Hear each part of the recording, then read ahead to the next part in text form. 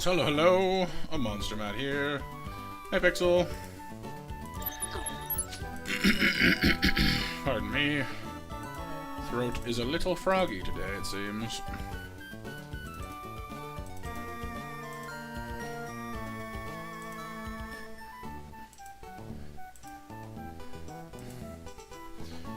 There we go.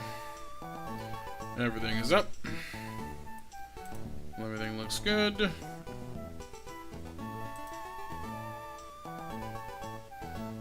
Okay. Hey, Dustin.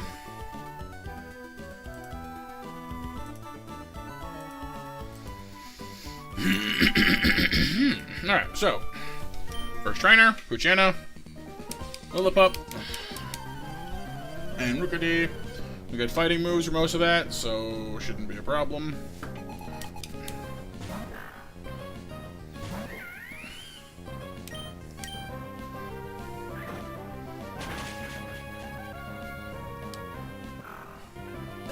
But how's it going, Pixel? How's it going, Dustin? Good to see you both on the stream. Thank you for being here.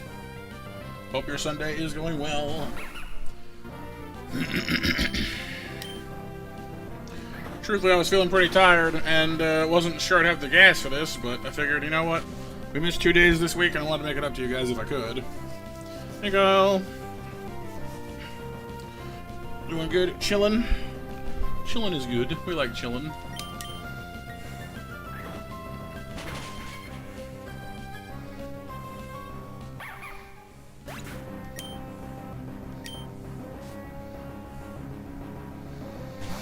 I'm doing alright, Kyle. A little tired, but, you know, what else is new? But I wanted to try and get, make up for the 2 days I missed, so... I realized that playing Pokemon twice was maybe not what everyone had in mind with that, but... I like my Pokemon. Yeah! Yeah, we came pretty close, Jake, to not catching that Pokemon. The one dive ball... Didn't end up mattering, unfortunately. We're on a whole different run now. We haven't even got the dive ball yet.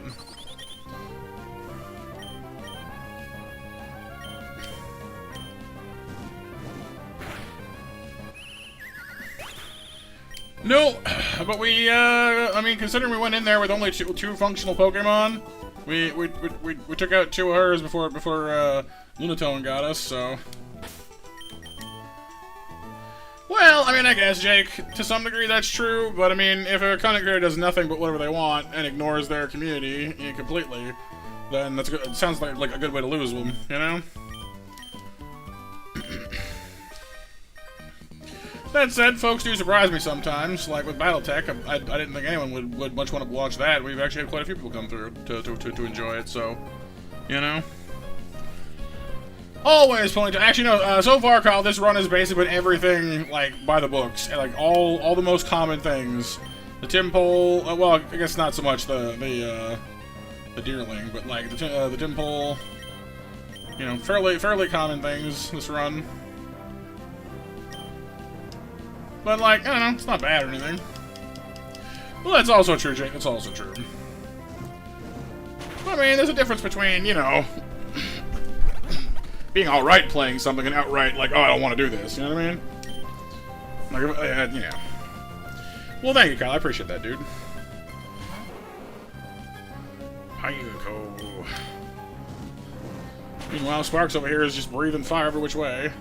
Sturbedy.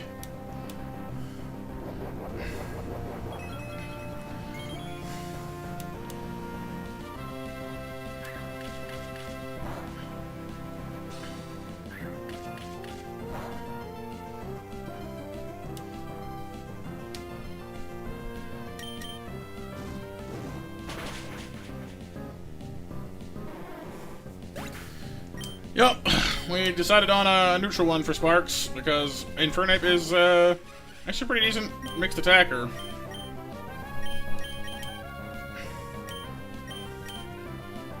We've got alright natures on most things, like Lonely is not exactly ideal, Sassy's fine, got neutral on Ponyta, again, not exactly ideal on, you know, anybody, but neutral Ponyta at least, so yay! Neutral Ponyta.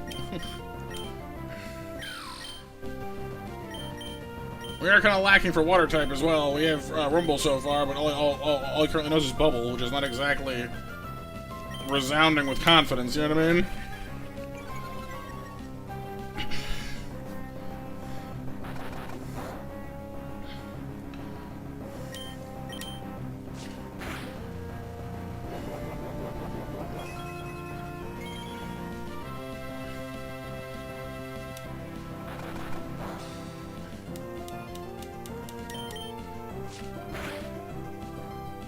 Well, we'll see what the run has for us, you know? Maybe we'll start off so-so and get better things later, assuming we can get past, the Team Aqua Grunt that we have, at times, struggled with.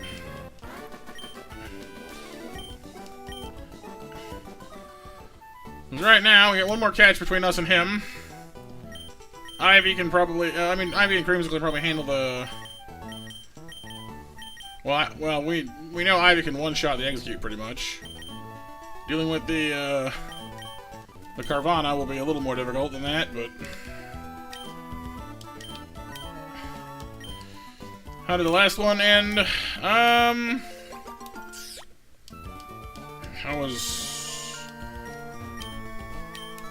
was one where we got to Roxanne, I believe, yeah? So... Second gym leader. Basically, our team had gotten whittled down to the point where we only had, like, 2 functional Pokemon left to us. So, hard to beat a 6-person gym leader with a legendary. With only 2 Pokemon. Well, I had 3, technically speaking, but... Didn't really count for a lot, considering, the third one was a Clamperl we couldn't evolve.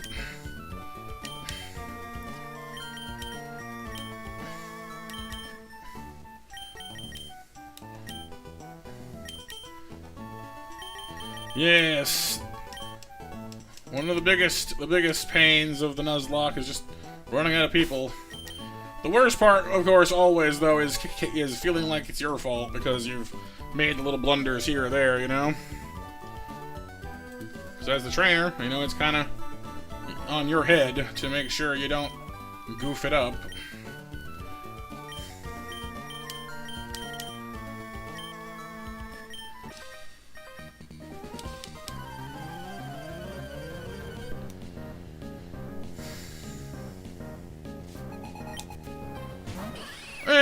No, honestly, Kyle, it wasn't so much that I was too tired to think straight. It's just that I was getting impatient. I wasn't taking the time with it that I should have.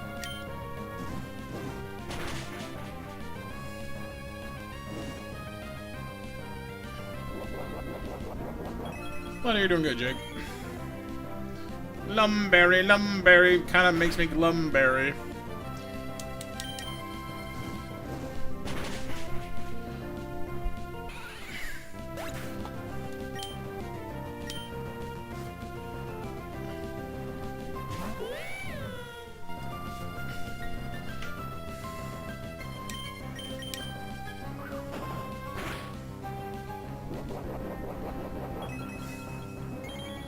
Yeah, like, I've had some successful Nuzlocks in the past. Like, I've done a few sleep locks even, and those are always extra funsies. Like, I beat Pokemon Black as a sleep lock, but some of the longer ones are really brutal.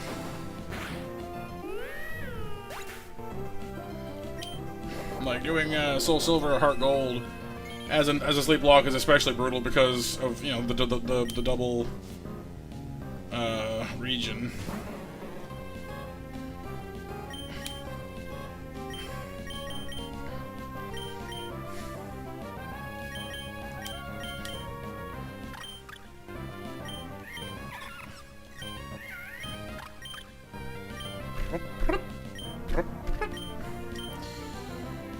Caught us a Deerling Summer, which, with the orange coloration and white body, reminded me of a creamsicle, so...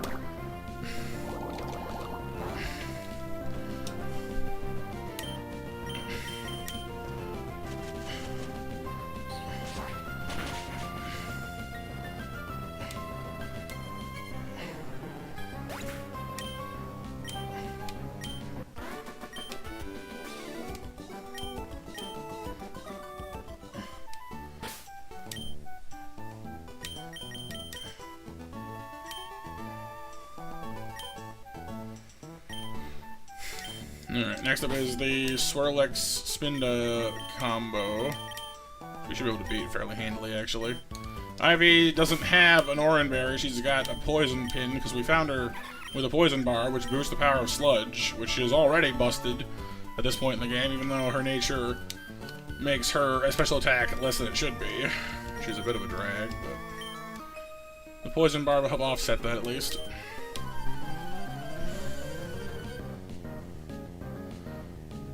Yeah, the winter one is it's like snowy or gray, or whatever. You get bigger changes from its evolution because they all look different too. What's up, Anth? Yeah, we're up for 11 now. Earn it up to 11.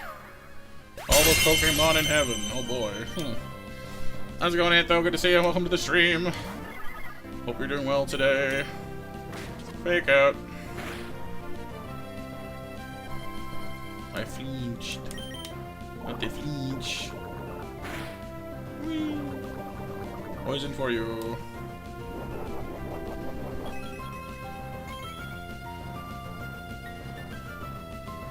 Metronome.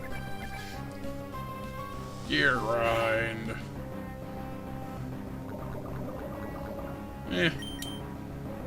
It's not too bad, but I've learned to be careful. I guess that's true, and yeah, I'll have to speed up my pace of death, shall I?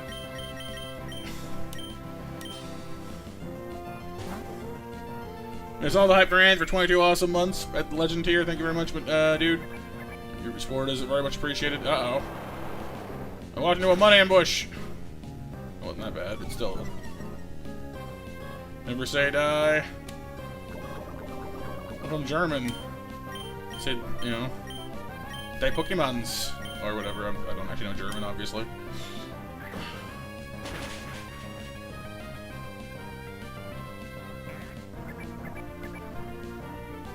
Last resort? Oh no. Oh no, don't do that, don't do that. Oh my god, don't do that to me.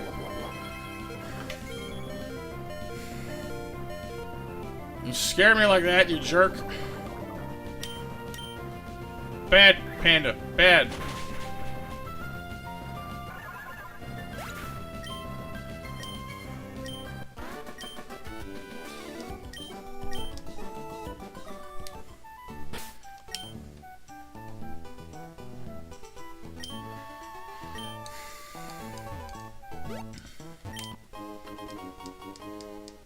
Only Weedle for me? Honestly, I actually wouldn't mind a Weedle. We've been trying to catch one for a while now. Because that means Mega Beedrill later. Who's actually really good.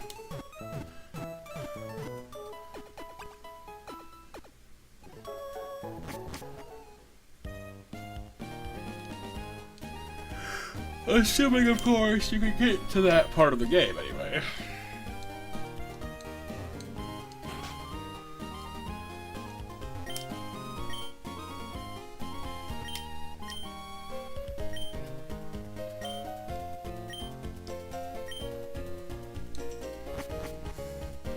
Yeah, we could fish here. We actually pulled a Krogan out of the water here the last time we fished here, which is pretty good. But at the same time, that puts us out of ever getting Poplio from here.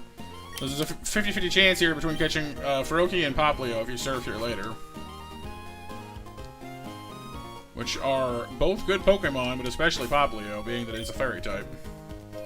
So we're gonna try and not do that this time. That time we were scraping the bottom of the barrel and really needed new things for Roxanne, so Walla gets his Ralts, blah blah blah blah blah.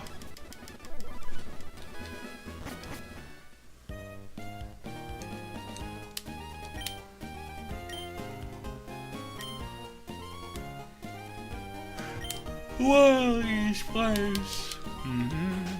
Hello, Nova.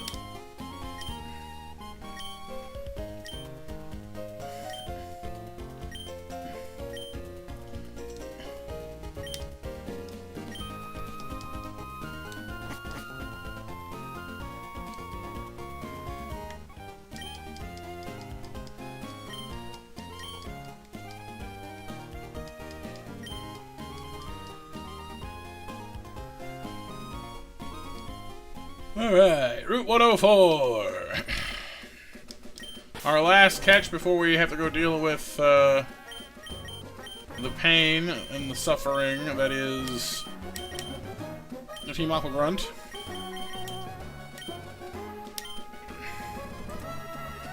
So, our options on this route, of course, are the grass here full of bugs, or the water. The water yields Horsey, Remoraid, Weasel, Krabby, or Clauncher. But honestly, the grass is far more interesting, yielding things like Weedle, Salandit, Venipede, Combee, and Yanma. There's a few things here that we obviously don't want, but there's a good number that we do, so...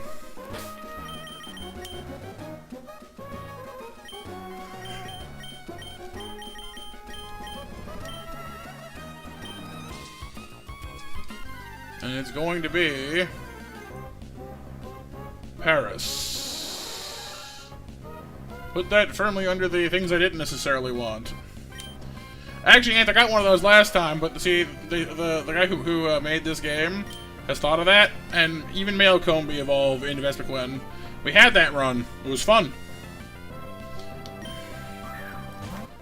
Vespiquen was pretty good. It was a huge boost to the team, actually.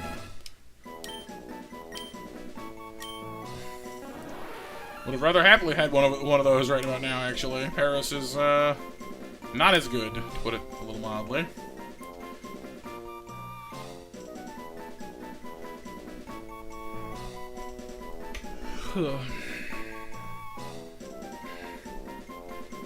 Same goes for Salandit, by the way.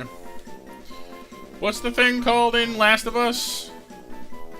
The fungus, the based on the one in real life that hears over ants. I want to say tachycardia, that's a heart thing.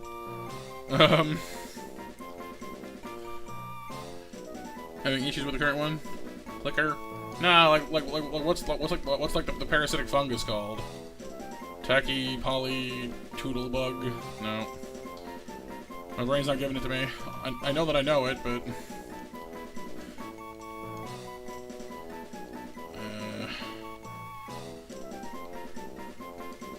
Zombie fungus.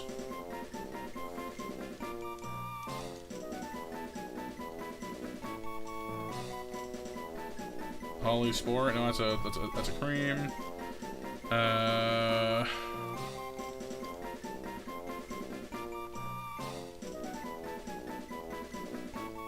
Cordyceps. Cordyceps. Took me a second there. I knew that I knew it. It's a real fungus in real life. Yeah, that takes over the brainstem of ants to propagate itself. Kind of crazy stuff.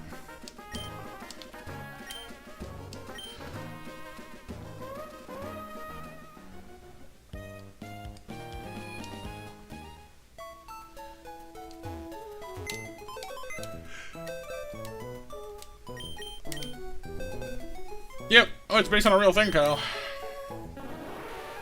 Fexpore, bashful. Why do you have a good nature? I mean, your IVs still suck. That's consistent at least. Yeah, mutant version of Ophiocordyceps unilateralis. Unilateralis. Cool. Well, it's second grass type. No, third grass type. First bug type. We got 3 fire types in the mix, or we're going to. Only 1 water type. What a mess. You sit there for the moment, pajamas.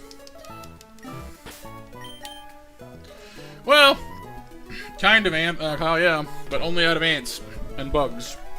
So far, anyway. Sorry, I think a fruit fly just went up my throat.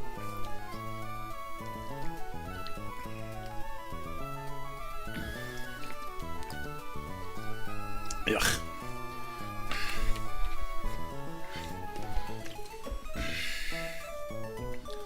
But yeah, basically, yeah, like Jake says, there's different funguses and plants that affect bugs in various ways. That's kind of what Pikmin are loosely based off as well, honestly. Little organisms that have plants growing out of them, you know, similar idea.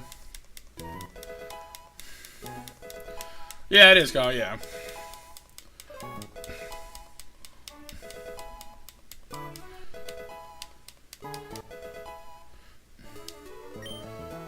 So the nice thing about Paris, despite being a slower Pokemon that I'm not exactly thrilled to death with, Fexpore is a great ability for, as long as you don't mind the unpredictability, and it learns Bug Bite really early. A lot of things in this game do, but it's still nice to have. Eats berries, it's quite strong. It'll decimate that Execute for us, and gives us another option against that stinking Carvana as well. So for now, throw with this. Having a flying type would be nice, but honestly at this moment we don't need a flying type. I can't think of anything between us and there that actually... Oh no, that's not true. There is one thing I can think of that we might need it for, actually. Clobbopus. Clobbopus. Cost us our Ponyta last time. Will not be happening again.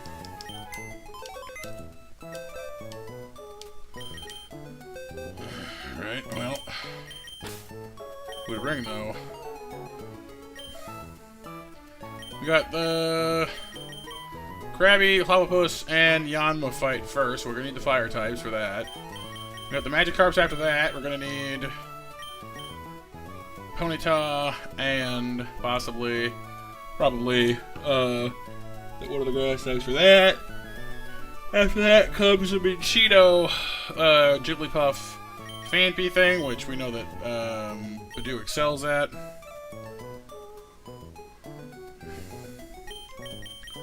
I think maybe the only blind spot in our team right now we don't really need is, Tympole.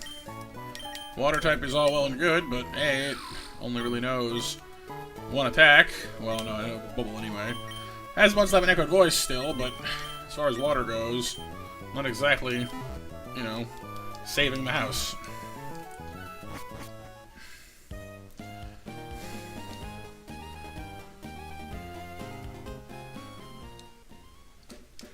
So, first things first, let's deal with the Krabby.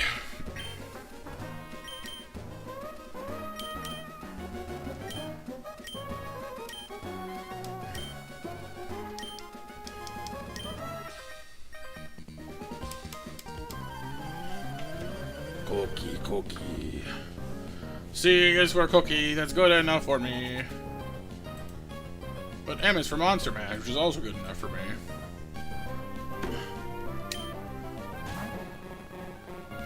Yeah, it is, Jake. Yeah, it's pretty cool.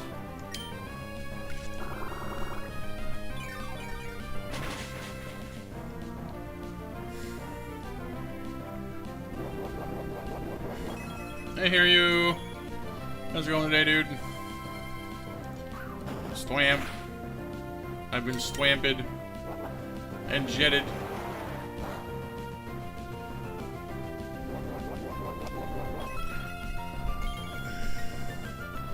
You're doing good. Glad to hear it. Glad to hear it.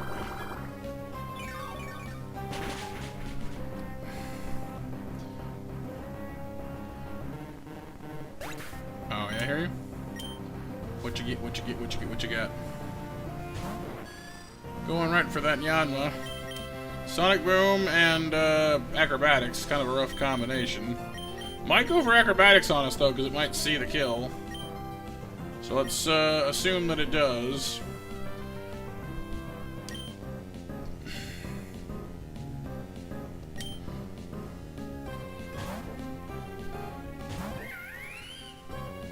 Yeah, it did.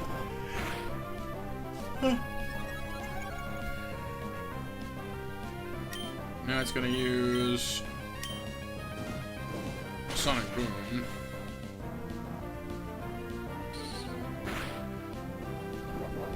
There's a problem because we're just below the threshold of health we need to have to survive another one. And with Speed Boost, we probably don't outspeed it anymore.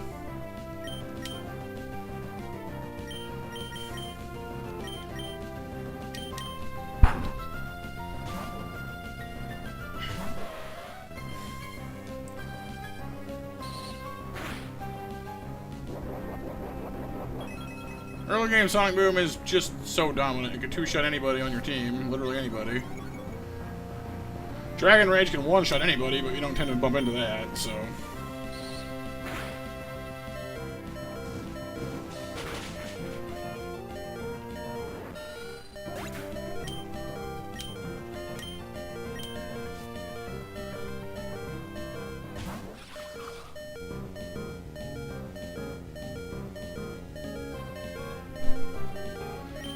Well, we already know the lesson here. We're not going to stick around.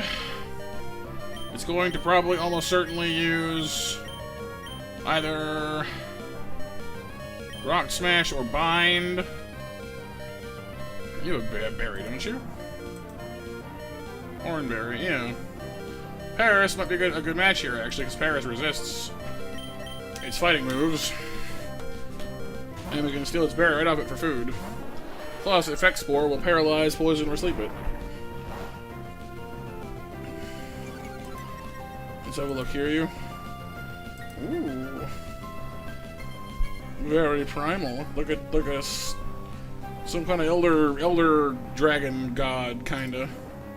Neat.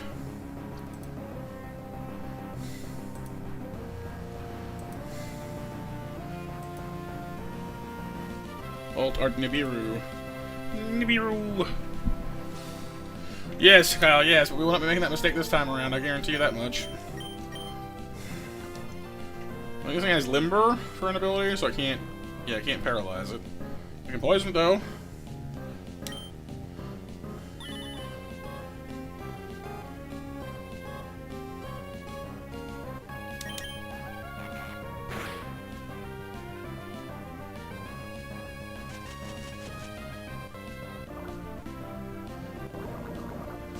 Your days are numbered, Clobby. Now let me bite you. I wish to nom upon your berry. Nom nom nom nom nom. Nom nom nom nom nom. It's a Yu-Gi-Oh card, Kyle.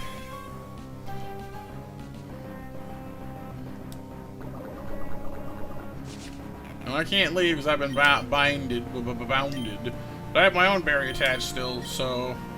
At this point, just use Absorb to offset the damage we're taking. Let our own berry as our safety. Little biting as a treat. Yes. A death by nibbles. Nibble.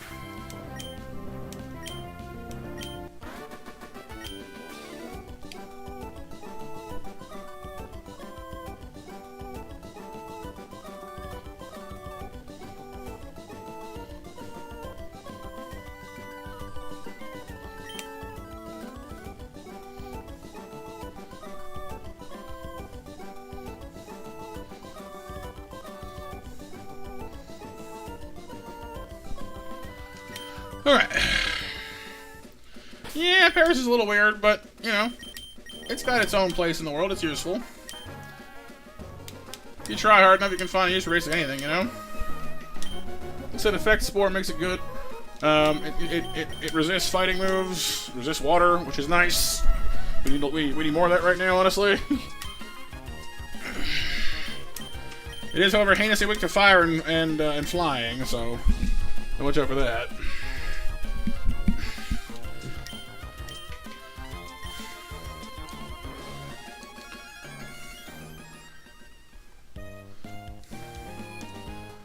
Like, for example, I'd love to switch it against Magikarp and poison it, but that bounce that those things are packing would absolutely destroy it because it's 4 times effective. Double super effective against bug grass typing. So that's just not gonna happen.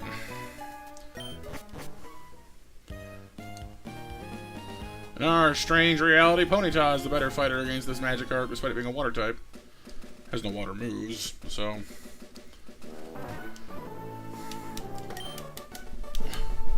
You know what they say, reality is stranger than fiction. Sometimes, anyway.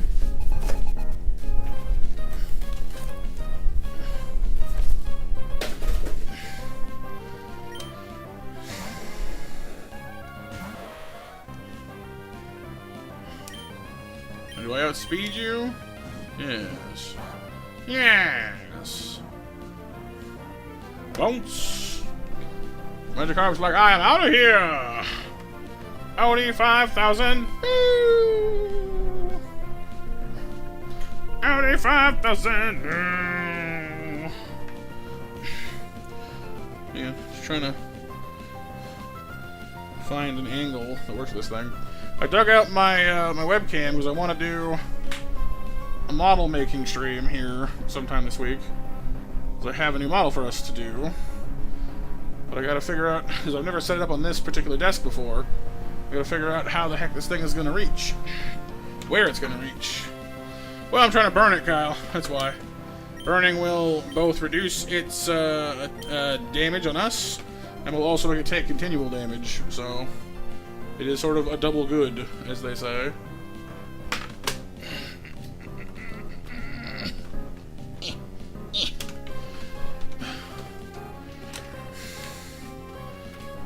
Plus, bounce isn't actually all that damaging to Ponyta anyway, because, well, it's a flying move by a water type against a fire type, so not really all that scary.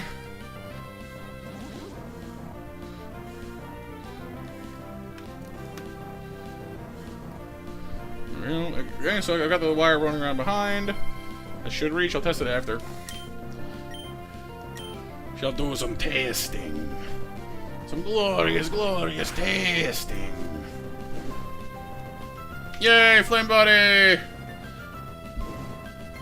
Burn, you silly fish, burn!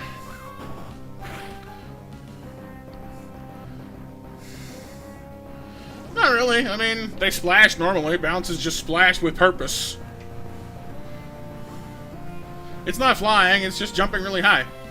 You know, like the Pokemon Stadium minigame, Magikarp jump? Same thing.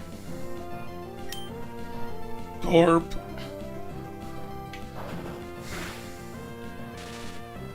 You had to go and paralyze me, didn't you?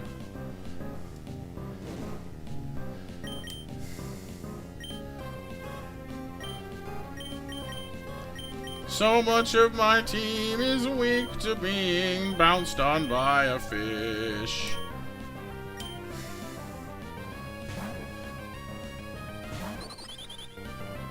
Yeah, like Saitama. One punch! Also surprisingly good at jumping, as it turns out. Can I air lace him out of the sky? No, doesn't matter. I'm slower than he is anyway. She is. Hero, don't wanna hear you calling up my name. I'm not here for fortune and fame. Hero. This guy's got Hydro Pump, of course, so don't stand in the splash zone.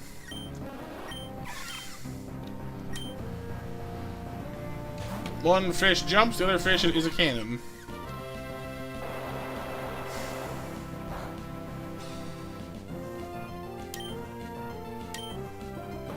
Does no tackle as well, though, worth noting. And flail. And of course, it's holding a focus sash, so it can survive being one-shot. Ish, Jake. It's been a couple of weeks since I checked up on it, but roughly speaking, yeah.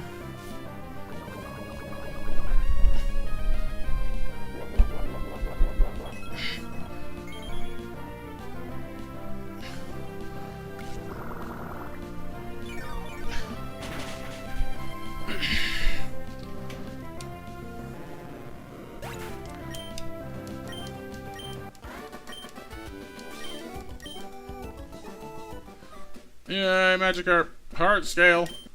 Before I forget. All kinds of crazy stuff, Kyle. I don't like to talk about it because I'm never sure if there's other people, like, because it's an ongoing series, and I know various people in our community have followed One Piece in the past. So I don't like to talk about current stuff with it too much because it could be spoiling for somebody.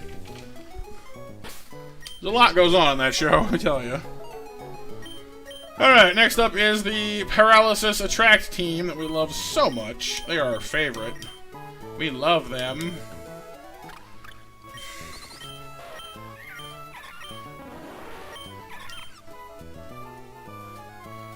Well, it's not 12 million Nova, it's like 1130. You're like, thank you, it's not better.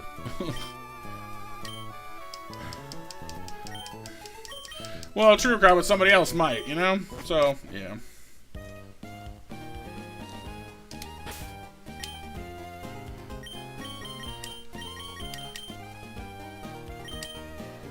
Only a couple off. Yeah, just a handful.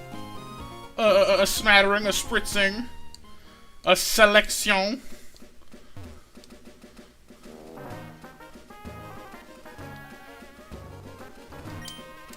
Pardon me, ma'am. May I have some berries, please?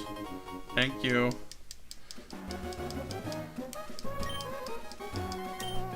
$84 cherry berries. This tree is just stuffed.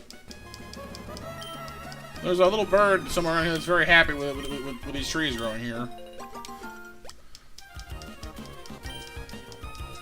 Alright, you. Alright, we're gonna use Creamsicle because Creamsicle knows double kick to start off with. Giving her a cherry berry to avoid being paralyzed. Ivy's next for the same reason. Gonna use Sludge on Jigglypuff and upend its entire reality. And land. Maybe land. It's possible. There's a lot, there's a lot of good things about One Piece. I will say that at a certain point, it gets easier to read it than watch it. And I say that very regretfully, because there's a lot of parts of the anime, of like the older anime, that I really, really love. But the pacing changed up after a certain point, and a lot of things about it kind of took on a different gear. So, like, it's still a really good watch. I'm not saying it's not. But it's not the same show it started out being, by any means. So, I think I preferred older One Piece. It was a little more whimsical.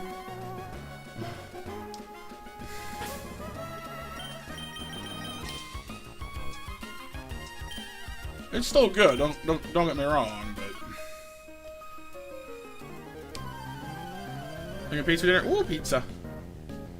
Yeah, but same Jake, same. The Fishman Island arc in particular, the pacing of that just destroyed me. That's where I started reading it instead of watching it. He's one of them, Kyle. That's right, JB. I haven't quite had it worked out of my system yet. Boot that Minchino. Boot him good.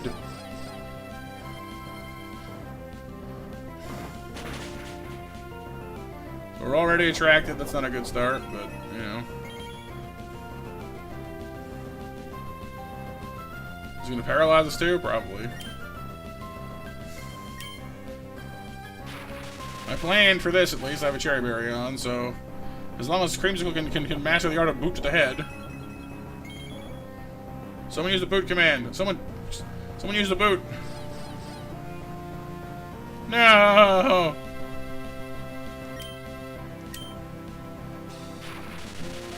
Boot to the head. Boot to the head. Yeah, it worked. Double kick, boot to the head. Sort of land. No, different routes have different season of deerling. So like, there's winter, summer, spring, winter, and I guess fall somewhere. On like 4 different routes.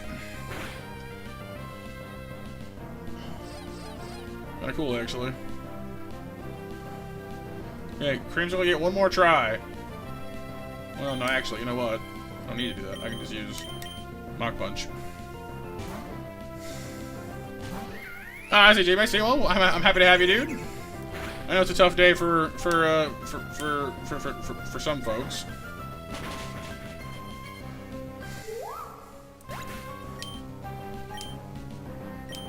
It's a very slow-paced anime, JB, but as long as that doesn't bother you, it's pretty fantastic, actually. I like Freeman a lot. Like, when it decides to really get going, it's pretty amazing stuff.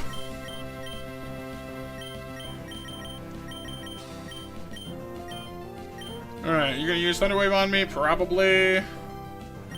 Do I want to risk it anyway and switch into Ivy right now, or do I try and fight you a bit first? I don't know.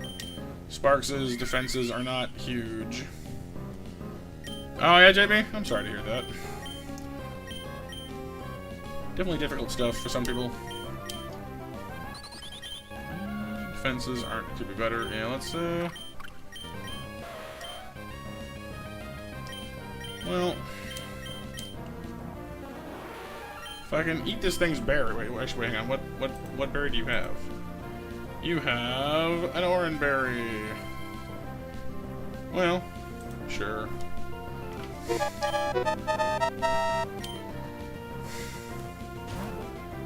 What movie is that, Lan?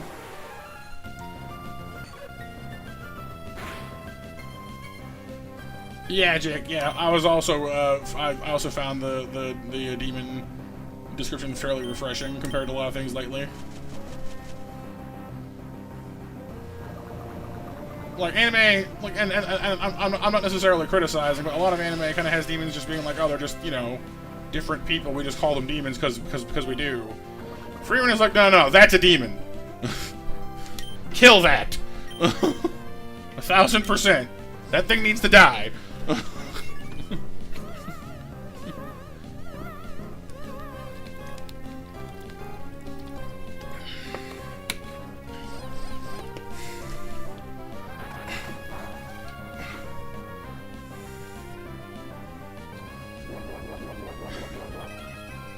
Oh yeah, oh, Spaceballs 2. Are they finally making the search for more money?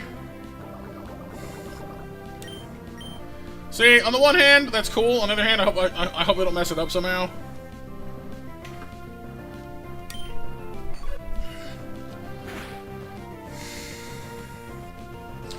Our team so far is all right. We have nothing. Like, we don't really have any gigantic holes, aside from maybe like water types, but we tend to catch a lot of those around Dewford anyway. So I'd say we're doing all right for ourselves.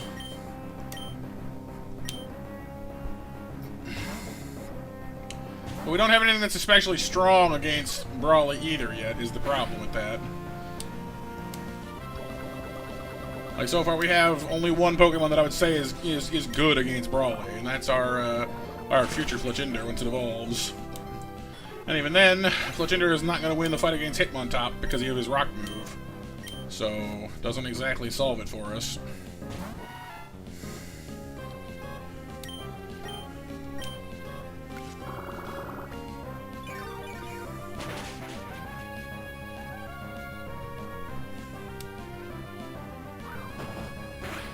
If we outspeed... Ow. If we outspeed this Fampy and it's now poison, should secure us the win here pretty nicely. We've already seen what a crit looks like and we outspeed, so... should be alright.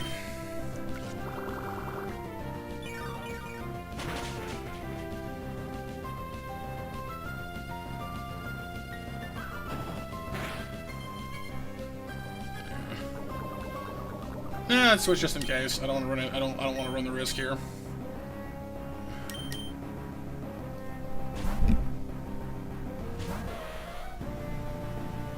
What's that? Heard a weird noise.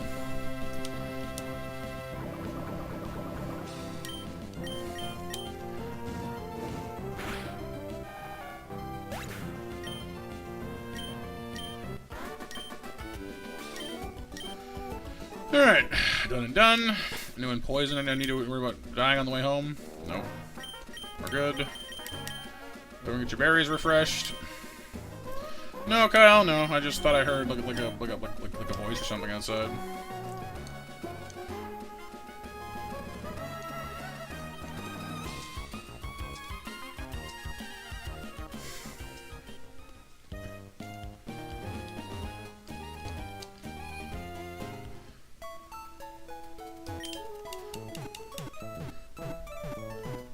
Hey, if you got one, Kyle, go for it. But I bet you turned all your cards into water cards, didn't you?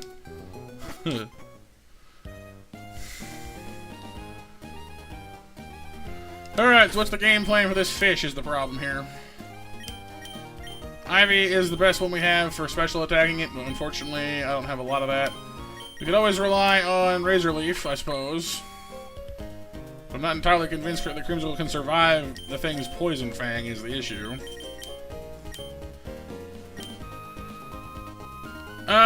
Heard of it, Jake. Yeah, I don't know if I've seen it or read it, though. So JB, it's based on type. The easy way that I found to remember it is, if it's a type that Eevee can evolve into, so like not normal, but like evolve into, then it's special. Plus dragon types, I believe.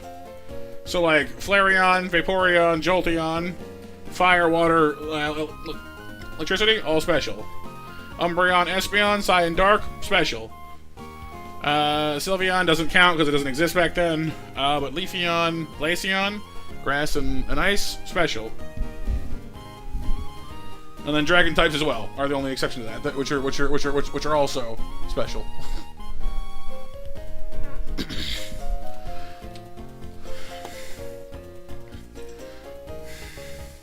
Yeah, exactly. Roguelike anime with the MCB with a mysterious background. Oh, nice. Now let me go ahead and boot up the calculator thingy. I want to see how our team stacks up against this darn fish. I need to know how many of our grass types get one shot by this thing's Poison Fang. Because I imagine the answer is most of them.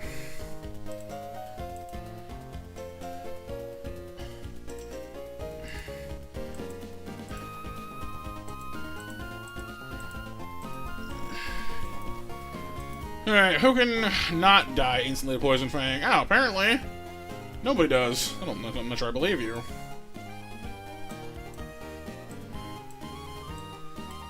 What do you know? According to this, Paris can one-shot it. I guess that makes sense. I mean, it'll hit us, and it'll do a lot of damage with Poison Fang. Like, it'll guarantee to hit KO us, but if we use Bug Bite, we'll kill it and steal its berry and heal ourselves with it. Out comes the Krogunk next. And the Krogunk can one-shot us, but only if it uses Belch, which it can't do right away. Huh. There is a non-zero chance Paris can solo this entire fight. That's silly. Oh yeah, BMJ. I'm glad that you're really enjoying this like new era of of LP, you know? Because I know how big of a fan you are of it. Like, of their band in general. Food's done, land. Food! Food! Food! Glorious food!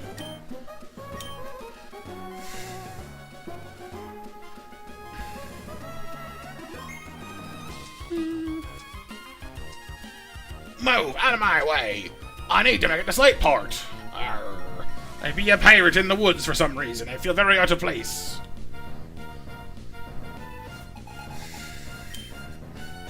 You should get something, JB, even if it's only a sandwich or something.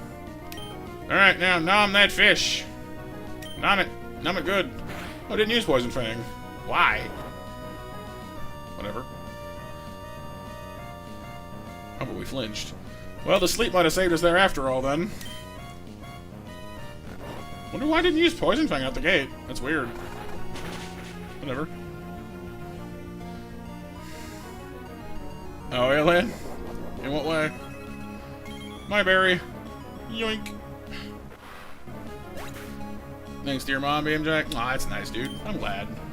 It's nice when you have, you know, that kind of thing that you can share with someone, you know? Out comes the Krogunk. Well, you're only scary if you eat your berry. And guess what I can do? I can eat your berry for you. Wah! Ha, ha, ha. We're getting to sleep a lot here. Which I'm liking, actually. It's super useful. Give me your berries. So basically what Cordyceps here is doing is just... things hit her, they fall asleep, and then she steals their lunch. What's up here, you? 1% chance. Oh, what, for the sleep? And she got twice in a row? Cool. How do I have the guide for this round up? Oh, there's a Google Drive thing for it. Hang on. If anyone wants to see the Google, there's a whole Google Drive of like all the trainer battles, all the things, all the stuff. Run and Bun. Google Drive. Not mine. There you go. You open that up, you can check the trainer battles, the Pokemon locations, the learn sets. You know, it's pretty much all there.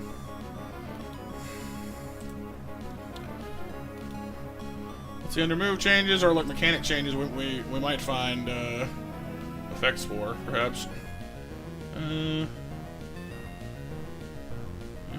Not there anyway. The level caps are under the mechanics file.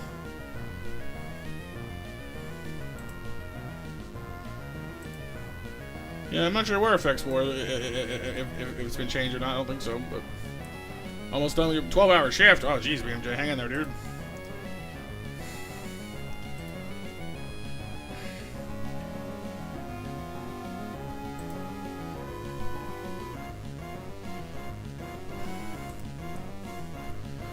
Oh, the way I said food? Oh, food! Makes sense. Alright, we can't fight Krogunk, though, as Paris, so we're gonna switch for that. But Pajamas can fight it very well, with flying moves. There's a lot, Jake, yes. But since the game is so challenging, I don't really mind making use of it. For sure, JB.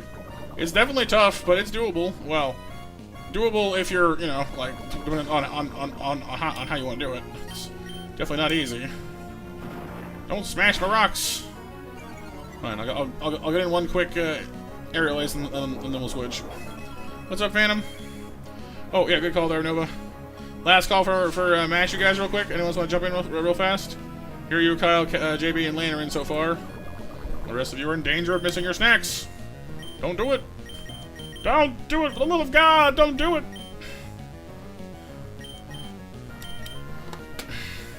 Is Paris dead? No.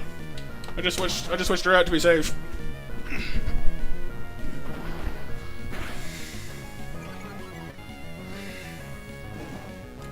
Hee. Well, they traded. That's fair, I guess.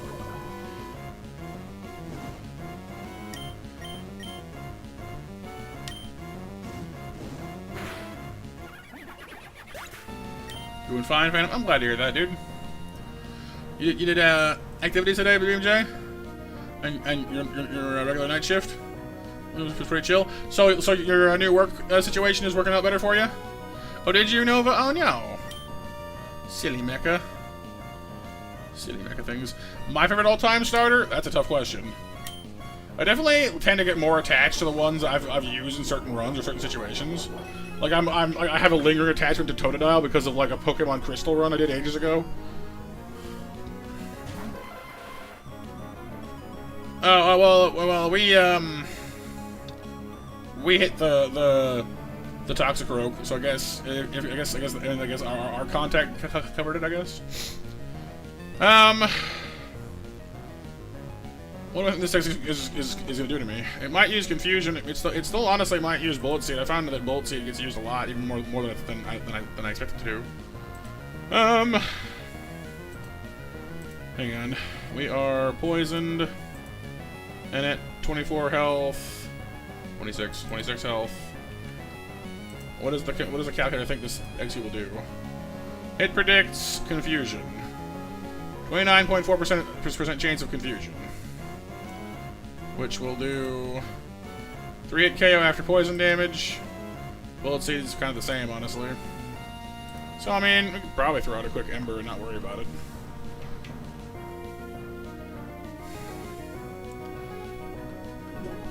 We love you over there, BMJ. That's good, dude. Yeah, I know, Lan, I know. I'm sorry about Bayleaf. See, I'd like to switch into Ivy or to Cordyceps, but Confusion would be very bad for Ivy.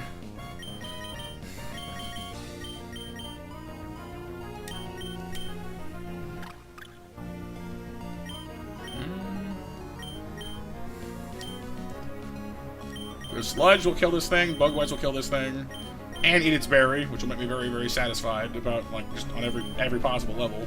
Because I'm not still lingering... I'm not still holding a grudge about that stupid berry situation or anything. Here, let's switch to Crimskull.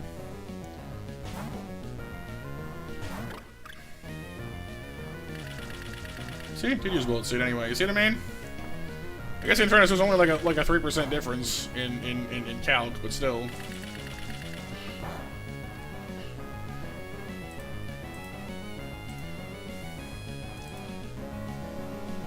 Mashy winners, yes, all the mashy smashies. Mash winners are here you, Lan and Nova. Next match is open.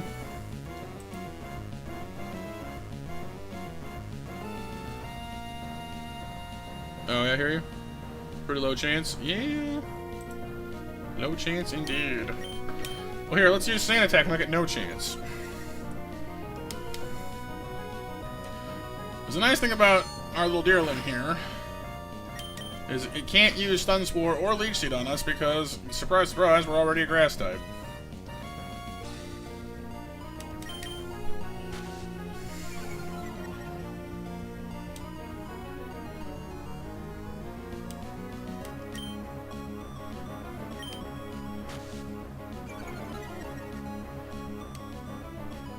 Leech Seed and Powder moves don't work on grass types. Robonova.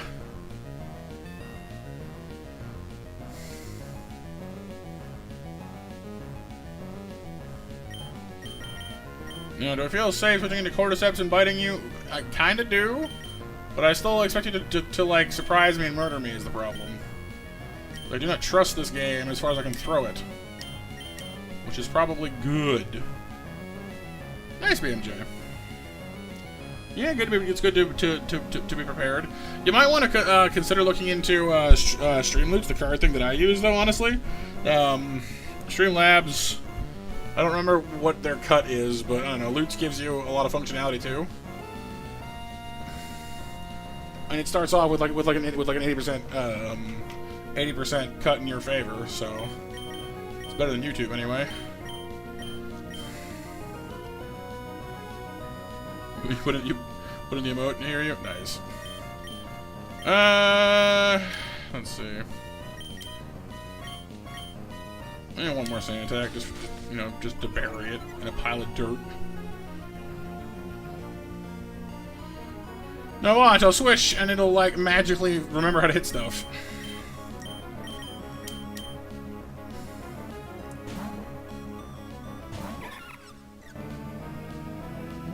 for good. Sludge. Bye-bye.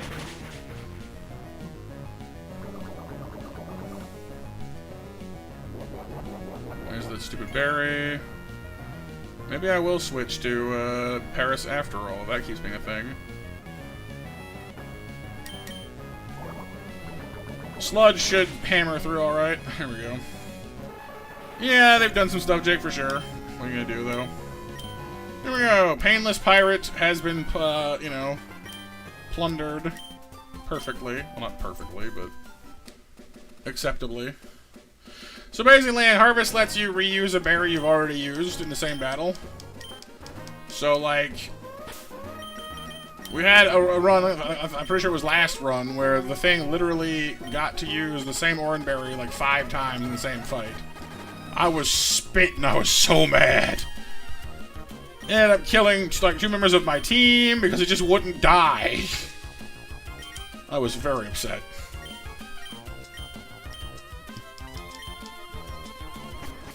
Yeah, they do hear you, but I couldn't. On that particular incarnation of the team, I didn't have either of those, or pluck.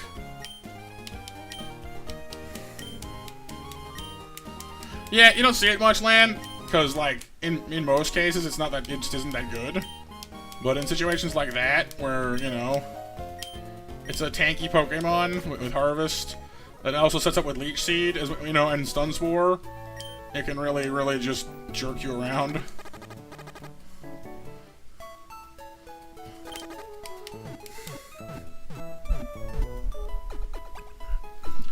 Alright, everyone's healed. So first things first, it's time to reach the new level cap we're at. Yay!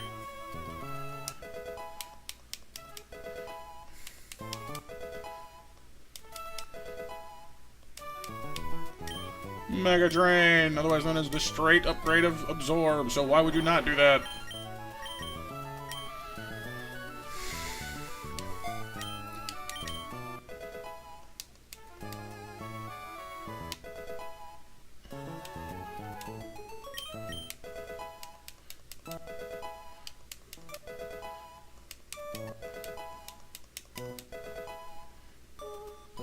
Before I continue, let me check one thing in the Learn Set section here.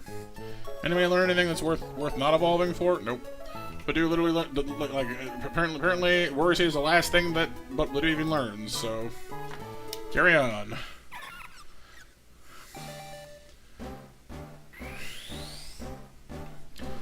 Badoo evolving into Roselia makes it go from a fairly, you know, mediocre grass type to being, at this point in the game, a very good grass type. Oh, yeah, BMJ? Cool. Definitely a popular game. Might grab on, you know. YouTube might decide, hey, check this dude out.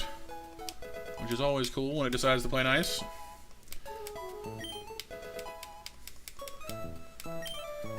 So we talk its Flame Wheel, which is a huge upgrade in firepower. Pun very much intended.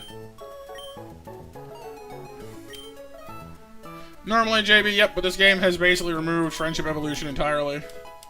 Because you'd spend too much time screwing around, you know.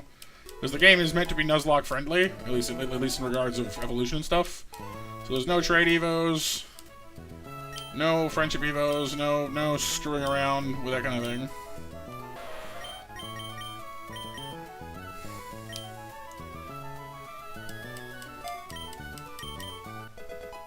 The game's hard enough without, you know, making you jump through hoops to evolve your Pokemon, you know what I mean?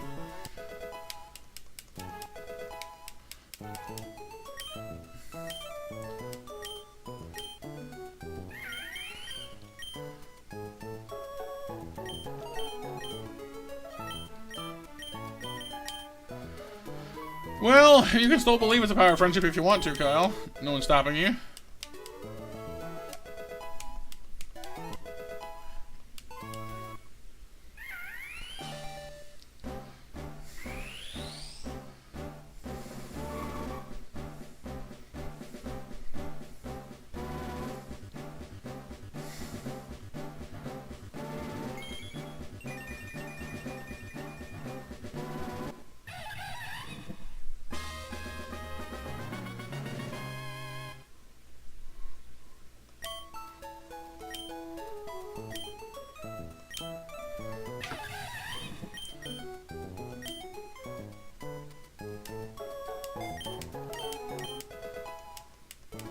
Inferno!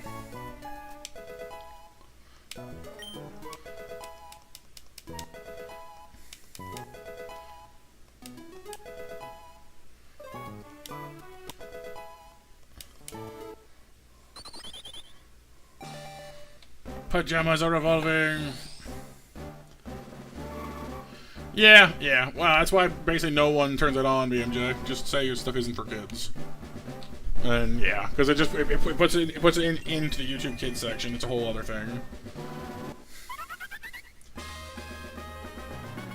You maybe someday, JB. We'll see.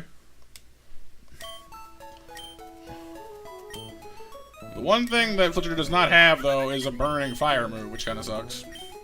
Flame Charge is good, don't get me wrong, but it has to rely entirely on Flame Body to score burns, which I guess isn't the worst thing ever. It's kind of even more reliable than some moves are, but it means you gotta get punched in the face to, like, you know, achieve burns.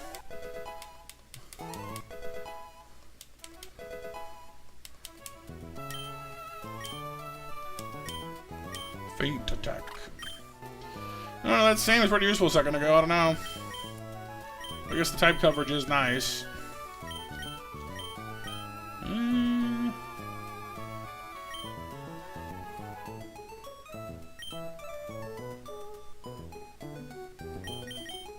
See, tackle should stay because well, I guess it will never be super effective because it gets stabbed though, so it's 60 power.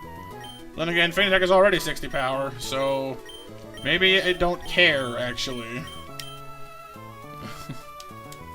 Because yeah, like even with stab, it's 60 power, which is the same strength as feint attack. So, and unlike feint attack, you know, tackle can never be super effective. So, it does kind of make it a bit of an you know, an unfortunately not very useful move sometimes.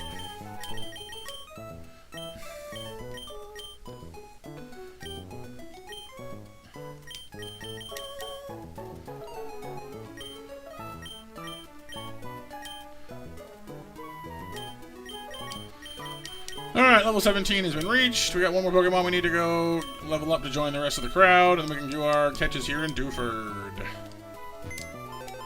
Sorry, two more. One more, two more. One more, two more, one more, two more. One more. It's like, how many do I even have?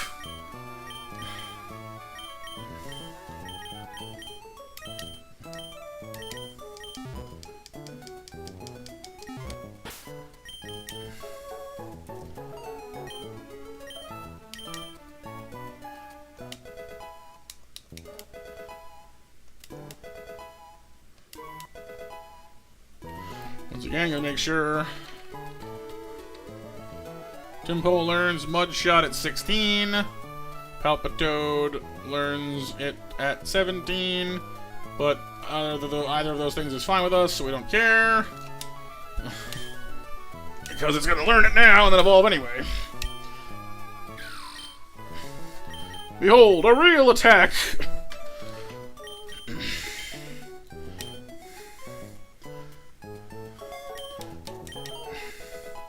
Do-do-do-do.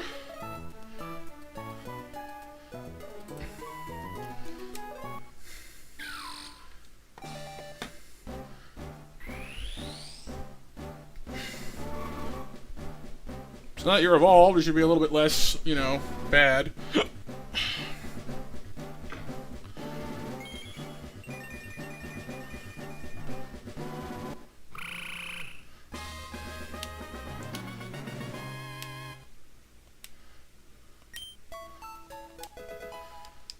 Alright, so the Pokemon that were previously stuck in verse form, that have now evolved, are all better. The ones that only evolve once, like Ponyta, should still hold up pretty good, but... Just wish that we weren't penalizing our own defense stat right here. That's not my favorite nature in the world, but you do. We're also now a ground type, which is worth keeping in mind. Ponyta, or sorry, Roselia, of course, has some of the best special stats we've gotten on our team so far. Fortunately, she's also holding herself back with an unflattering nature. Ponyta is neutral, and so, you know, zips around high speed, not caring. Inferno's doing pretty well for himself now too. Ponyta is still superior in terms of special defense and speed ever so slightly. They're pretty much tied otherwise. Pajamas is now tankier in the defensive area. I mean, could be worse. It's fast, it hits reasonably hard. Flame body's nice. He's a fire type now. Which does mean that our team currently playing host to not one, not two, but 3 fire types, which is maybe too many. I don't think I necessarily need to have 3 fire types. All at the same time. Or 2 grass types for that matter, but that's a whole other situation.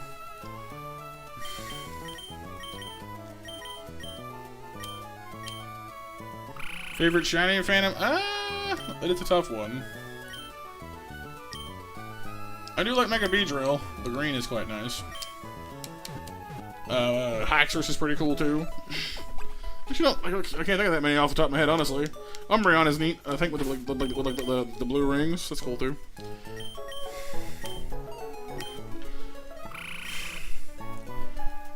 Sort of, Kyle.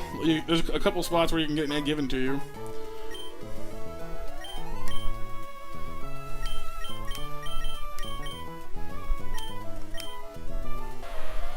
Yeah, BMJ. Hope it goes well, dude.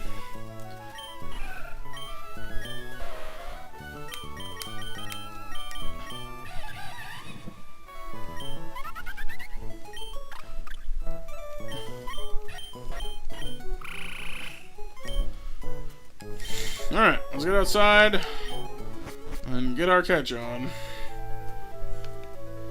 Correct, Kyle. I know you cannot. You cannot breed Pokemon in this. That's not, well, I can't think of any Nuzlocks where you typically can breed Pokemon. Because you would have to have, well, I guess if they're in the same egg group, maybe you could. If you hadn't got any catches on that route before. But generally speaking, you don't.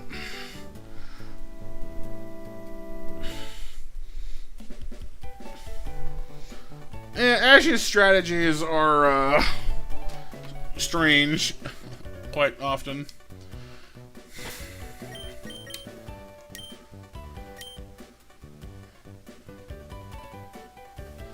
You finish Liquid Crystal lane, but the second member of the Orange League won't fight you.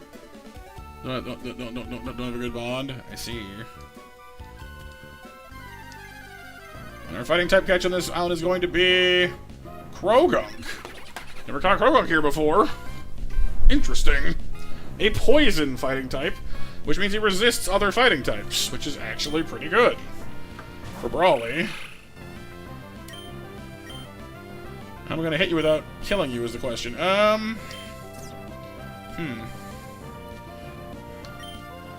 me just throw a ball at you and hope for the best? Nope.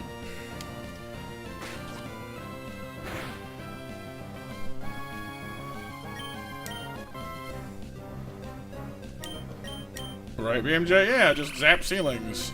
Use fire sprinklers. Try Mud Slap, but it ends up being the same turn as Bubble anyway. Guess it does resist poison moves. I can switch to Ivan use Sludge, but that's a much stronger move too, is the problem. Huh.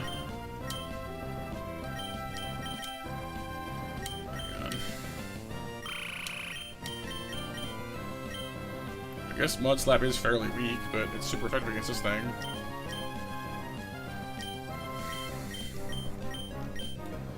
It'll resist Mach Punch, which is now Stab. It'll resist Sludge. It'll resist Flame. I don't know. We're switching Double Kick, but you know it should be all right. Or Fan Attack. Resist both of those, and they're not Stab on Deerling.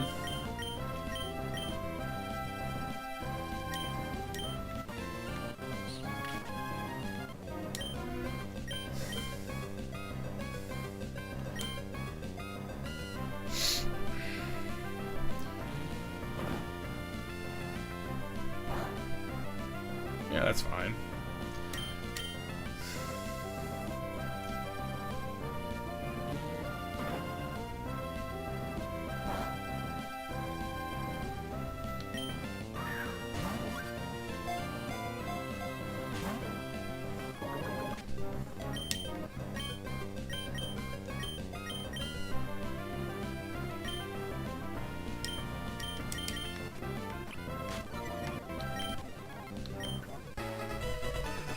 Alright, finally.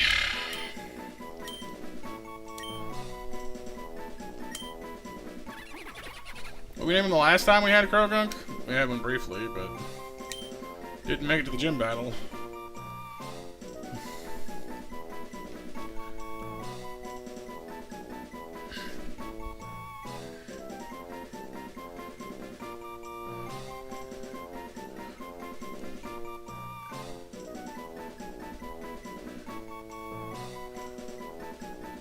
Alright, we called him Lifeline because we were desperate at the time. Huh.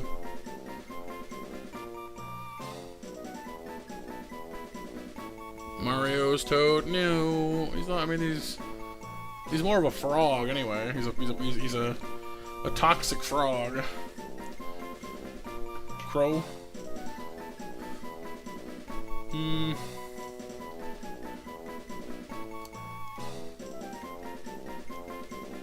Because of Brock?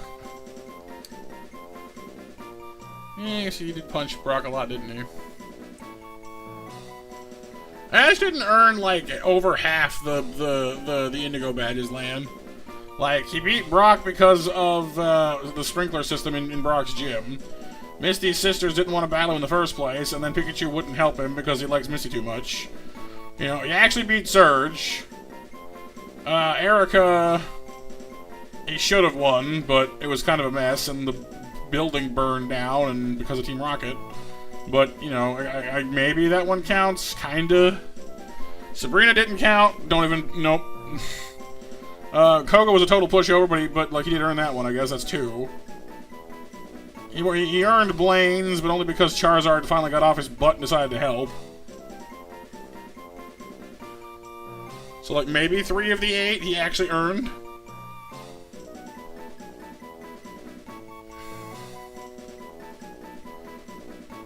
And then, like, I guess he didn't even fight in the 8th gym leader, he just fought Team Rocket. With different Pokemon, which just doesn't count. Sabrina, Kyle, was made to laugh by Haunter, and because she was laughing and mentally bonded to her Kadabra, it started laughing too. And because it was so busy laughing, they counted it as, like, incapacitated, which is like, what? So they just gave him the badge, because, like, thank you, you saved our town from, you know, Sabrina's mental problems, like, you know, because she like split her soul in 2 and was terrorizing the town by turning everyone into dolls and crap. Which is like, yeah, that's pretty serious stuff, actually. Yeah, I mean, she seemed fine after they made her laugh. I guess that's all she needed.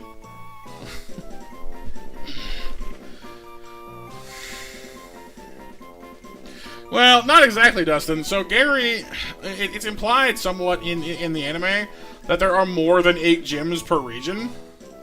So the badges that Gary Oak has are just from other badges we've never seen because we never had to go there. Which is kind of a cool idea, actually.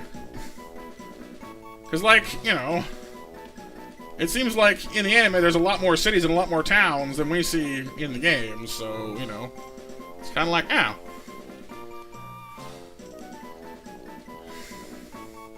Kinda, Kyle, kinda. There are some weird discrepancies, though, with Gary. Like, early on, when Ash catches his Krabby, Oak tells him that Gary's caught, like, 40-something Pokemon. And Ash is like, holy crap, 40 Pokemon? How'd he catch so many? But then, like, later on, when they compare their Pokédexes, like, Gary has caught more Pokemon than Ash. Well, or at least up to that one he had. But Ash's, like, huge Tauros haul from the Safari Zone kind of evens that out. But, like, the number of different Pokemon Gary's actually caught is less than Ash. So, like, he's caught a lot of Pokemon, but he seems to catch a lot of duplicates for some reason. Doesn't really make any sense.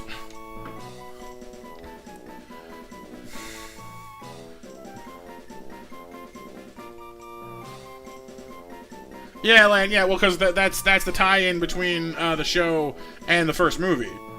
Because, like, in Pokemon the first movie, you see Mewtwo fighting Gary, and then he flies off to help Giovanni with something or other. And he starts, like, breaking out of the lab and having problems and all that stuff. Like, that's all tied into the first movie. That's the movie connection. And as for Froggo here, Froggo McDoggo, I don't know, I need a character with bleak humor and poisonous hands. I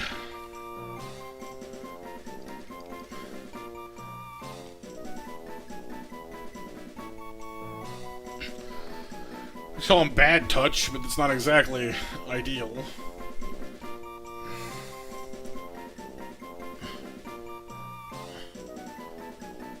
Yeah, JB, exactly. Yeah, like Gary starts off as a pretty gigantic pain in the neck, but he definitely goes through a lot of growth. Whereas Ash pretty much stays exactly the same. She's always fun.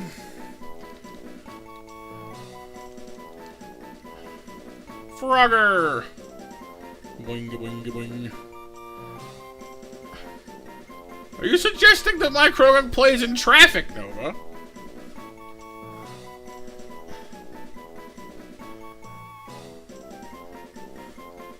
Well, hey, in that case, I'll call him Bumper.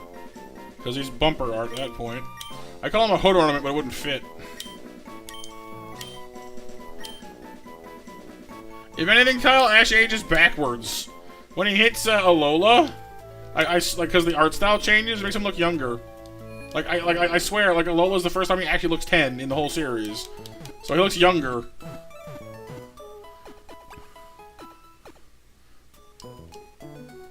Right, PMJ? Yeah. Season 1 Ash was savage. Yeah, they did, JB, yeah. We have Modest Nature. Why do... I mean, I guess he does own a lot of special attacks, actually.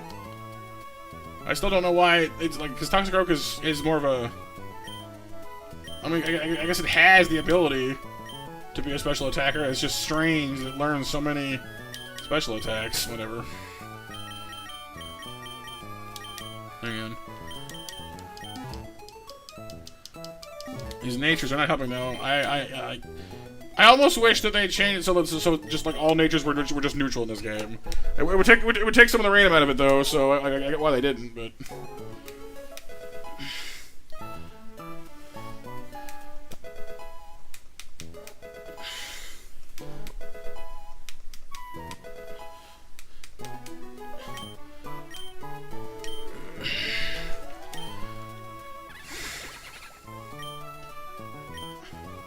See, I don't really trust Poison Sting is the problem at this point. It's not good enough.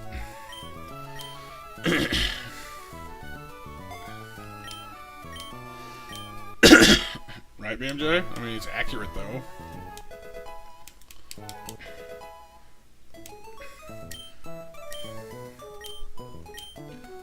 Alright, so above all else, we must be wary of flying, psychic attacks. Krogan does not like psychic, it'll melt him in half. Flying and ground are also the enemy. Other than that, he's actually pretty solid.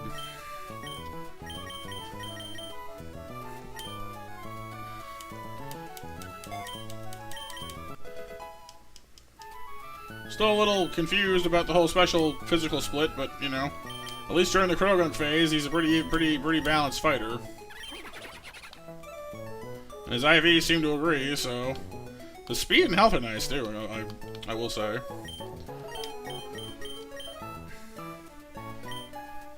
Priority fighting, Mudshot, Sludge, and Fake. It's not a bad set actually. It was weirdly good. We have unparalleled access to ground attacks right now. We don't normally have that in our team. He's also immune to being poisoned, which means I can crap on Marini all day later, which I'm going to enjoy immensely.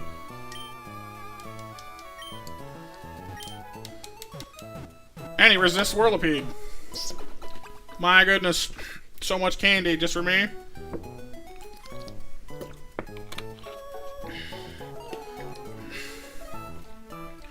Is it allowed, Kyle? Not generally. It's a shonen anime. Shonen don't tend to get too heavy into real relationships. They'll do crushes and stuff because it, you know, the will they won't they sells to the audience, but rarely do they actually commit to it. Which makes sense. I mean, they're kids for the most part anyway. Alright, so the Staryu rather has Psybeam, which means that's a no-fly zone for Krogunk. Let's go ahead and update our team in the old calculator.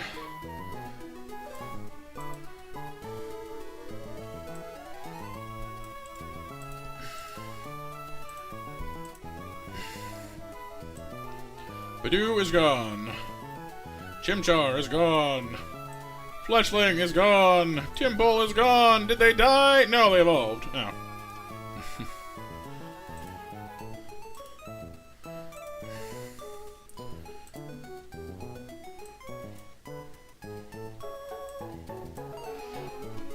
I know, Kyle, I know. Ah! Yeah.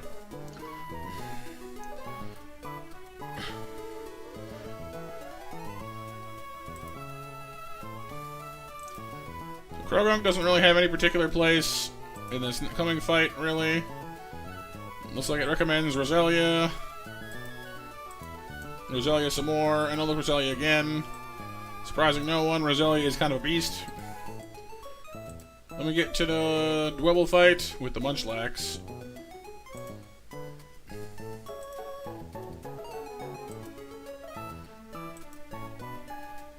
And we got Inferno, you know, doing some boss things there. Grass type, water type.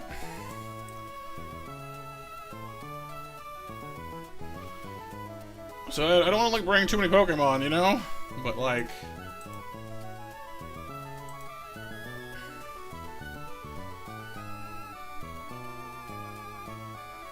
Because I have 3 fire types, and like, you know... Do I need to have 3 fire types on my team right this second? Maybe BMJ, if you toss it hard enough.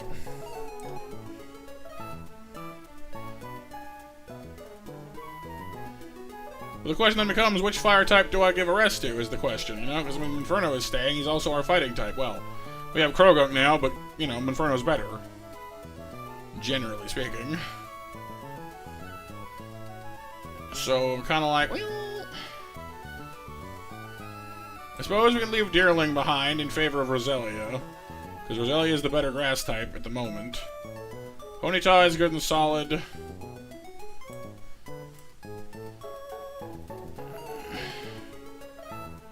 I gotta take Ponyta over Fletchinder, but only just barely. And only for some things.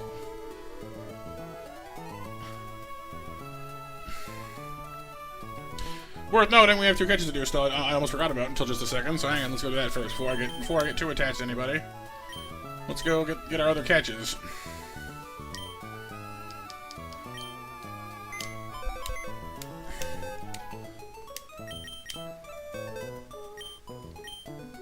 I guess you two can stay here for now. I mean, all RPGs have trash diving land, but I guess you're right, yeah. Is it cheating to like dunk a can into Raichu's head, BMJ? Yeah, it might be. But like half what Ash does should count as cheating. Sprinkler systems. Cough, cough.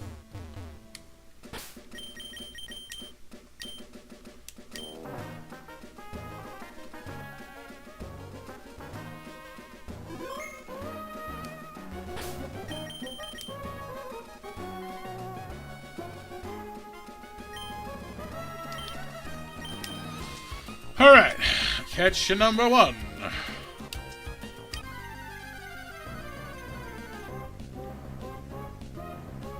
Well, Horsey's never a bad thing.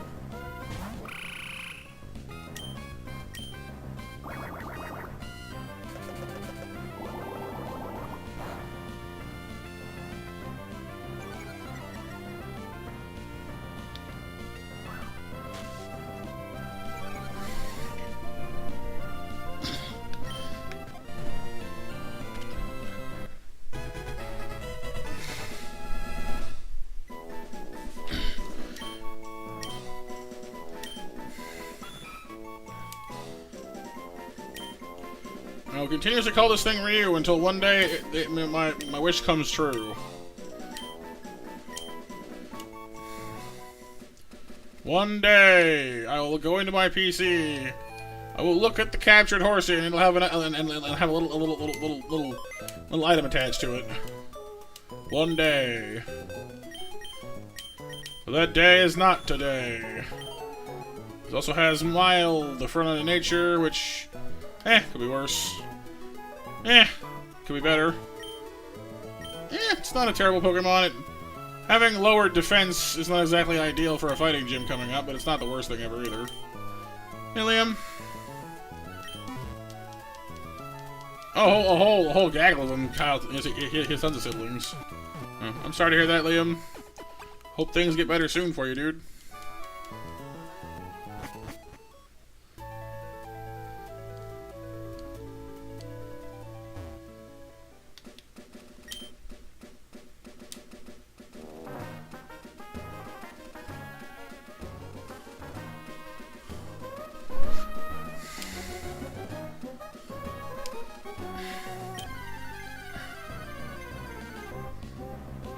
Thus feel. But how do you feel about that?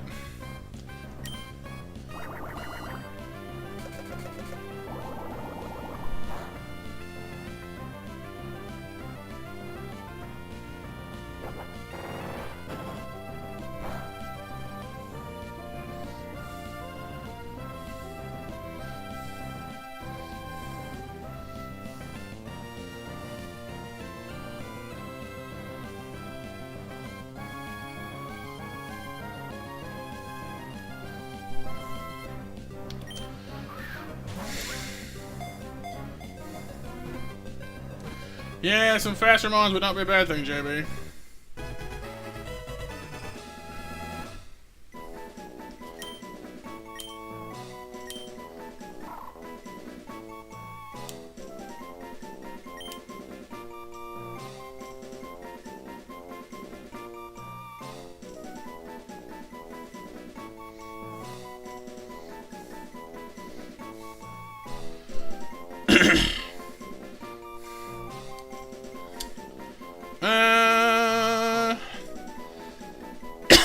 Rolly. Rolly Polly.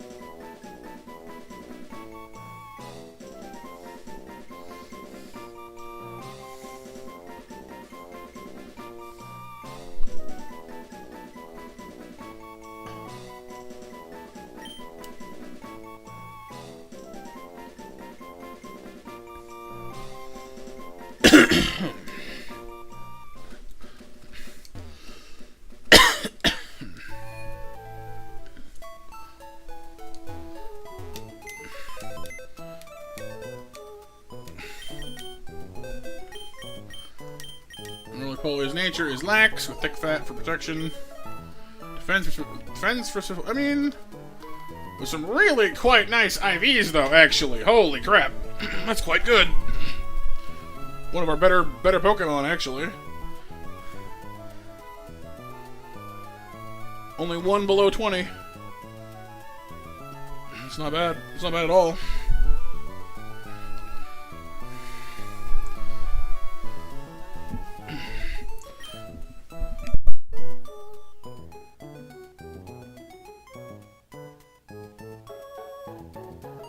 So, with a little luck, she'll be a valuable team member down the line.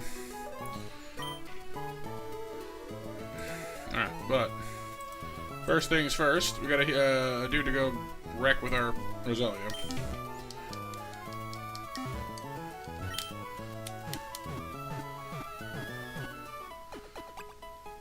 Yeah. I think it is on PC too, BMJ, honestly.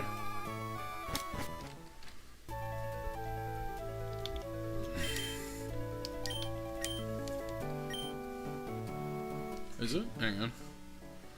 Like, I know I can, obviously, here, but... Reminds me, are my free memberships for the month still not kicked in? Huh, guess they're not.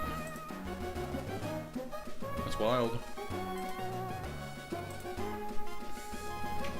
Must have given out this month already and I forgot already, I guess? That sounds like me.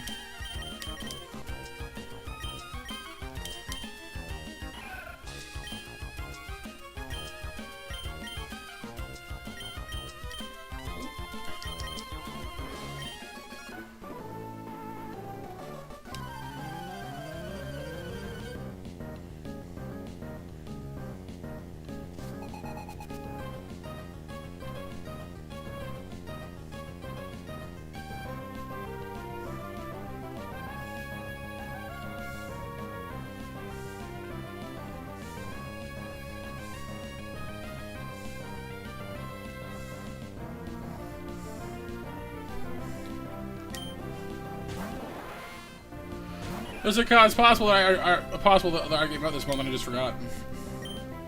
Maybe the first time.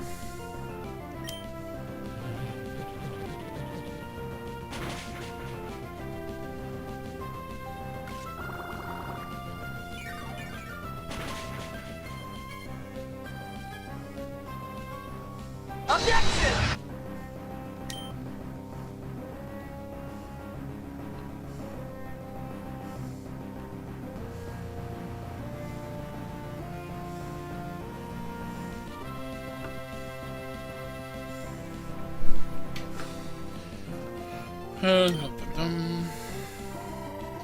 I've been objected. Oh no! Objected! Ah!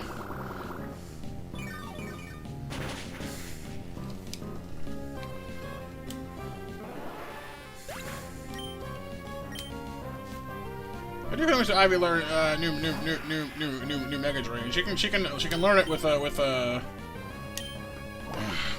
heart scale, but it's not that worth it by itself.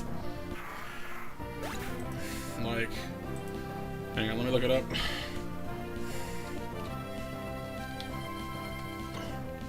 Yeah, like she can learn Mega Drain if you use a heart scale, but she's gonna learn Energy Ball later, as it is. So it's kind of like, well, doesn't really seem that worth it. Yeah.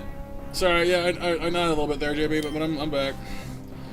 My stomach was kicking me around really badly for most of the day, so I was a little drowsy earlier as well. So I'm trying to keep that from being a problem. Might get up and go for a short walk around the apartment here in a minute, just to get the blood flowing.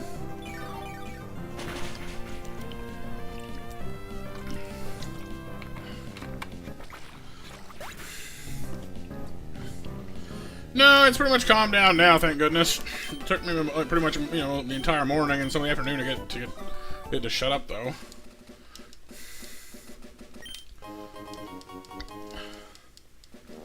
I mean, you guys know how much it takes out of me when it gets on a proper rampage.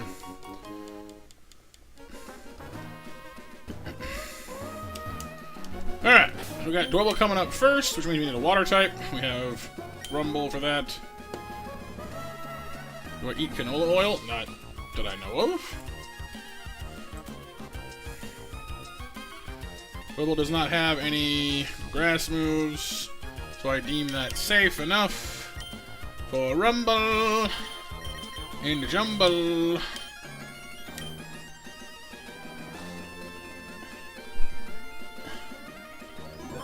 Probably Kyle.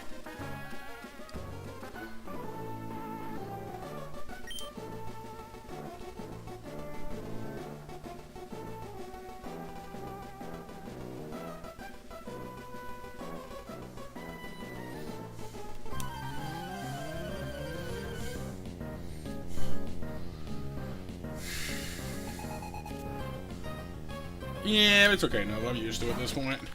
It's frustrating, but it's life. Oh, I forgot I don't have Bubble Beam in this Pokemon. That sucks.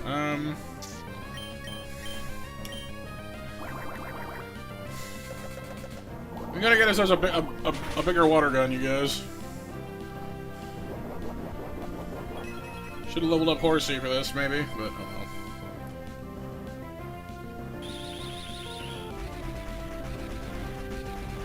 Is that nothing you guys say, Lan? Washroom? Bathroom? I mean, they're pretty much interchangeable here, but I guess they are for me.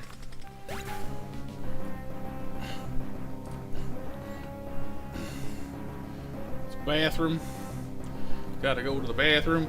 Yeah, but like not all washrooms have a bath. Not all bathrooms are washrooms, but all washrooms. Well, okay. Not all washrooms are bathrooms, but all bathrooms are washrooms. I suppose is what I'm trying to say. This thing has a grass move. Toggling eye back in again.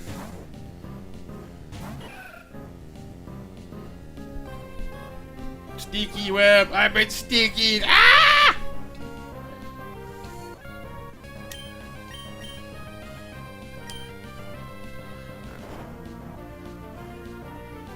Don't doze my balls.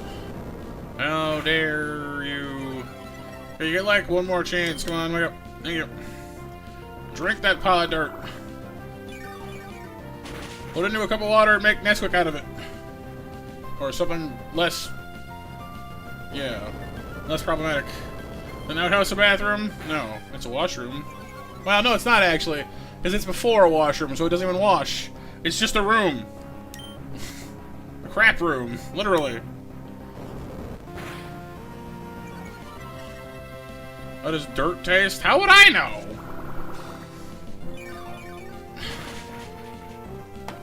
Poop room, Jake. Poop room. Remember, we don't do the curse of rings, please and thank you.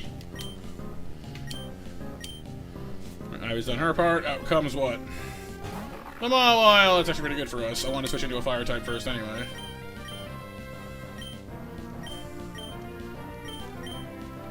Wait, it was a kid. Honestly, like maybe at some point I probably did, but I don't remember. Mom kept me inside for the most part. I wasn't allowed to do anything. She was pretty adamant about that one.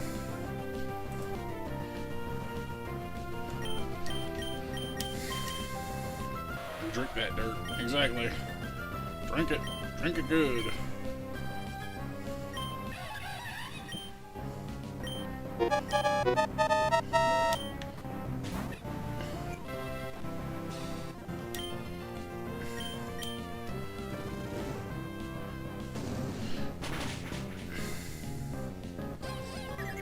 Pivot, not ideal, but it'll do. Mock punch.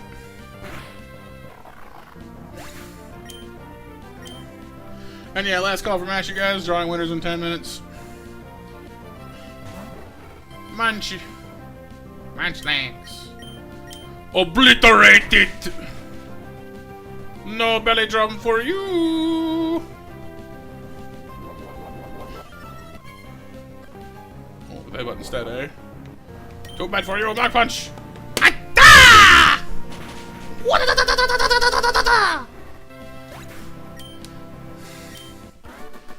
It depends on what level of overbearing, Kyle. Like, parents that care about you? Good. Parents that want to crush your soul and mold you into some weird idea they have of what you ought to be? Less good.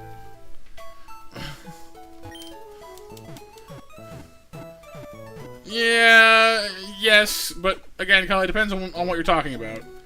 Like, again, parents that care? Good. Yes, absolutely. But we're talking about, like, to the point of, like, abusiveness. Which is a whole other conversation I don't really want to get into at the moment. But, yeah.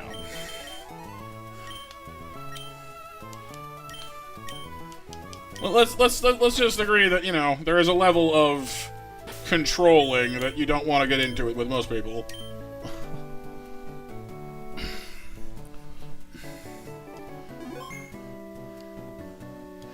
Alright, so we're gonna do the Steven Room catch, most likely, because we like that one. We get some good results in there for the most part.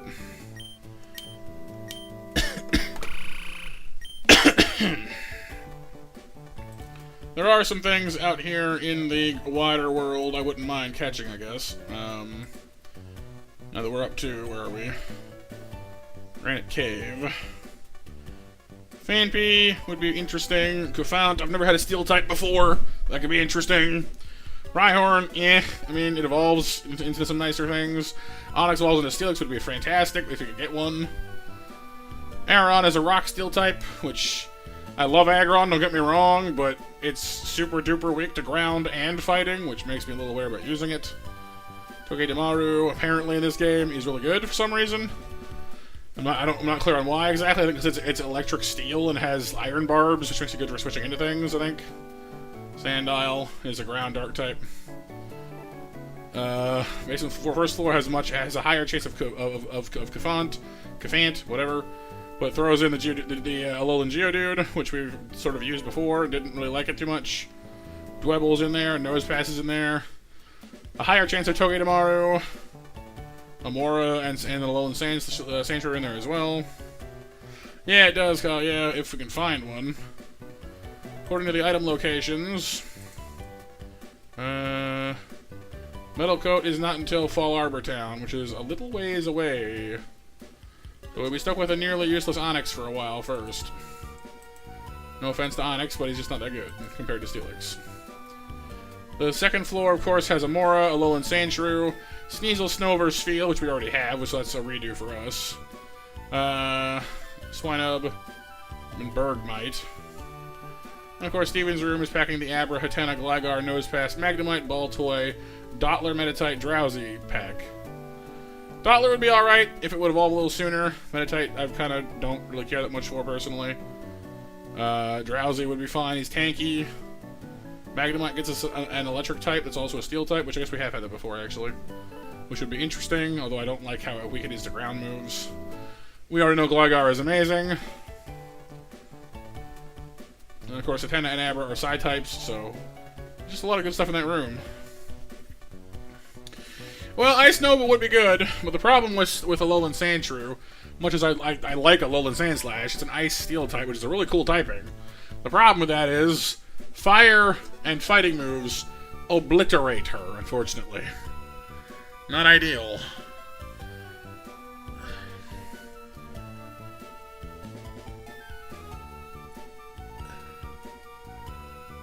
So, not much good for Brawly's gym, unless we're fighting something that doesn't have any fighting moves, which I guess is none of them, pretty much. Could be useful in some capacity later, like against a Dragon type or something, but I don't know. I think Steven's room is the way to go, as usual, honestly. It just seems like the safest bunch of catches, really. I'm not saying there's nothing else good in that cave, but it seems like the most concentrated, you know, concentration of good is in the same room that Steven's in, so.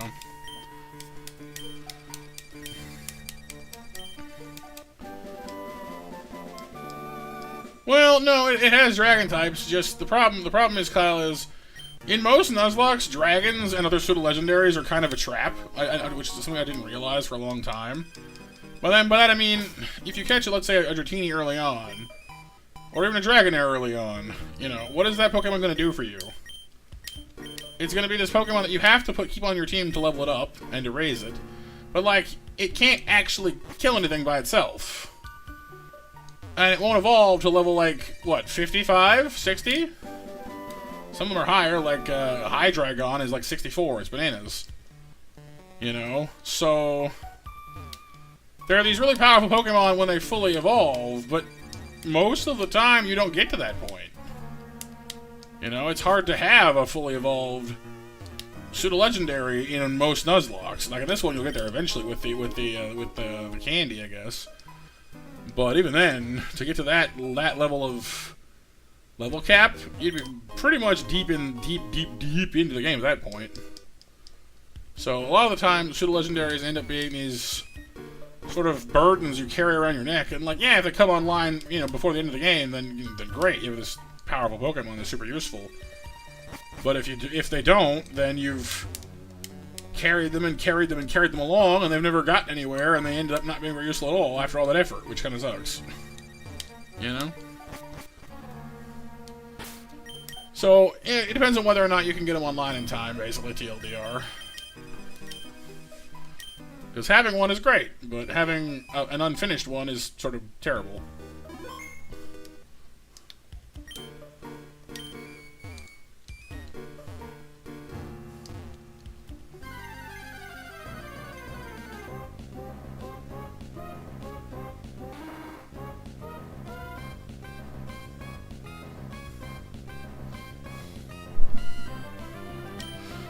Well, hello, darling.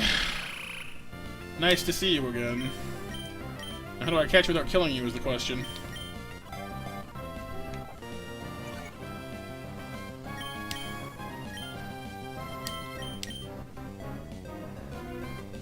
Bat. Scorpa-bat. They do resist sludge, it's only level 8, so I'm not sure I want to try that particular luck.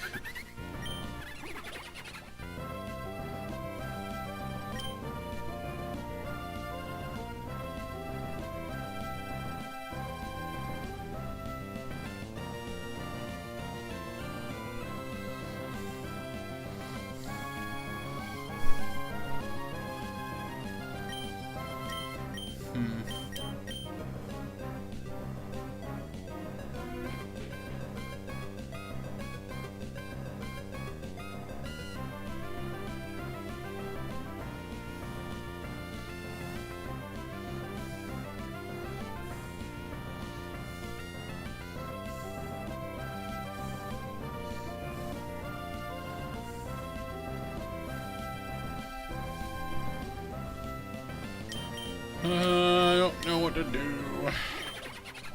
I could use, like I said, like I could use Vacuum Wave, I guess. It's not that strong and it resists it.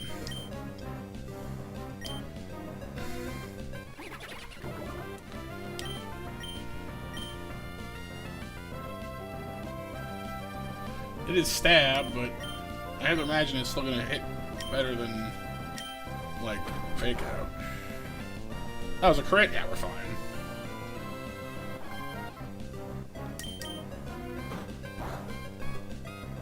Two crits in a row, right. Don't risk that again.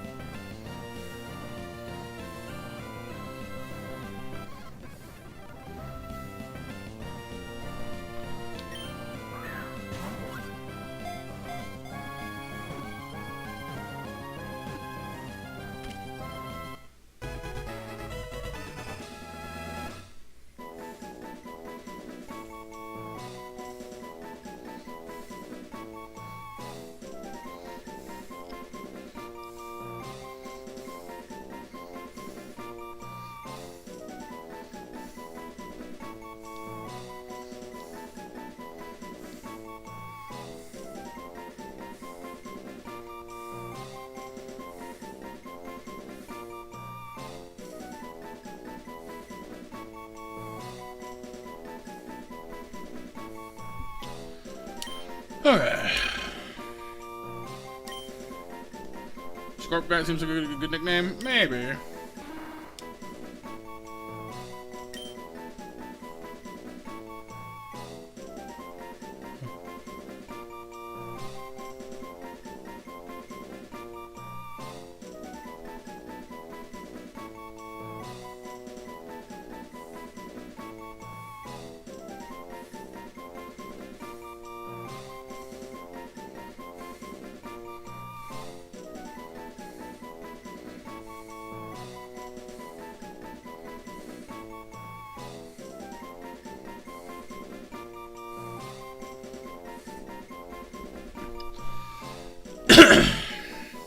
Stinky head beam Derek. No, do you have a problem with the Gligar?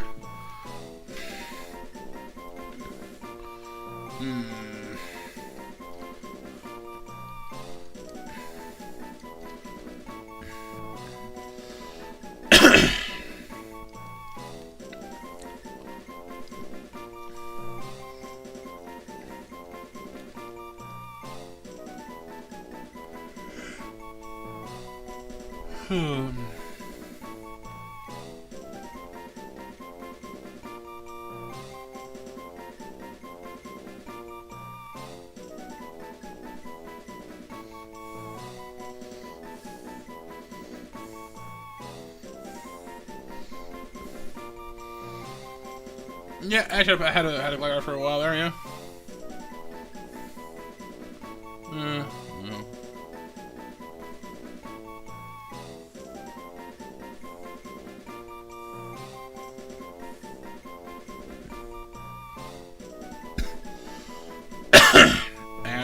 man. It's tough naming stuff. Dracula. It doesn't bring blood though. It's more of a like yeah, it has a scorpion tail, but it's more of like an ambush predator. It swoops down and like lands on your head.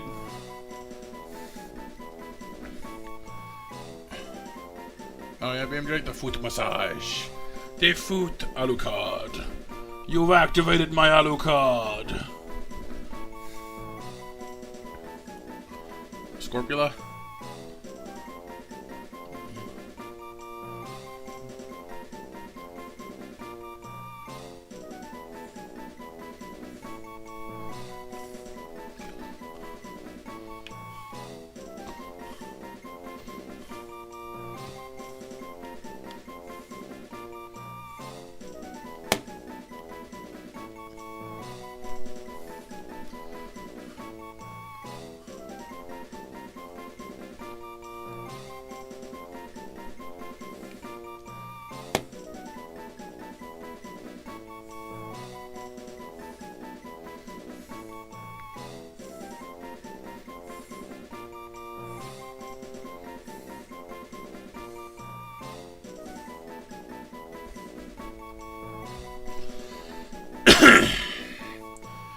Castlevania? Yeah, I've seen some Castlevania.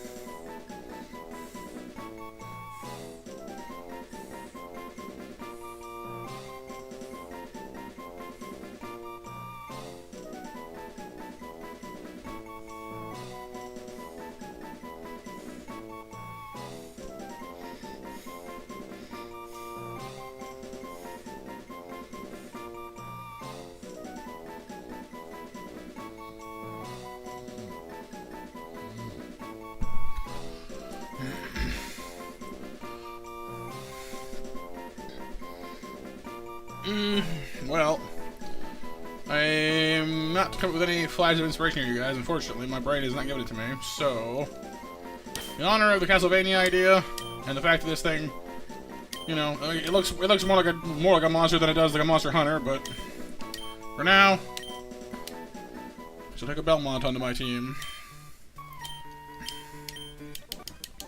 His tail is kind of whip-like, I guess, but not really. But. Ba-na-na-na-na-na-na-na.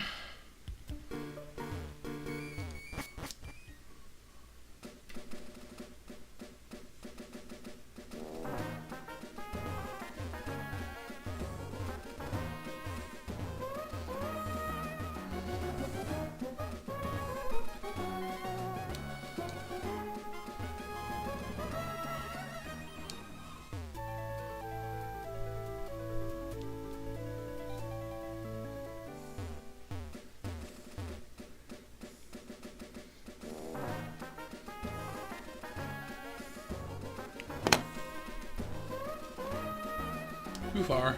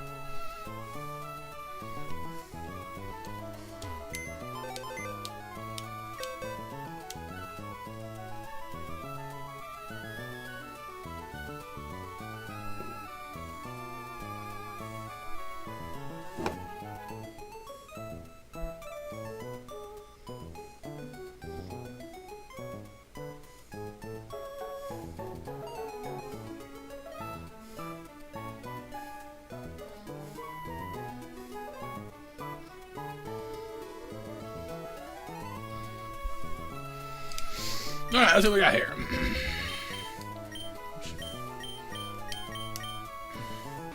Pepperhead timid, not exactly phenomenal.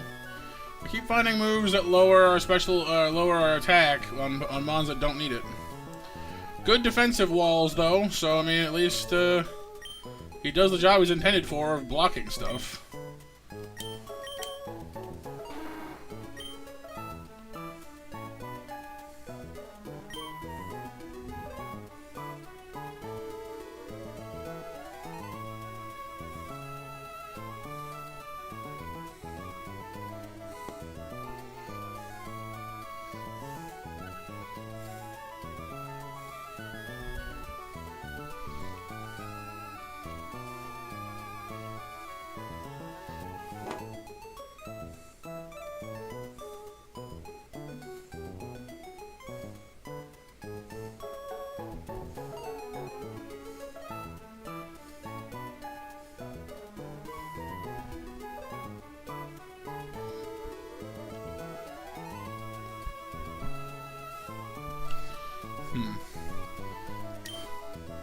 Hello, Renee.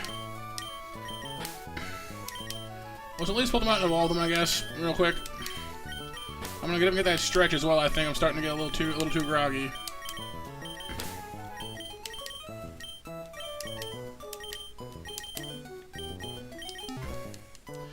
How's it going today, Renee? Just in time for MASH if you want to hop in real quick. Actually, I'm a little late, actually.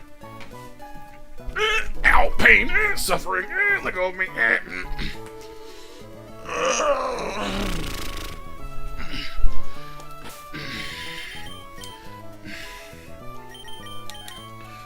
Alright.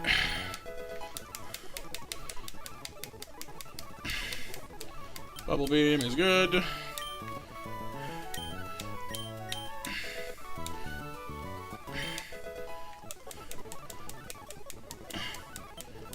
Attack is nice. Looks sand attack though as well, but we've already established that poison's not very reliable, so doing alright, Renee, I think.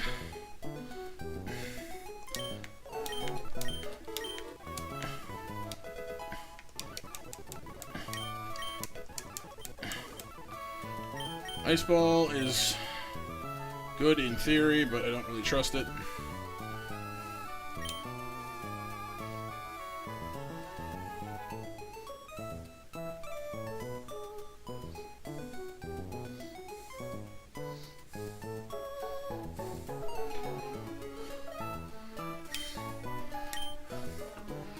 This Ice Ball can be quite powerful, but it locks you in like Rollout does, which makes me a little wary. Wary makes the situation hairy, you know how it is? Hiya!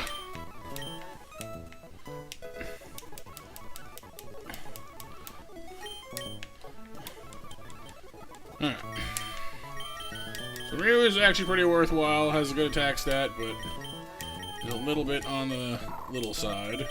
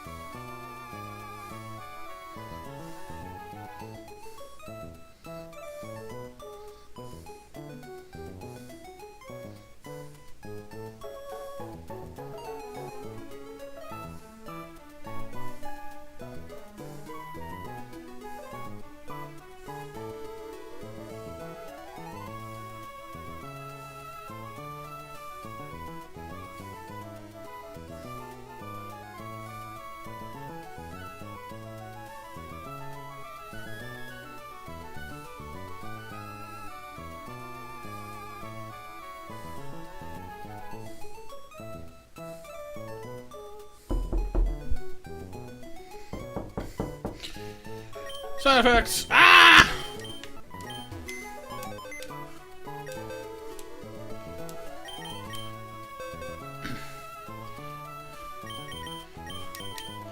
I've been sound blasted.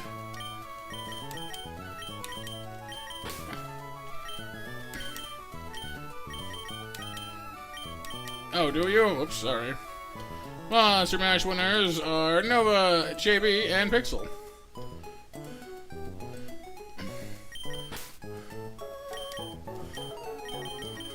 So we have a Gligar, which we've seen how tanky Gligar can be. It's pretty useful, but the timid nature is going to somewhat undercut its already limited attack power.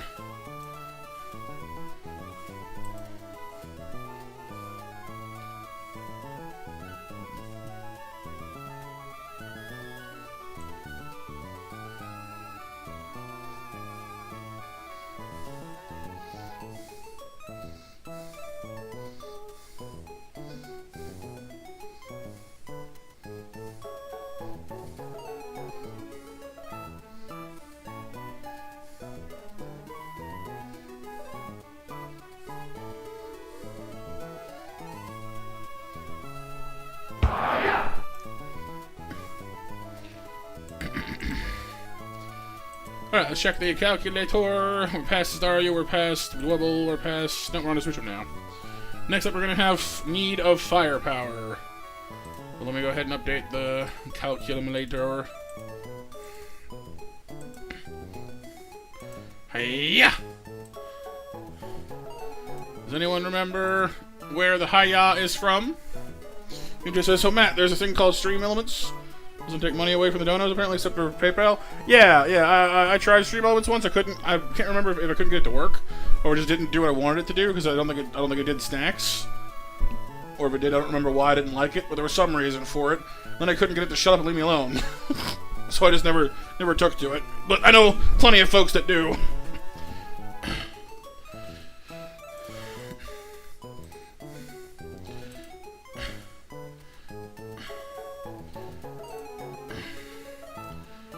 Yeah, here he was correct. Donkey Kong Country.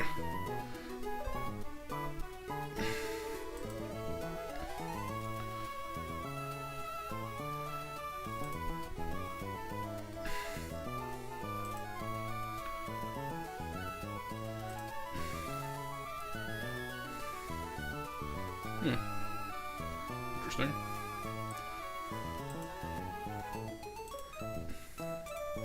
Donkey Kong. Yes. Once again, we're packing too many fire types again, though. Stop doing that.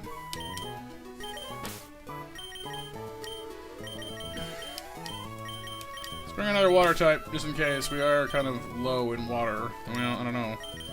I don't know what to bring you guys. I'm not accustomed to having 3 fire types at once. I don't know what to do with them all. I can't leave Macaron at home. Oh, she'd be sad. I can't leave the horsey behind. Or the other horsey, the literal horsey.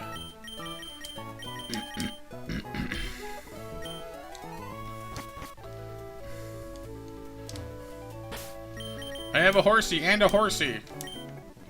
Is it Dupe's Claws? No. Whee.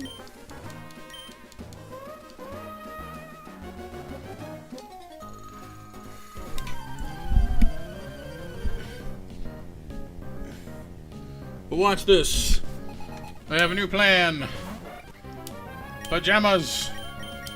Apparently Pajamas can also one-shot Smoochie here. Any of our fire types can. Go forth, Pajamas, and conquer the world. Then out comes Elekid, who used Shockwave on me. And it won't matter. Why? Because I have a ground type for once. Oh my god! Even better, a ground type that isn't weak to ice, like poor Gligar is. Oh my god, again! He'll punch me. I won't care. I'll shoot him with a bunch of mud. He will care. He'll go and die. In a moment, anyway. And die. Bananas in pajamas are coming down the stairs. Bananas in pajamas are chasing teddy bears. I don't remember the rest of the song, so it's ending right there. Confuse Ray! It's confusing, alright.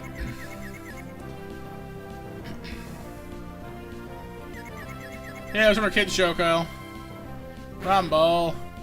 You're not supposed to smack yourself in the head. You're supposed to smack him in the head. Or her in the head, actually. Brick break! I'm a breaker your bricks. Rumble, spit the mud. Spit it. Thank you. Behold. Behold. Behold into time. The thing, this thing does have Mach Punch, so I'm not going to risk it killing me, so... Swapping in. Swap-a-doodle. Macaron. Who's your good horsey? Step on his head. Thank you. Yay!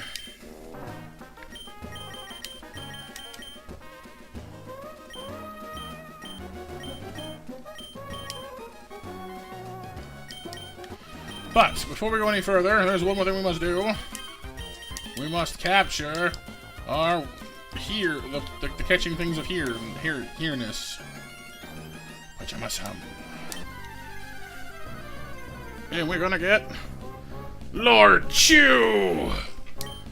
All hail Lord Chew! Oh!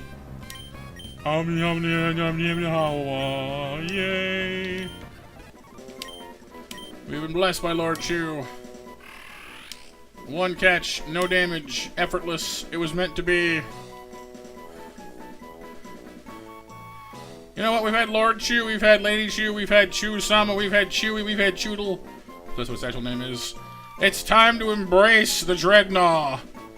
The Dread Chew, known as Darth. Darth Chew. Oh, I like Chewsiest, but it doesn't fit. Darth Naws. Darth Chew. I mean, either or just call it. I'm not sure how to articulate that into letters.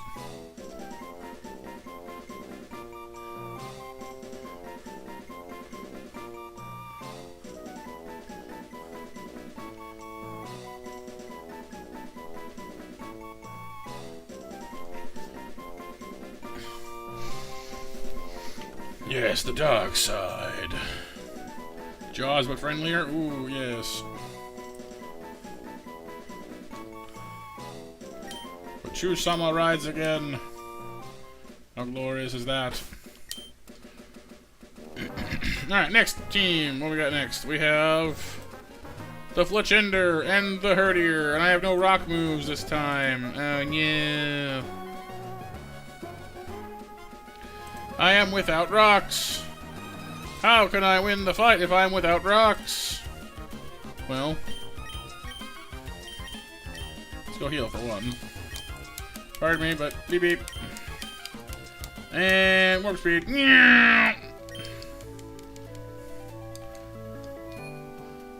How am I supposed to be a spear carrier without my spear?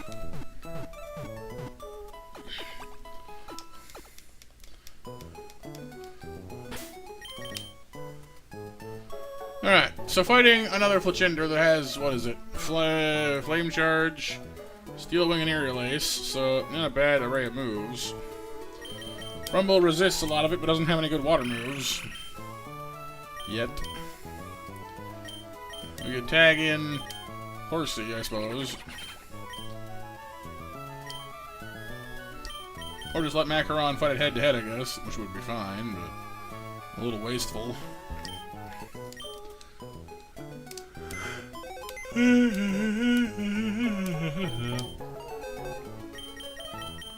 Chew-sama! Strong Jaw! Well, I mean, it's an offense-boosting nature, but, like, at the same time... I am awake, Steve! You wake up!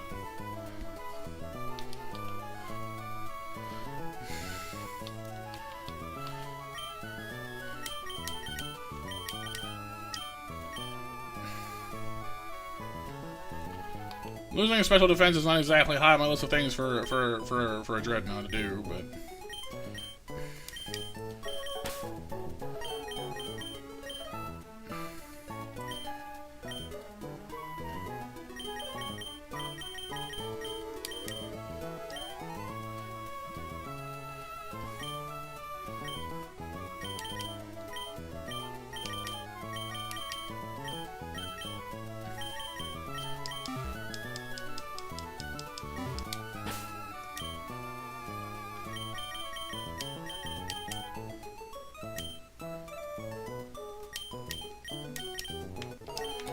Alright, I'll bring the horse in place of the other horse.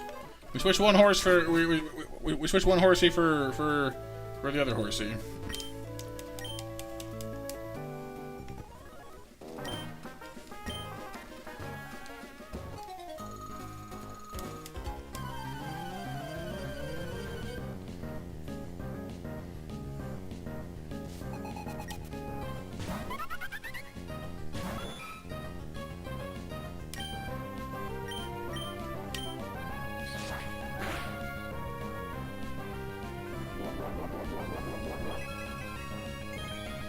Crit does 19 damage. Good to know.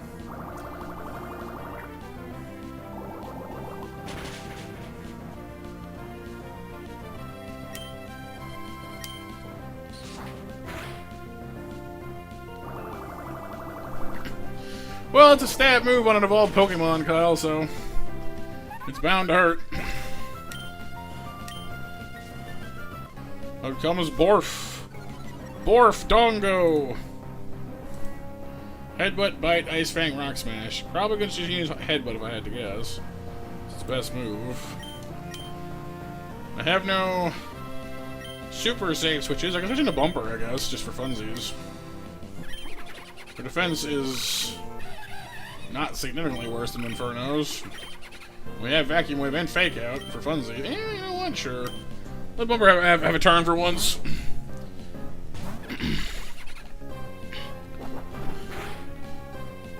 Ow! Rude.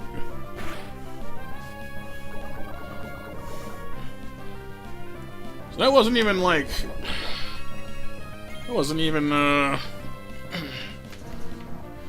It was not even a crit and did that much damage? Yeesh. Maybe I don't want to stay on you after all. You're mean. I don't like you.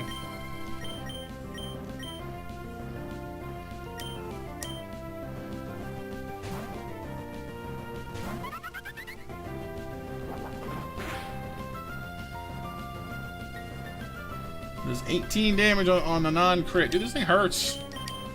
Hurts a lot. I don't like that at all. Goodness gracious. I can't keep swapping Pokemon all day long. I gotta fight this thing sooner or later. Hit it with a quick growl, I guess, but if it crits me, we will lose pajamas, and I'll be extremely upset about that. I'm trying to get into Spark so I can just low sweep the thing and kill it, because that's all we need to do. But a safe switch-in is eluding me. How do I get to use... I need to use Bite or Ice Fang. That's what I need to do. Suppose I can switch into to Ivy. That'll definitely prompt an Ice Fang out of it. I should, anyway.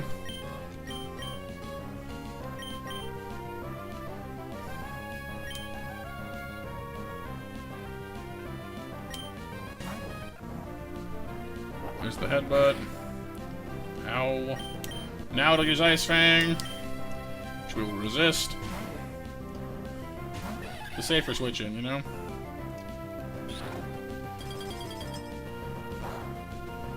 No sweat. And now I punch you in the face. Live. Rock punch.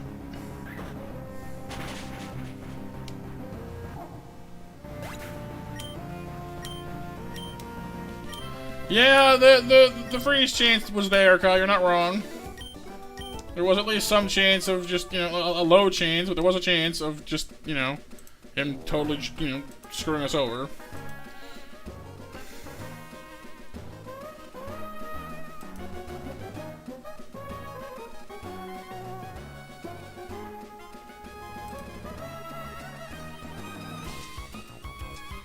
we have to deal with the Wingull with Air Cutter, Water Pulse, Shockwave, and Rain Dance, which is not as easily done as I'd like. Do you have a Cherry Berry still? You do. I should fix that. I want to give you back your Poison Barb, actually, because that might let you one-shot this thing. Because there's a 25% chance to one-shot with Sludge as it is. With the Poison Barb, it should go up even higher. Spooky, scary fighting times. Even though there was no ghost. Whee! There'll be one coming up soon, though, in one of the fights we hate the most. Ooga booga. Ooga booga! Oogly boogly woogly! We're also fighting Weasel and Palpitoad in this one, so...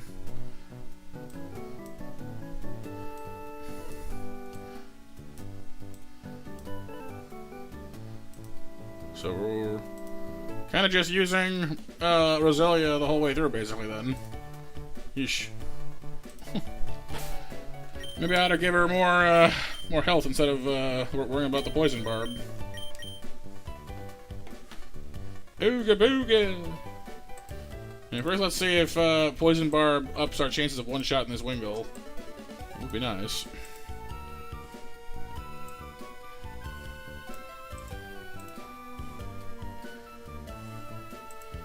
You like the low risks, chick?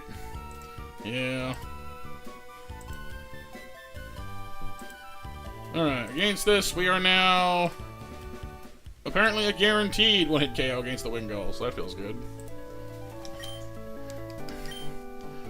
Doesn't mean he still won't hit me with, because, like, he still might use Rain Dance first, or he'll use Air Cutter, Air Slash, whatever. Could still cause damage.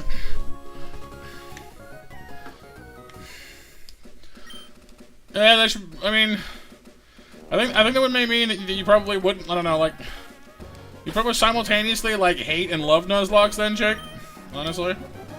Because that's kind of what they're all about, but sometimes the risk is just unavoidable.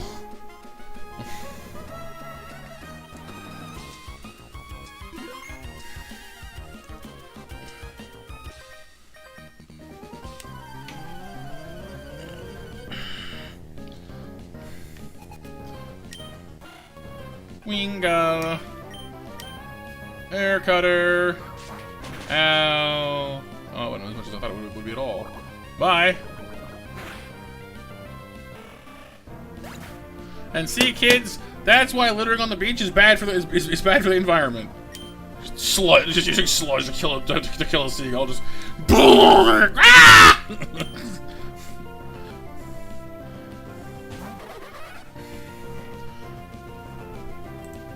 This thing does know Sonic Boom and Pursuit, so worth keeping that in mind.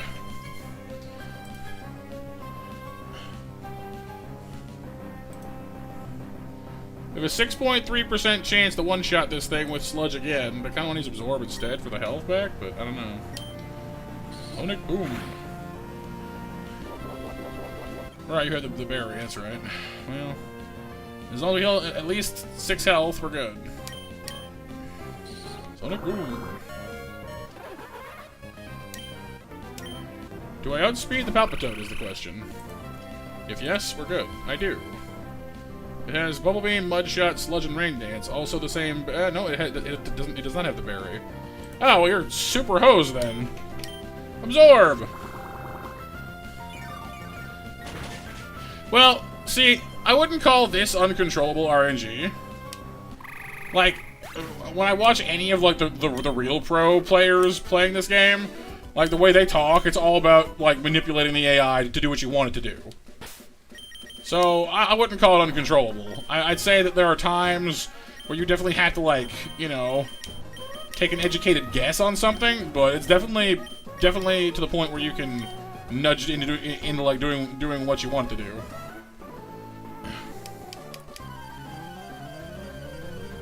But, I mean, as far as the catches go, well, yes, there is that, obviously. That aspect of it is kind of uncontrollable. But I suppose you could just, you know, do as many restarts as you want to acquire the team you want, more or less. but that would be time-consuming, obviously. What does more damage between Aerial Ace and Flame Charge? I think Aerial Ace does. 60, 50, yeah. Aerial Ace does a little bit.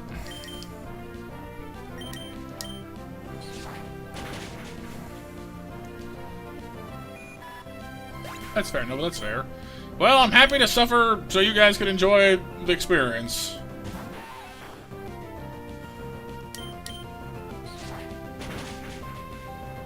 Because I get some kind of sick pleasure out of this, so, you know, I get to have fun trying and dying. You get to have fun watching me do it. We're all winning somehow. Well, I know that, Steve, because, you know, yeah. I was gonna provide a reason as to why, but frankly, it escapes me.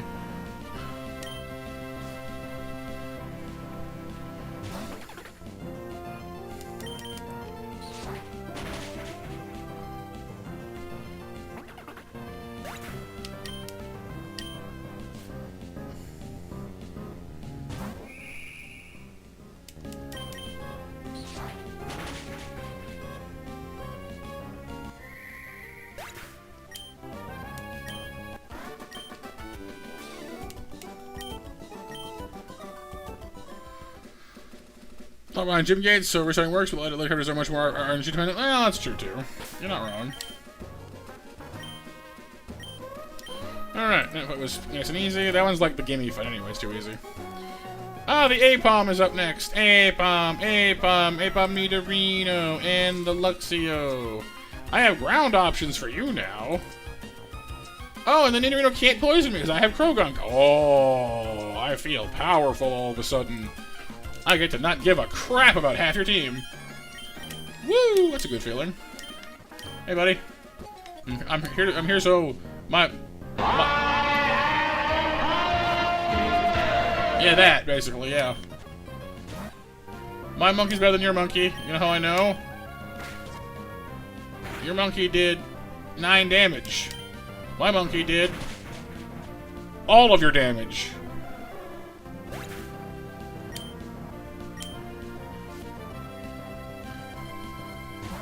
Nidorino. Venoshock, Poison Tail, Double Kick, Sand Attack. I anticipate sand. Well, guess what, friendo? I'm immune to poison. I am poison. You were merely born in the toxicity. I was molded in it. Was born in it, molded by it. I was toxic before you could even throw a poison sting.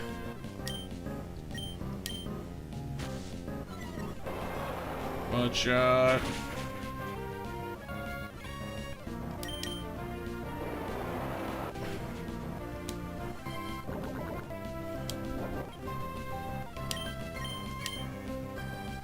Oh, the sand's getting to us. Hang on, I need to switch. I'll probably throw another Venoshock here in a second, so let's switch to Rumble real quick because we resist stuff. Look, I brought even more sand. Bleh. And it's just perfect timing because look who's coming out next. It's an electric type that doesn't know anything. Well, okay, it knows bite, it knows double kick, it knows spark. It's got things that can hurt me, I guess, but its best moves are not going to do anything for it. Might use Howl, but it won't matter. I'm already faster than it is, which is silly to begin with. Double kick. Oh, no. Oh, God, the pain. Oh, the suffering. Ah. Once you guys are to, like, remind me how like, overconfident I'm being right now, like later when I'm screaming and dying. Because, yeah. I'm not saying I shouldn't enjoy my wins when I have them, but, like, later on, just like, yeah, you know... Remember when you were when you thought you were you know you thought you were hot stuff? Yeah. Yeah.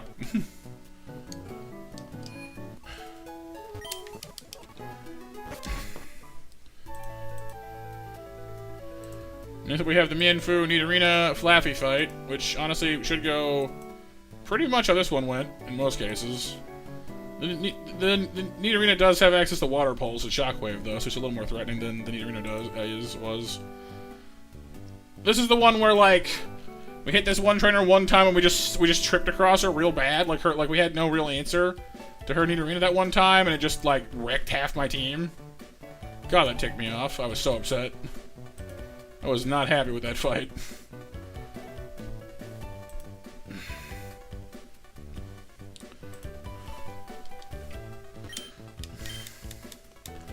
Bask in the glory, Kyle. Bask.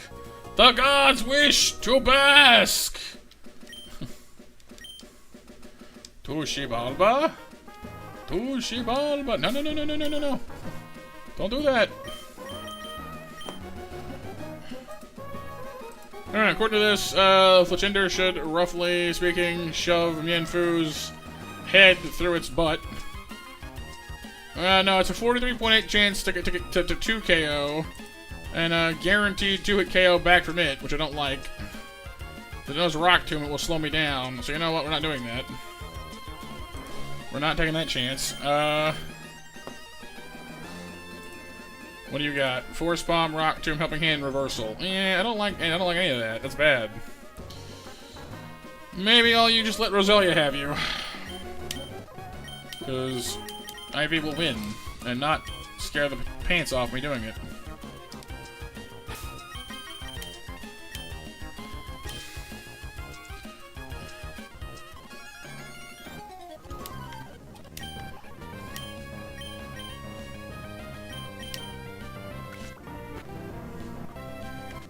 Force Bomb got me with Paralyze on the very first try. That's just rude. But it's okay, because I have Sludge now. I mean, Kyle, what... Yes, I have pants. You think I'm just sitting here, naked from the waist down? That's a mental image for you guys you didn't need.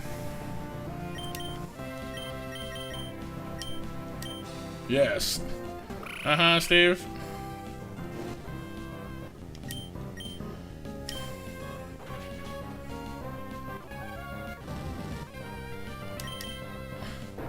Rumble pukes muddle over this sheep. We're good to go. Have fun with that. The Rumble should actually handle the Nidorina pretty good too, because her Shockwave is useless here. Her Water Pulse is neutral at best, and Venoshock, I mean, she could Toxic me, I guess, but I can get in a Mud Shot first, so. I see, so you're a citizen of Gondor then, Kyle, are you? Under the Water Pulse. Bold choice. If bold meant stupid.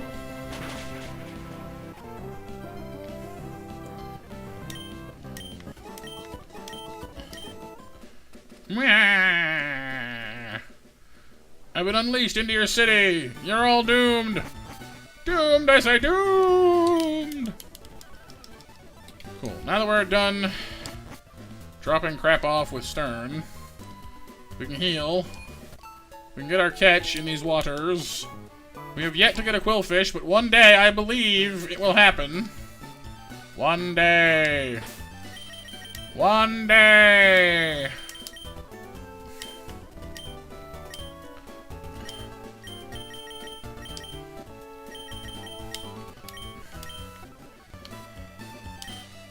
Watch it be a Remoraid again for the umpteenth time.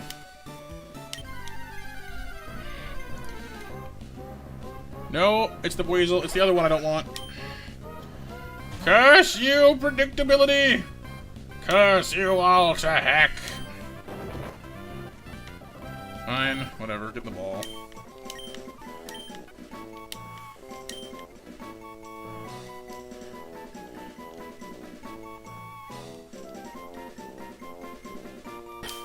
Here, I'm just gonna call you this, because I don't care.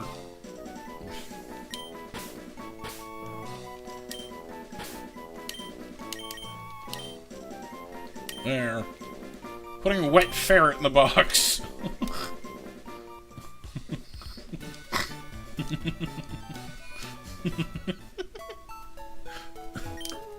Just wet ferret.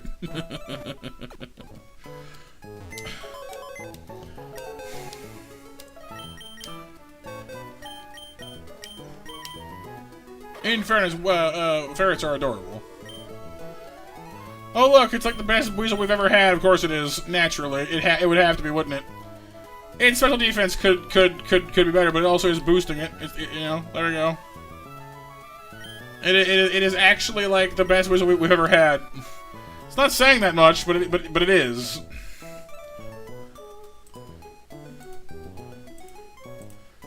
Could I fight this guy's Bibarel in, like, his team right now? I mean, maybe, but I don't need to. Alright, next up, the Murkrow. No one likes the Murkrow. I have no... Oh, that's a good point, actually. No one here likes fighting the Murkrow. My entire team is like, nope, hard pass. The Skrelp and the Tortuga, no problem, but that Murkrow's an issue for us. We have no rock moves, we have no electric moves, we do have an ice move on this field. So that's like the best we've got, and Powder Snow would take... It's a guaranteed 2-hit KO, in fairness. I guess it could be worse.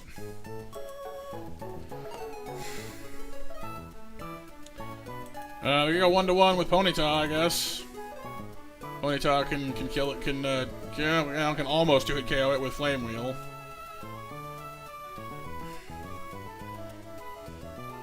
You think Chew can beat it if we leveled her up? Or him up? Alright, hang on. It's time for Water Weasel and Chew to achieve their true strength.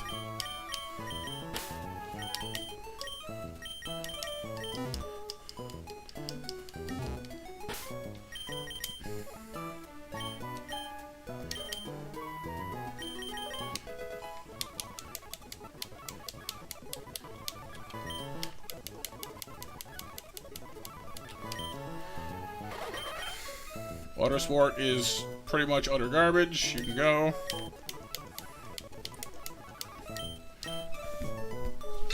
Ow. Also, fine. I guess you've earned an actual name.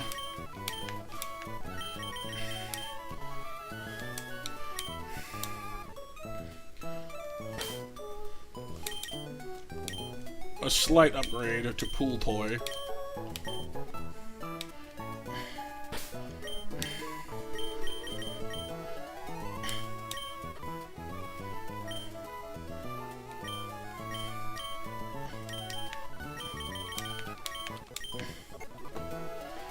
Alright. Like I said, it's a slight upgrade. It's better than you know, whatever I said. Water Weasel. Water Weasel, Aqua Ermine, Wet Ferret, I don't, you know, whatever name I gave it.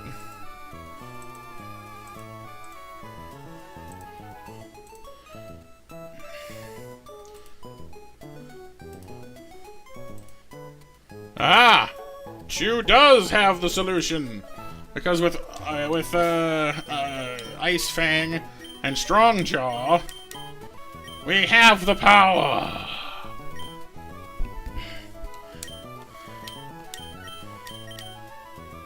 We're gonna bite that nasty chicken in half. And we can bring basically anybody else we want to for Skrelp and Tortuga. Well, Tortuga goes down pretty easily to, Roselia. And then Skrelp can go down to anyone with a ground move, basically. But it can Toxic, though, so I might just use Relay for both of them, honestly, because Roselia can just drink them both. Drink. Then out comes Marini, who I have all kinds of fun things to do with today. I can actually use Krogunk on her, because she can't Toxic him until she uses Soak on him first. Then we'll just toggle into Seismitoad, who also won't care. So that's cool. Frillish is a bit more of an issue, but Roselia, again, should probably handle that just fine. And Shootle can bite it in half if we can't do that. The power. We have ground moves. Yes, we do. But as usual, the real menace here is the flippin' Whirlipede. I'm thinking we bring, I'm thinking we leave Ryu at home, and we bring the Gligar, I think, for, like, backup against the Whirlipede. That thing scares me. I hate that thing. It has nothing good.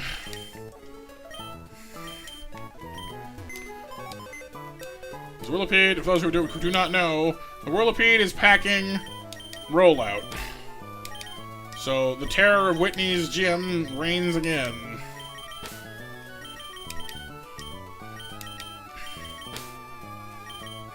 Yeah, we're leaving Fletchinder and the fire types at home.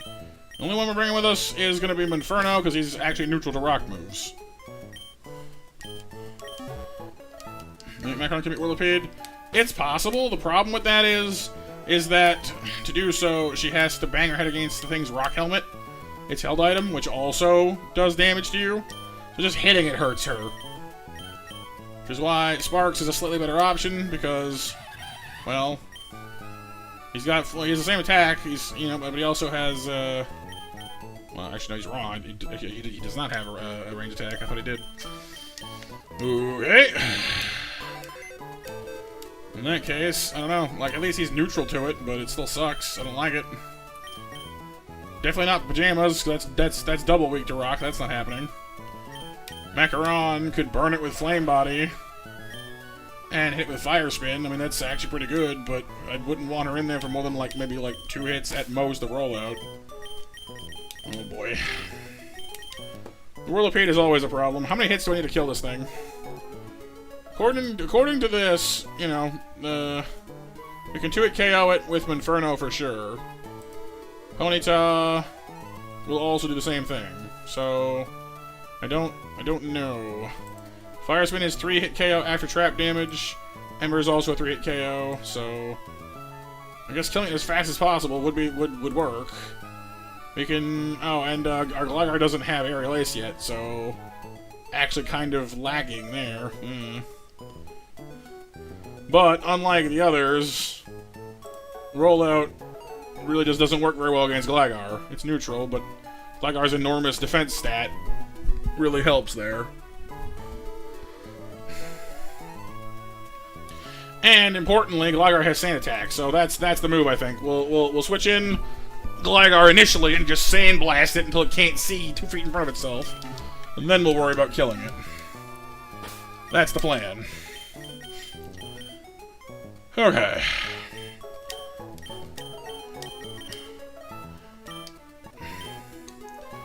The plan works. The plan is good. I like the plan.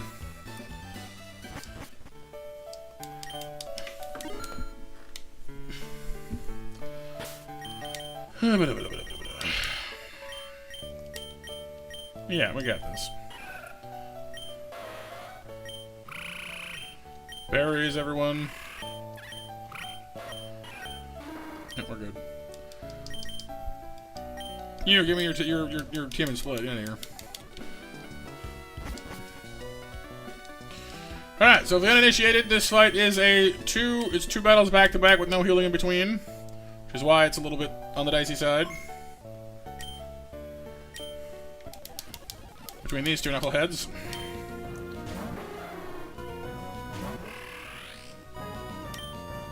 Alright, a little bit of rearranging here real quick. Bite and Ice Fang are our bread and butter because Chew here has an ability called Strong Jaw, which basically means that any biting move is basically stab for us, which is really nice. So we go Wing Attack, go Ouchie.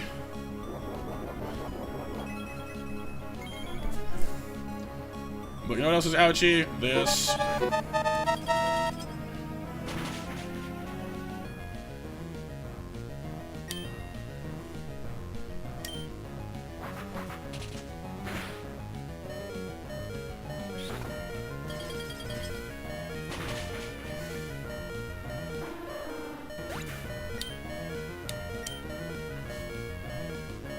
Yeah, last call for a 10 o'clock match, which is aiming at you guys.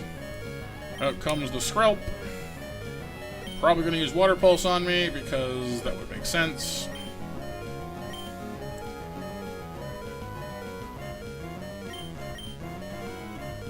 Might use Toxic, I suppose, but I don't know why it would. Whatever, should be fine either way. Acid, that works too. Protect, yeah, I don't care. Protect, you're a chicken. Let me drink you.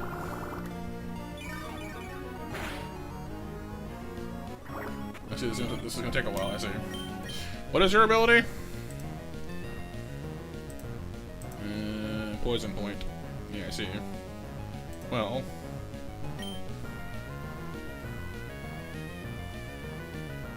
It doesn't really matter this, does it? Eventually it'll lower my special defense with acid, though, so be careful of that. Well, that doesn't happen, though, we can just stay in here and drink this all day long. We'll win eventually. Cool. There it goes, right at the end. Too late to matter, though. And then the next fight is what? You. Right, yeah. And you have physical attacks mostly, don't you? You do have Brine and Mudshot. I think it should be fine. Probably use Brine. I mean, that's fine too. Full health. Mudshot, we can slow it down a little bit. Yeah, we're doing alright. Drink it like a milkshake. Well, we were, Kyle, yeah, but the Mudshot slowed us down, but we're fine now. Finish it off, get your health back. Beautiful.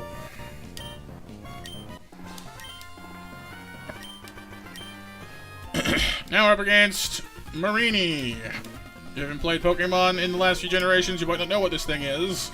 There's a reason that its name is Marine Meanie, combined into Marini. It evolves into Toxapex, the bunker Pokemon. Effectively, it's there to wall you. It's very effective at doing so.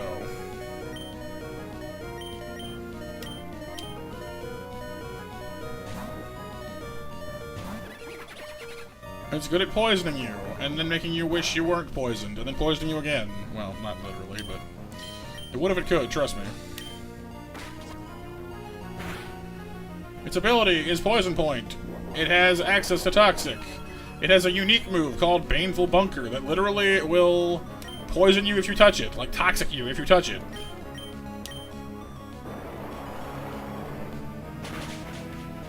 It's just... she's just mean. Fortunately, Bumper here, being poisoned already, doesn't care about any of that. She does have a move called Soak, which would turn us into a water type, and then she could poison us, but she had to take the turn to do it. Which, you know, she don't want to do, which is fine by me.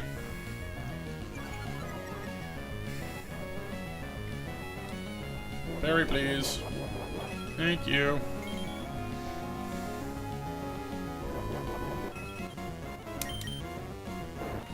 Alright, a fairly painless Marini.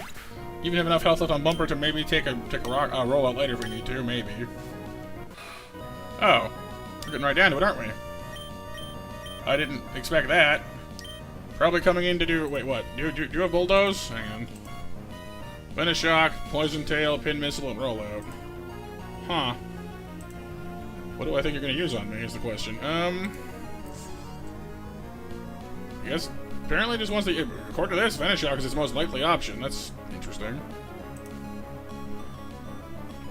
I don't have any good moves against this thing on this Pokemon. I guess Mudshot is neutral and slows it down. At least it counteracts its speed boost, but... I'd rather switch. Let's just enact the plan. Whatever it's here to do, Belmont also tanks it beautifully, so I don't really care.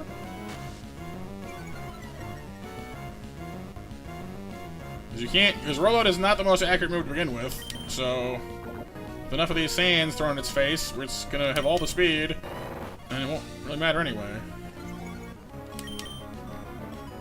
That's 2. Please stop doing that. You're defying my expectations, and I don't care for that at all. Stop that. There we go, you missed. Okay. If he can't build past, like, you know, two rollouts, then it doesn't really matter what he's got aimed at us, you know what I mean? Alright, Macaron, you're on. There's one rollout. Flame Body kicks in.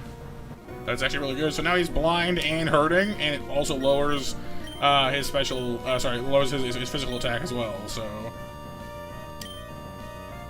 How are you doing that? Wow. You really should not be able to land even 2 of those right now, but alright, whatever.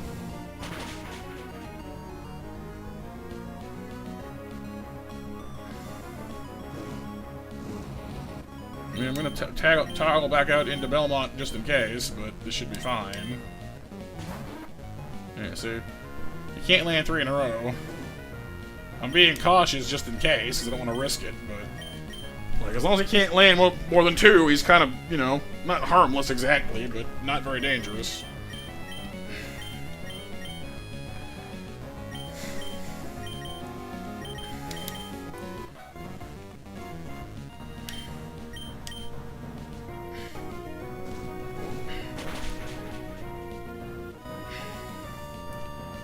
Burn. Yep. We finally learned how to bullfight this particular bull, which is good. Because we've lost some things to this fight in the past, you bet it. Here comes the Frillish. You're going to use a water move on me, almost certainly. Needn't fear, we have a grass type on hand. You do have Cursed Body for an ability, which I kind of don't like, but, like, I don't know if it's worth bothering with Worry Seed over. I'll just drink you.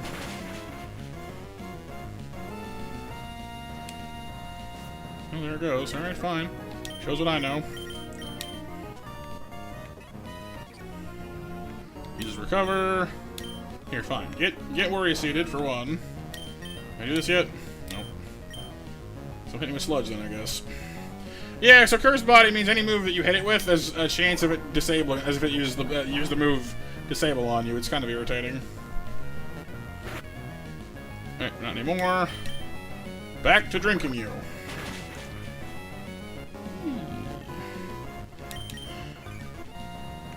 And there we go. Nice and painless. Had to be careful, but managed quite nicely, I think. Archie comes in, says his bit, blah blah blah blah blah blah blah blah. Blah blah blah blah blah blah blah blah. Yay.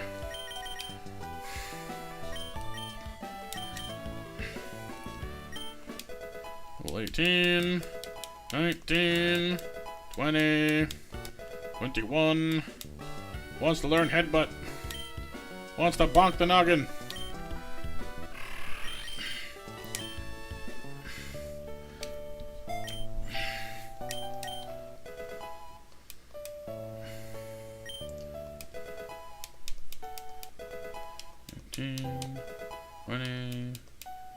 Seismic Toss. Do I want you to know that? I'm actually pretty happy with your moveset as it is, frankly. Like, Vacuum Wave giving you priority after Fake Out is kind of nice, actually. Like, Side Toss is good, don't get me wrong, but this is working for me pretty good, actually.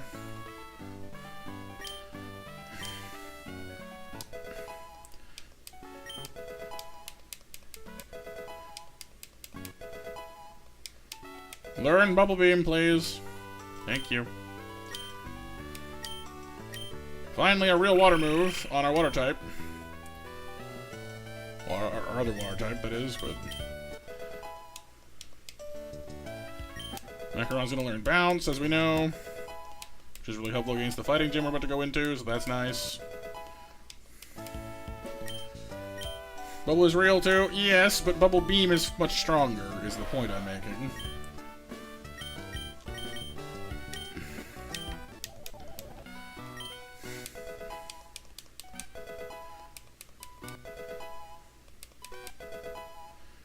And time to draw 10 o'clock match winners, as I said a minute ago. And those winners are Pixel, Kyle, and Nova. Magical Leaf. Do I want to give up Absorb for Magical Leaf? I kind of do.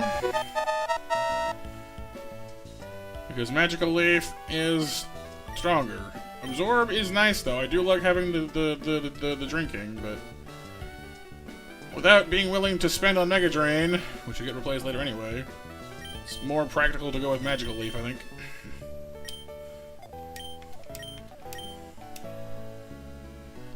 Melmot. Learn Aerial Ace, which is good for the gym we're going to go into. What to get rid of, though, is the question. I kind of don't want to get rid of the Quick Attack. Or, sorry, the Sand Attack. It was actually really useful just now. But there are situations where Sand is mighty useful.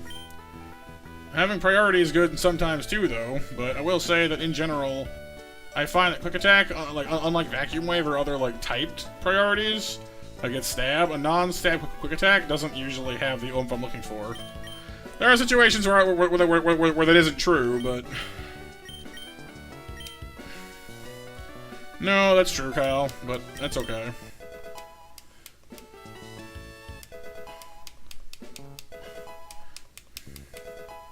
Stone says, Matt! Hello, Stone. How are your stones today?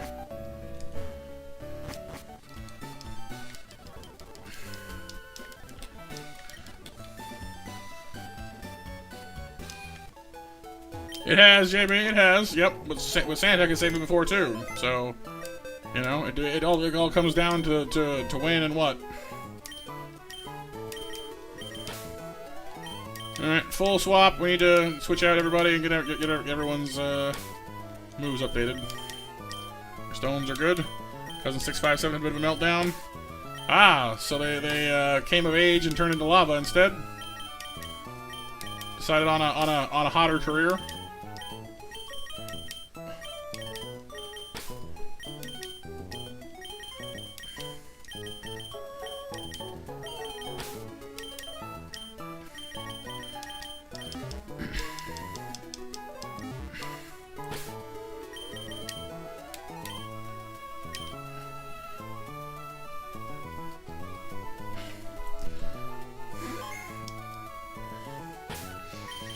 Alright.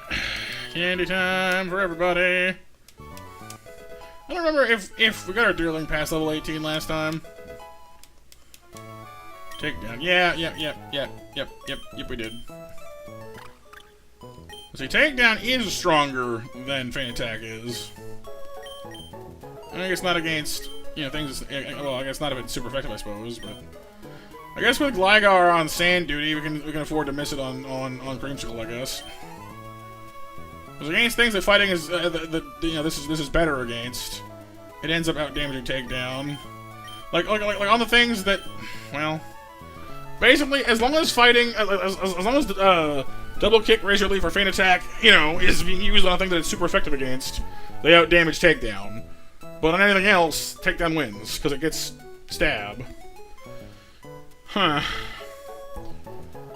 Because with stab, it's like what, 135? Yeah, maybe it doesn't then, actually, because this is, at best, 120. Well, yeah. 100 and... well, plus stab on that one. And then, 120 here as well, with super effective, because it does double damage. I don't know. I don't like using recoil move as much as is the problem, but I guess it is nice to have it in your back pocket, I guess.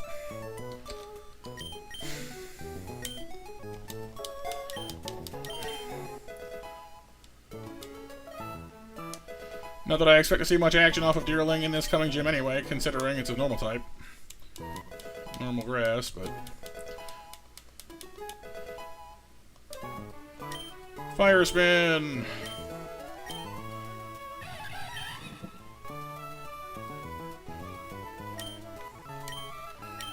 That could be cool, JB, yeah? Some kind of Medusa or like a beholder or something, yeah? Yes, indeed, stone. Well, a daughter in this case. Spore! The ultimate sleep move. The night-night stuff.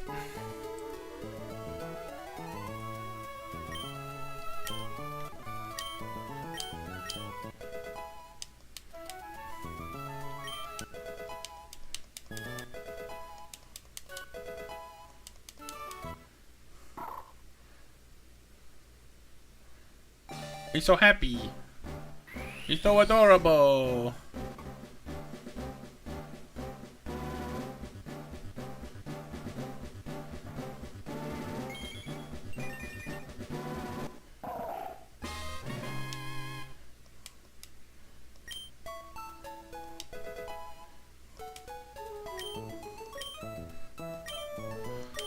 Aurora beam.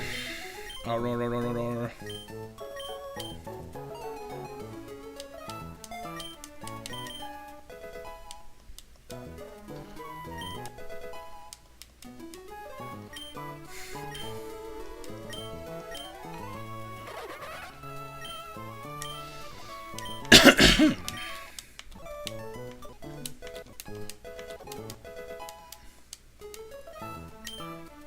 That's good stuff. I like that guy.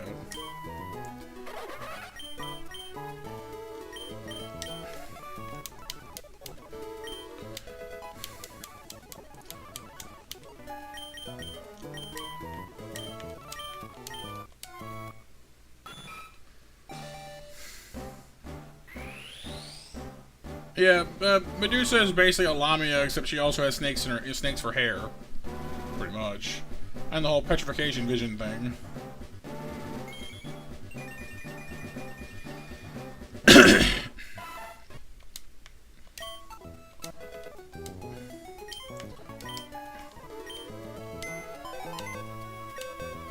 Seadra, doing Seadra things, it's a Seadra.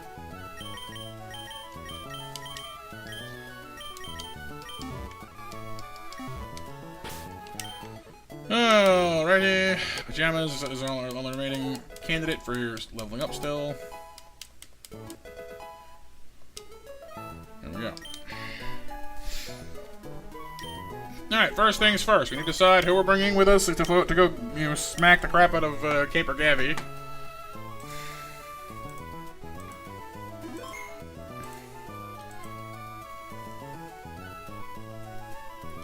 Let me just update the team in the old calculator, so that the bot knows how fearsome we are now. Much more fearsomes. More things have evolved.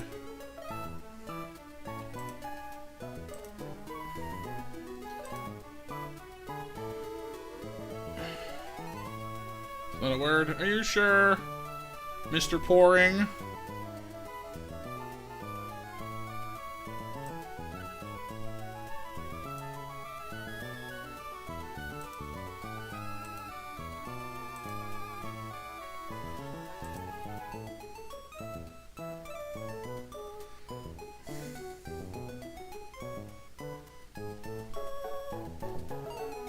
Pouring makes sense? Not exactly.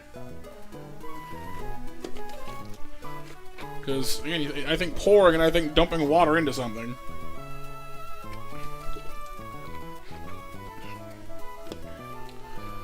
Although it's a different spelling. Alright, so we can leave with either Inferno or with Roselia. Either way, we should pretty much destroy this thing.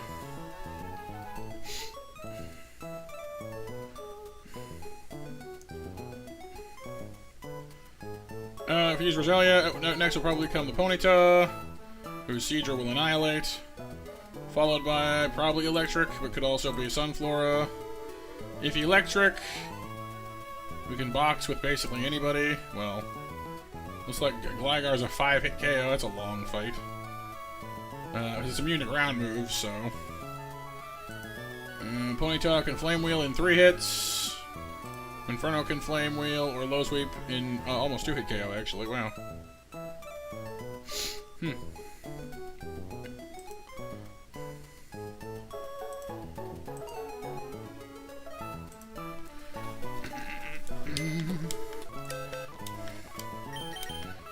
Alright, anyway. So you're definitely coming along. I don't know about you yet. You're definitely coming.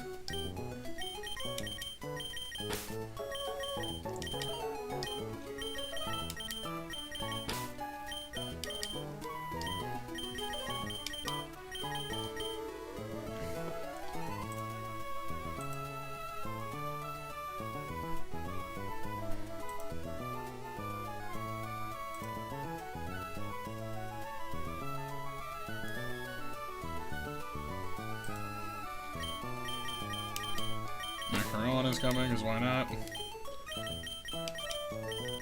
Actually, reasons to bring, you know, all 3 fire types this time around, so why not, I guess? Can Cordyceps actually beat Electric, I wonder? Does it have a berry that she can eat? And she can poison it, and doesn't care if it doesn't care about his Mega Drain or his Shockwave, for that matter. It's kind of funny. Anyone better to bring? I don't think so, because we got you covered, we've got you covered. We got you two handily covered. This should be fine, I guess. Be back for the rest of you. Can really come to? We could do that. But I don't want to risk losing anybody just for, you know, bringing them along for the trip, you know? This is not exactly your average field trip. This ain't no magic school bus. Seatbelts, everyone! This would be a normal field trip with Matt. No way! Cruising on down Main Street, just relax and feel good. Next thing that you know, there's an octopus in my neighborhood? Normal how? Exactly. Alright, you. You. Aquajet.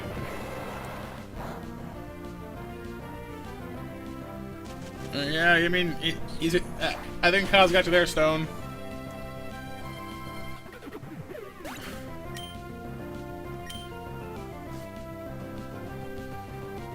La Bonita. Que Bonita. Out comes the Cedra to fight the Bonita. Bye. Which would I be, though? I mean, it's an excellent question. I don't think they have a strange type. Yeah, electric. Are you gonna use Mega Drain or Shockwave? Are you? Ha ha ha ha ha. I don't care. I'm gonna eat your berries. You'll miss me. I'm gonna eat your berries.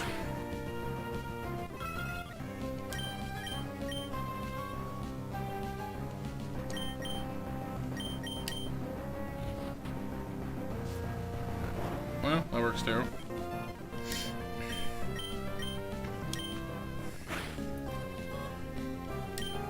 I beat an electric with a Paris, and it was really kind of easy, actually. Sunflora. Now it does have Sludge Bomb and it does outspeed me, and it probably will kill me. But if I could have bug bit you first, I would have cured my poison and would have laughed myself out of house and home. But I can't do that, so what I'll do instead is switch to someone responsible.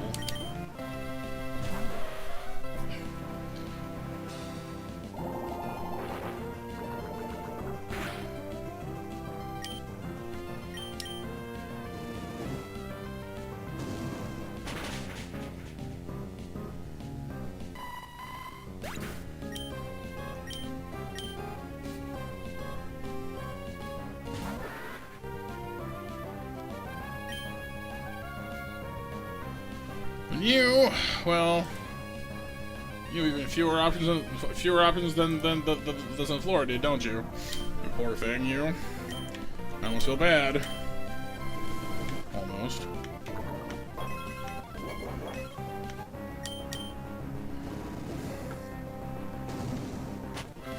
Alright, that removes Camper Gabby from the equation. Gets us the rare candy of our dreams.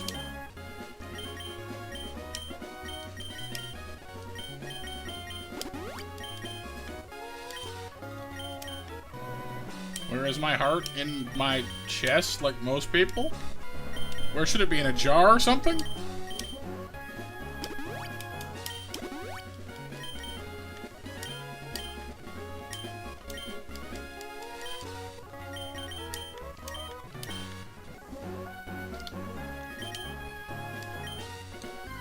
And our electric type is going to be the Shinx again. That's rare. Ish. Not the rarest thing here, but hey, for us, it's an Intimidate Mon, which we have not had before. I don't know, I got a jar of dirt, and guess what's inside it? Get in the thing. Oh, sure, you wake up and then you get the ball, whatever.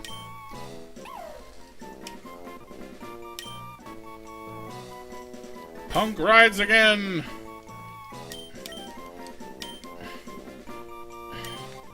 The mouse cat. It's a mouse cat ear.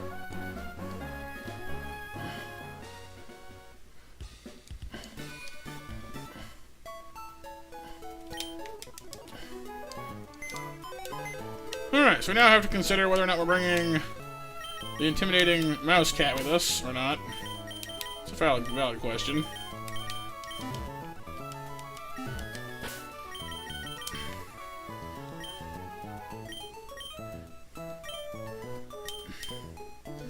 before I do that, what nature and stuff do you have? Quiet. Special attack for speed. Huh. Slowing down isn't exactly ideal. The low attack and special defense aren't exactly ideal. Everything else is pretty okay, though. I guess having more special attack wouldn't be a bad thing, even though Luxray is more of a physical attacker. Alright, Nova, good night. Thanks for hanging out with us. Hope you had some fun.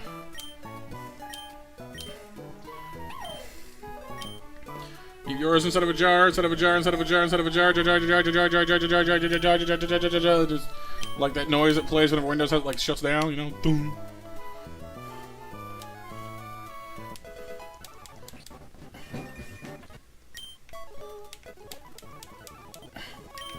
It's Alexio now.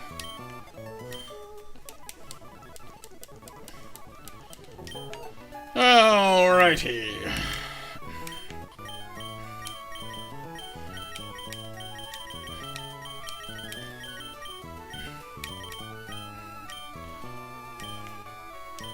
So the final incarnation, or at least the final round of options, is now locked in. Short of us going back to Petalburg, there's nothing else to catch.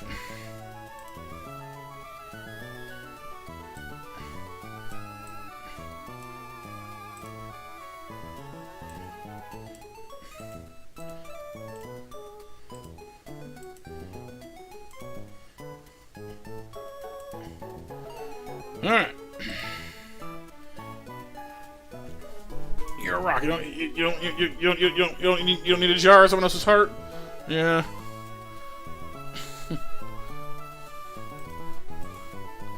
Alright, for the fighting gym, for fighting types, what do we got?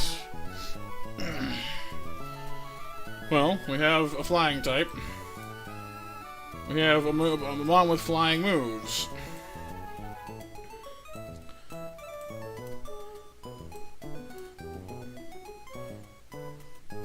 Another flying type.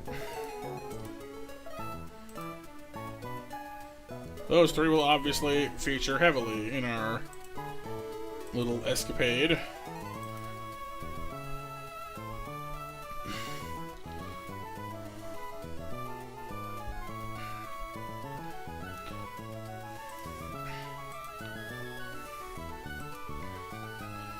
Safe switches would be nice, though. Wait, you can one-shot this Mankey? With what? Oh, takedown. Wow. Go figure.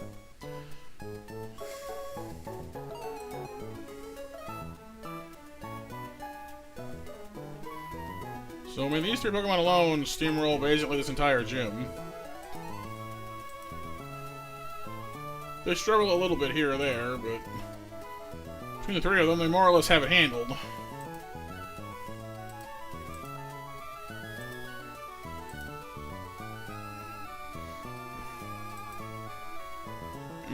Okay, and there's a reason to bring Inferno there. Obviously, out comes the Kecleon fight.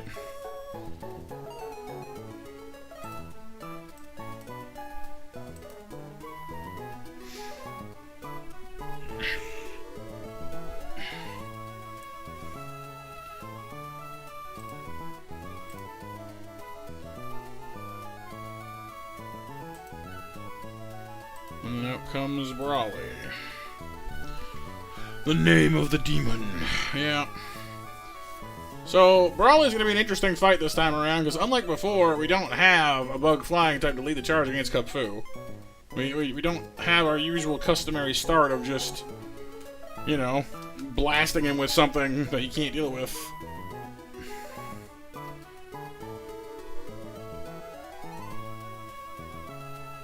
What I am thinking, oh, and we still can't outspeed Lopunny, so that's fun. What I'm thinking, though, is if we can bait Kupfu into using Brick Break on their first turn, which shouldn't be that difficult to do, we can switch into Fletchinder, who will tank it pretty much, you know, flawlessly, and may get him burned on Flame Body. Suppose we could also just actually just fight him with I suppose if we didn't want to just give him a free hit, we could also just, you know, play Fletchinder from the get-go. Use Growl on him. We don't outspeed, but we could use Flame Charge to fix that. Because if Kubfu, it's an if is the problem. I don't like if. But if Kubfu picks up the burn, it'll reduce his attack enormously and make that fight so much more in our favor. Very quickly. Lopunny then, you know, assuming Lopunny comes out next, if we Flame Charged even once, we should outspeed her. Which then sends her back into the ball until later. And we can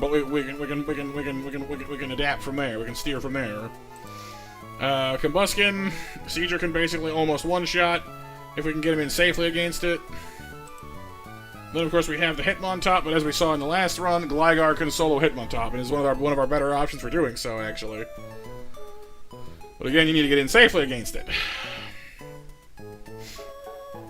Poliwhirl is, as always, a menace. We're bringing Roselia for that. Because, literally, it's like our only good option. And then the Scraggy, I don't really have a great option, but Minferno at least stacks up well against it with Low Sweep. So... it's also one of the rare ones where our Krogunk goes well against Scraggy as well with Vacuum Wave. But I don't know if he has enough punch to actually kill it, whereas Low Sweep I think will. We kind of had that problem before though. We've had that fight already, but it should be all right, I guess. Especially if we can score a burn with Flame Wheel at some point. I don't know. Low Sweep can guarantee 3-hit KO, maybe 2-hit KO if we're lucky. That rest is gonna be, you know, as long as his rest turns don't get too egregious, it should be manageable. So the final team for this gym looks like is gonna be Belmont, Pajamas, Macaron, Sparks, Ryu, and Ivy. I'd like to bring Punk for the Intimidate. It's useful, but we can't intimidate Kubfu. And then at that point, it's kind of like, well, how do I get you out there without dying is the question. You know, like it just, like it is useful. It's a powerful. Well, I have the exact team I want. Well, almost. Like it's a powerful move to use Intimidate, of course, but not quite as good as just bringing, you know, an entirely other Pokemon that, you know. Surprised Rumble didn't make the cut, I guess. I suppose it's worth mentioning we haven't looked at all of our options yet as far as Heart Scales and where Candies go, though. So hang on a moment here.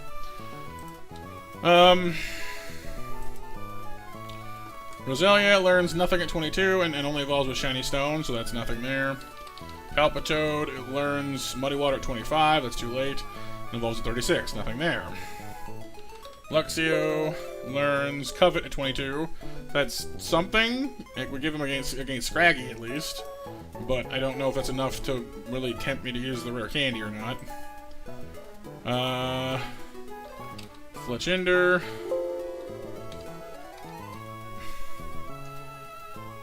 Learns Ruse to 22, which would allow it to self-heal. That's kind of nice, actually. Thinking about, well, the problem with Roost is it would remove our flying typing. But I guess that the bear has no way of knowing that ahead of time, and we'd be a fire type, a pure fire type. So, I don't know, we could, like, we'd basically just sit there and roost ourselves to full health while it punches us until it burns itself.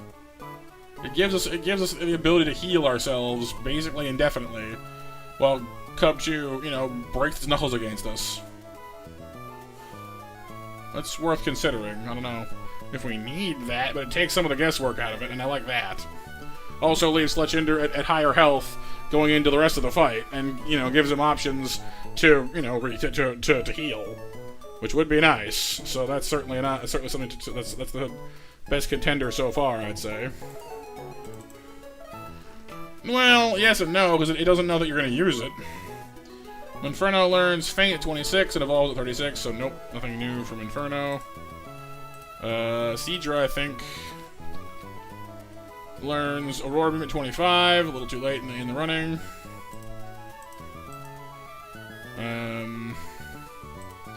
Honita learns Double Kick at 26, it's a little late. Also evolves at that point, so that's kind of nice. Ah, okay, so it'll trade. We'll learn Blaze Kick shortly thereafter. That's kind of nice. But too late in the running for this. Weasel. 24 is Brick Break. Nope. Paris evolves at 22, so we could get a Parasect at 22. Doesn't learn anything for doing it, but it makes all of our stats better. I mean, I don't know. She gets access to Cross Poison in her Evo abilities, but like doesn't learn it by default.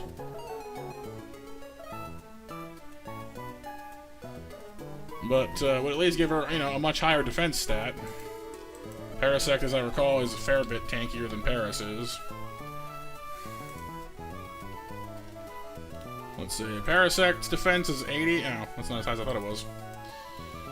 The Paris's stats are 70 attack, 55 defense, 55 total defense. Parasect is 95 attack, 80 and 80. I mean, it is beefier. It's a little bit faster and basically has higher stats in every area. It goes from a 285 total to a 405 total. So I mean, I don't know. It's tankier, but we're not bringing Paris is the problem. Or at least intended to off the bat, anyway.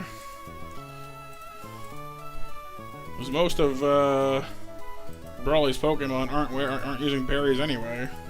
Only one of them is, so Bug Bite's not nearly as useful here as it would be otherwise, so I don't think so. Celio. Fucking spell. Learns Body Slam at 26, but doesn't evolve anytime soon, so nope. Nothing within one level of being useful. Deerling evolves at 30 and learns Jump Kick at 24. That's another no. Who's left? Oh, I think Choodle evolves into Dreadnought as well.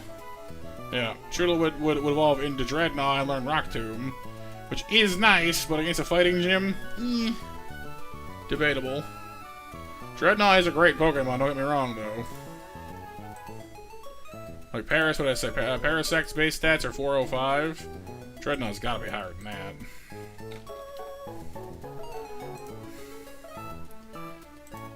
.485. Yeah, it's not even close. Their defensive totals are actually kind of similar, though, but it has more health, it's faster. Okay, in fairness, Parasect's special defense is actually higher, but Dreadnought has more defense, far more attack, and more health and speed to boot. But it is a rock type after that point is the problem. Which, I mean, against stuff like Lopunny would not be a terrible thing to have on staff. But it makes us more vulnerable to Hidden Power Grass and Superpower off of Poliwhirl. Everybody's fighting moves, and there are many of them. I think the only two Pokemon that it makes it better against would be Combuskin and Lopunny. Well, switching in on Lopunny anyway, she does have Drain Punch, so I don't actually know that it's better against her overall. Combuskin has Thunder Punch, which is good against us already, and being Rock type doesn't change that. It makes us weak to Double Kick, but like, meh. I feel like Dreadnought would just kill Combuskin pretty easily. Or at least have a better time doing it. But we've already got Seadra for that. Can already basically two-shot it. So I don't need to worry about that. So it's another no. Or at least not likely. Krogunk learns nothing at 22 and does not evolve. We already checked Palpitoad, I think. Yeah, no. Nothing and nothing. So yeah, I mean, unless we want to do the thing where we teach Fletchinder Roost in order to secure some better health in fight, which is, again, not a terrible idea. Because Pajamas, right now, we could drop Growl, easy peasy, pick up Roost right there, and gain the ability to self-heal, I think it's like 5 times in a fight, which is, you know, not awful. It gives us more chances to land Flame Body on Cub Fu and other people as well. Lets Pajamas basically, like, dominate the first 2 Pokemon, because we could burn Cub Fu, keep ourselves healed, Quick Attack Lopunny out of the fight, probably switch in on Hitmontop at that point, and then it's Gligar's game from there.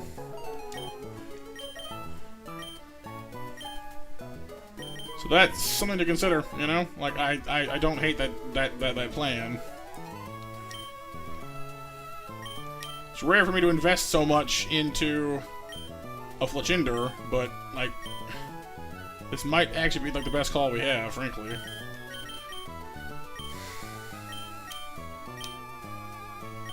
Like, not like, yeah.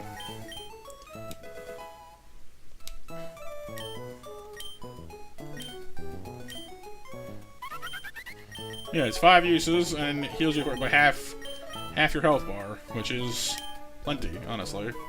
Also temporarily makes you, unless they change how it works, it also makes you not a flying type for 1 turn, basically. So, it could actually be a decent way to, like, survive a rock move if we, you know, can take it temporarily. Unless they've changed that. Let me check mechanic changes, or move changes, real quick. Any mention of Roost? No. Any mention of Roost? Yeah, they just, like, lessened the number of uses. It was 10 originally, it's 5 now. Effect chance, none, type none. It just changes, so yeah, I don't think they changed it.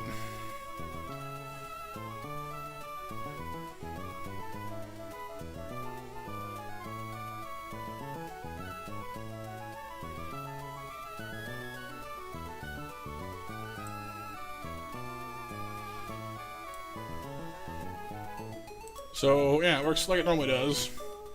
So, I don't know, there's definitely ways that could be useful, I don't know.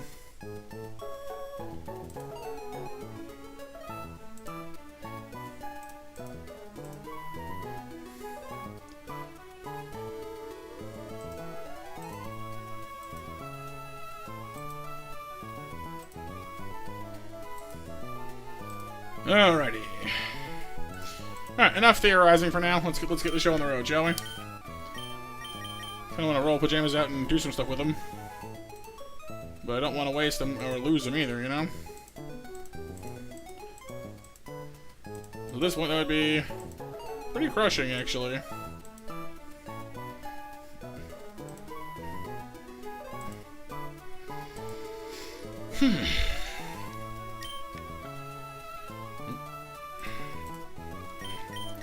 Get your berries on. Nope, not yet. How y'all doing out there in chat so far, anyway? You guys having a good time, I hope? I know I kind of went into babble, you know, burst of babble mode there for a bit, but had to get the plan straightened out, you know?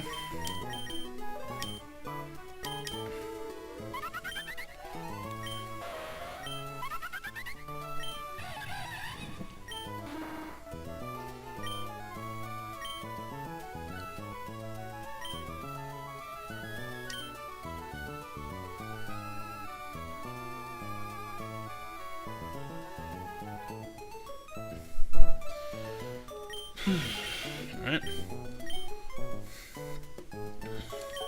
So we'll go ahead and give Belmont a Cherry Berry against all these paralysis moves we're facing up against.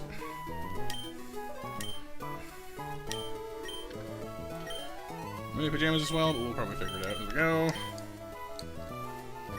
Heal. We need any more Pokeballs while we're here.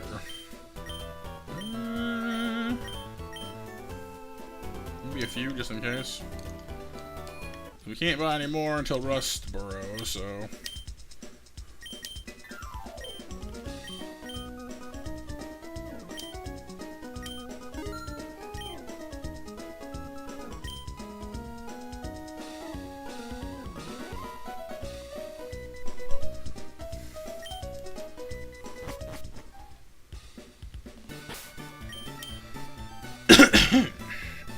Alright. Let's boogie on down to Mr. Briny. Get the heck underway.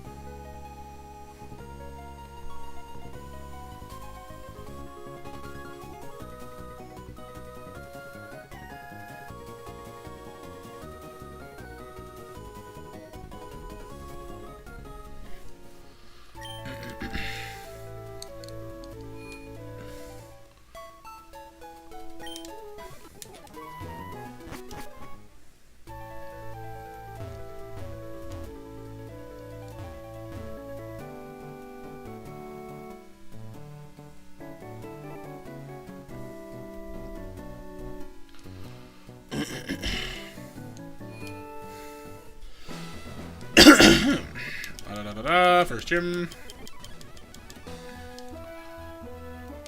Here we go.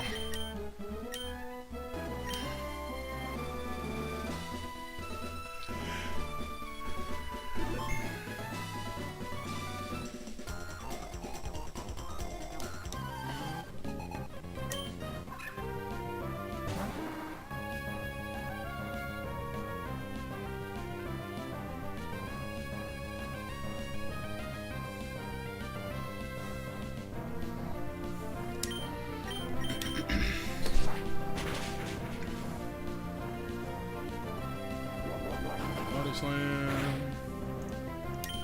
Sweat so far. I'm glad we didn't get an early paralyzed. That would have been a bit of a drag.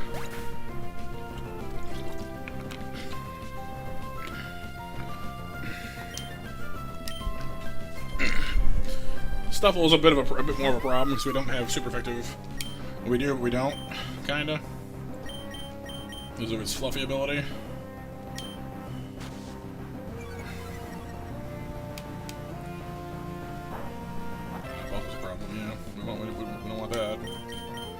How do I fix that?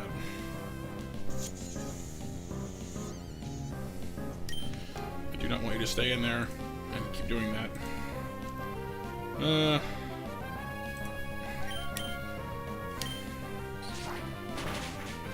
That's gonna lower my damage. You're missing, that's good at least. That's a nice crit. Okay, we're good. We're more good anyway. That still might kill me, actually. That is with 55 defense. Good gravy. That's a lot.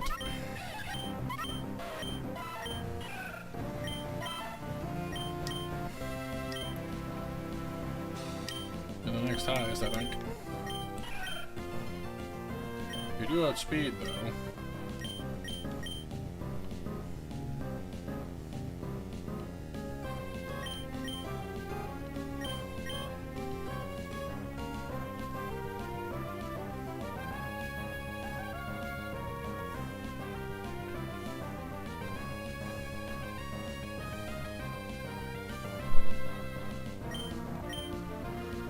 Oh boy.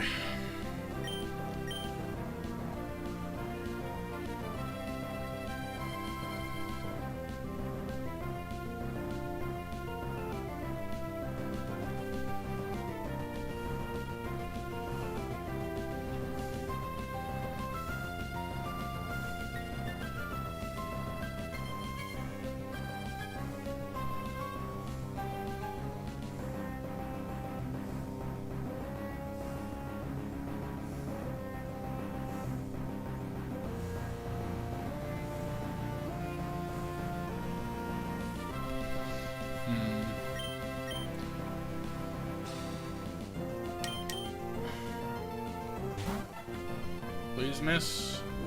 Nope. I'm paralyzed. He got poisoned though.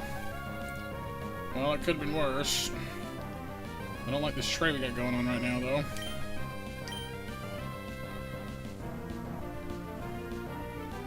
That's still a solid 21 damage, which is a lot of ouch. You would clear smog to lower your stats back down again, which is kind of a nice idea, but you gotta get past the paralyzed first, so at that point you're dead either way, I think.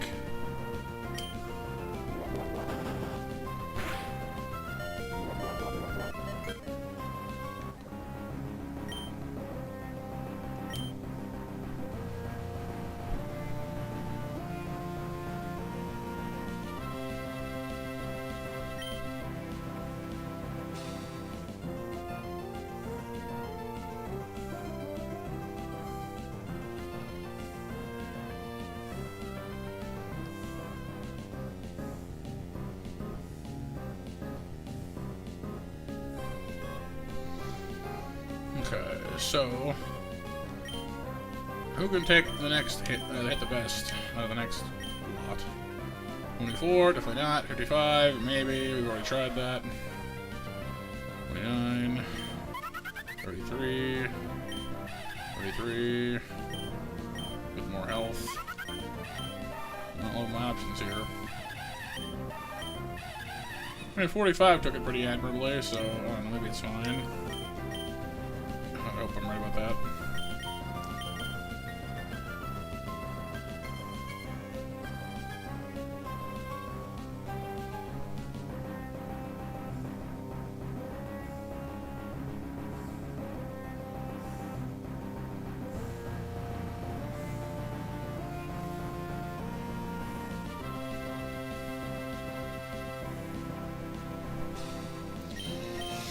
I don't like it, but I think I have much choice. Body slam, something you would miss, if I'm being honest. Yeah, it's not great. But the poison gets him in the end, and we'll be fine. You're the one that tantrums, aren't you? Yeah, outrage thrash. Stomping tantrum is a ground move, so fairly good odds you'll use that.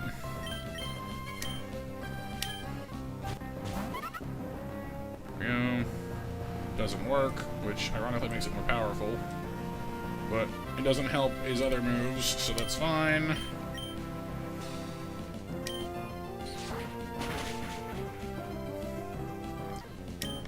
Bit of a dicey moment there in the first gym fight, but we got through her.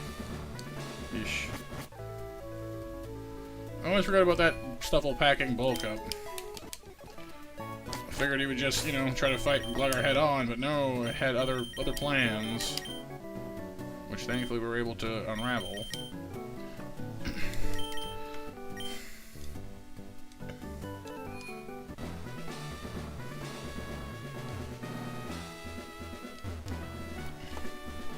Wait a second here.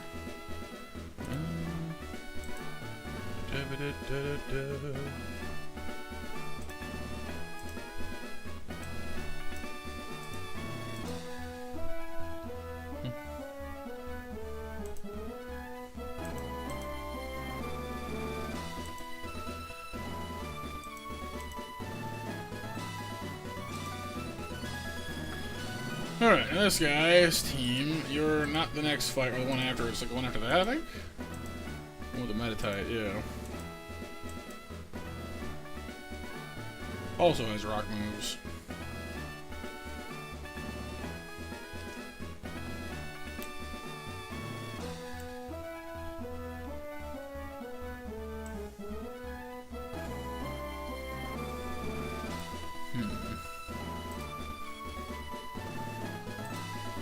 Well, the Meditite has Brick Break, Rock Throw, Fake Out, and Detect. Standard stuff. Means I don't want to have my Platoon anywhere near that mess. Obviously. Next up comes the Machoke with Vital Throw and Facade, of course, and Bulk Up again. And then the Girder with Low Sweep, Mock Punch, Bulldoze, and Rock Throw again. Lots of rocks in this fight.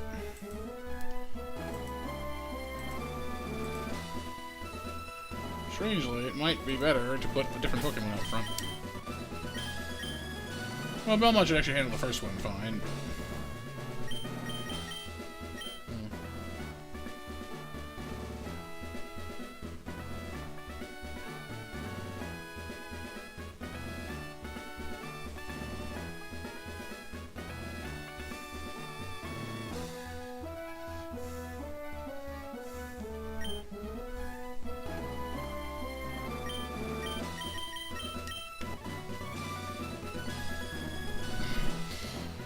Unfortunately, I don't have any Pokemon that ignore flinching, do I?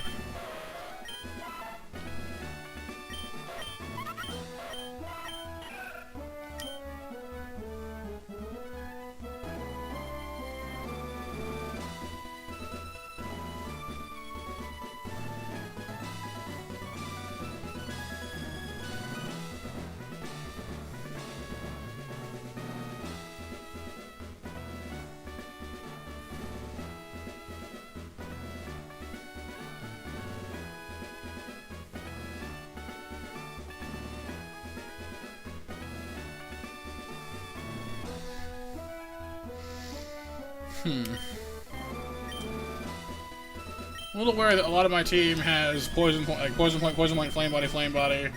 A lot of things here can trigger guts on the Machokes and the Girder. Need to be careful about.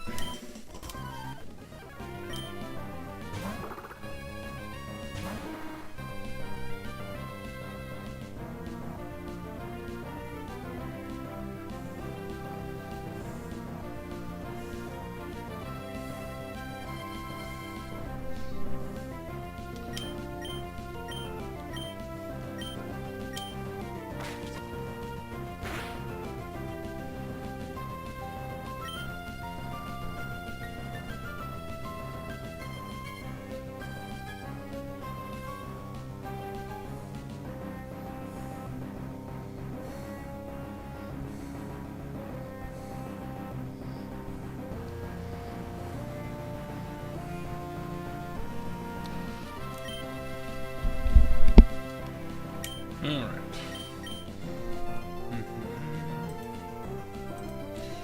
I mean, it doesn't really have any good moves against Gligar. I might use Detect a few times, but we should have pulled it down to air. It's pretty good.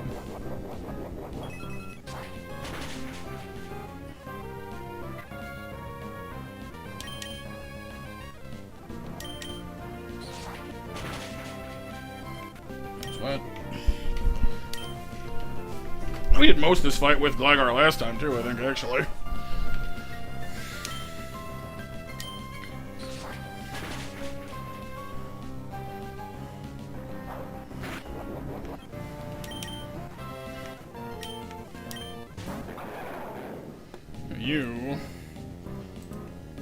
You have Guts, and a Black Belt. Low Sweep, Mach Punch, Bulldoze, Rock Throw. Alright, well, worth being cautious on.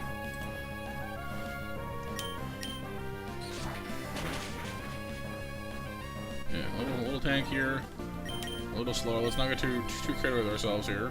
It's gonna use Low Sweep again, or perhaps Mach Punch.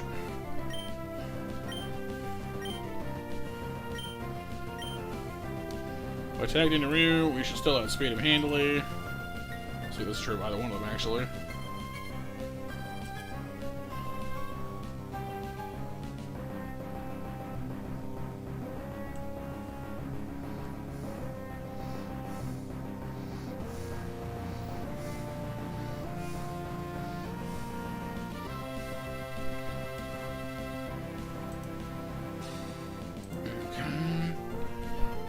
Don't want to risk getting banged around too bad, you know?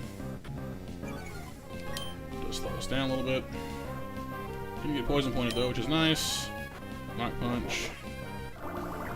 Bubbles. No sweat.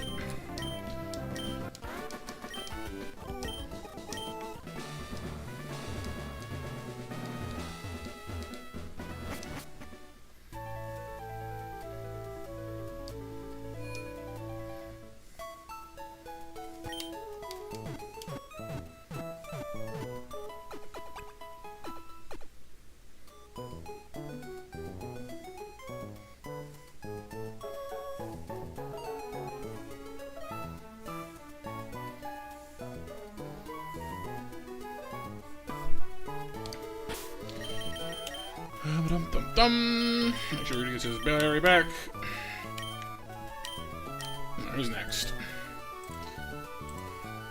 Ah, the Farfetch'd and the Heracross. Makes sense.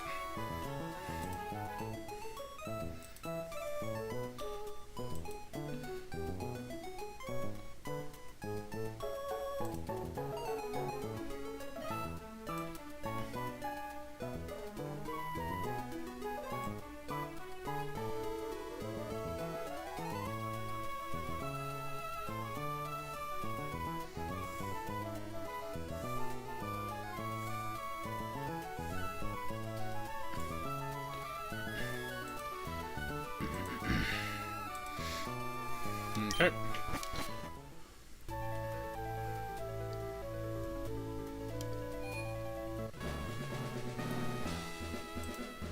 So, what y'all doing out there in chat so far, anyway? Got awful quiet out there all of a sudden. Last little while here. I guess it is a Sunday night, though, in all fairness. It's getting kind of late, too.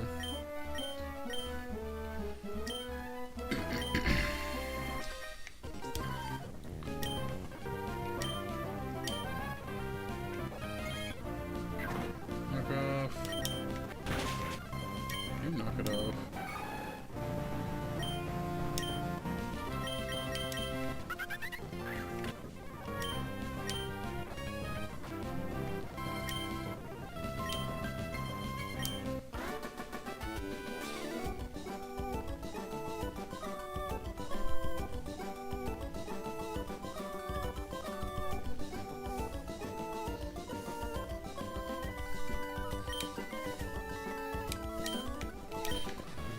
Alright, that's one down again. Another one bites the dust. Bada bump, bump, bump. Another one bites the dust. Next up, we'll go against the Makuhita, who does have a rock move. That's the self-burning one, though, that's right. So want to be careful of that.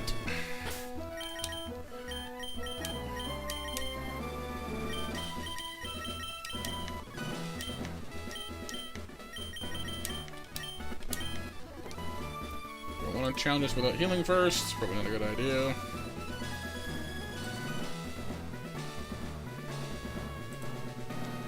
Just to make sure. Trying to avoid making any dumb mistakes. We're doing pretty well for ourselves so far, knock on wood.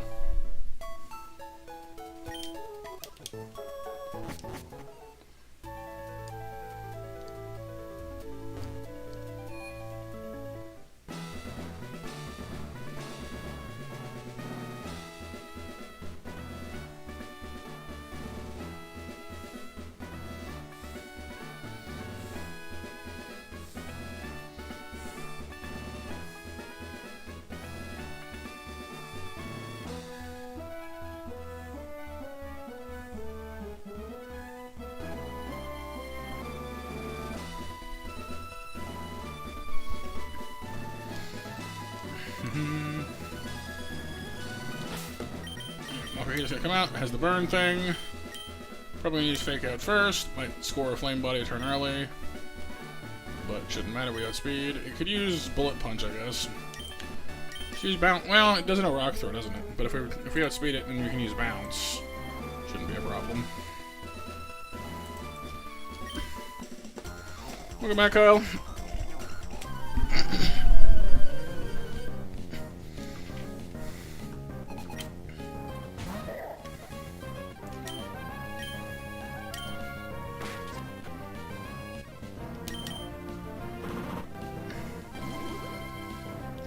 Well, we finished planning out our team. Now we're putting it into practice.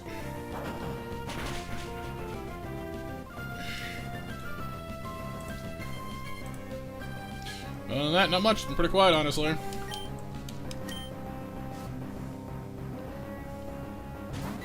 Monkey boy here. Yeah, earlier. Already, Kyle. Way before now. Power up punch and reversal. Do I speed you? Yes, I do.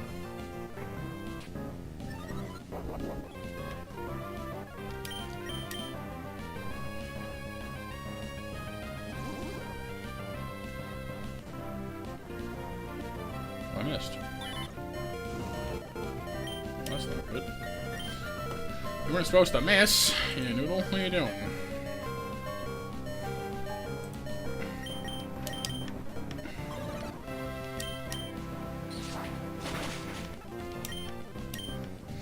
Well, bounce isn't a perfect, is not a perfect move. It doesn't have perfect accuracy, so it happens now and again. Lydian's got, of course, Drain Punch, Thunder Punch, Ice Punch, and Mach Punch, making it kind of a mean customer.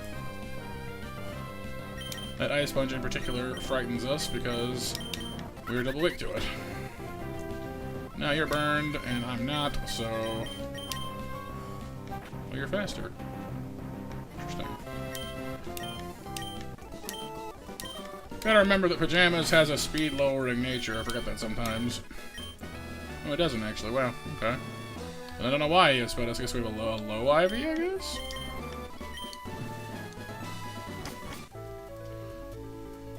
I haven't had to use it yet, Kyle. I'm trying not to overuse Pajamas yet, because I don't want to risk losing him, just in case.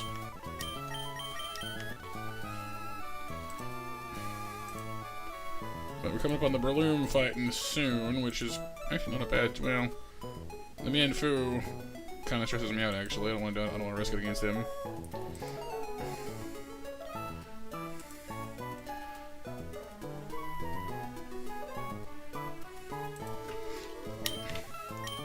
So far, we just had a better time leading with Macaron or Belmont because they tank so beautifully. Oh no, Kyle? It can be useful in the right, in the right circumstances. I mean, in most normal Pokemon play, it's less valuable because you just go around brute forcing everything. There's no reason not to.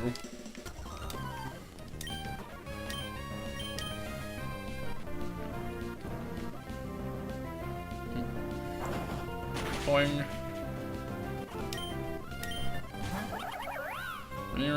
Isn't this the one that has triple axle? Why'd you come in against Macaron for? That's interesting. Oh, for fake out, I guess? The bonus damage thereof? Maybe.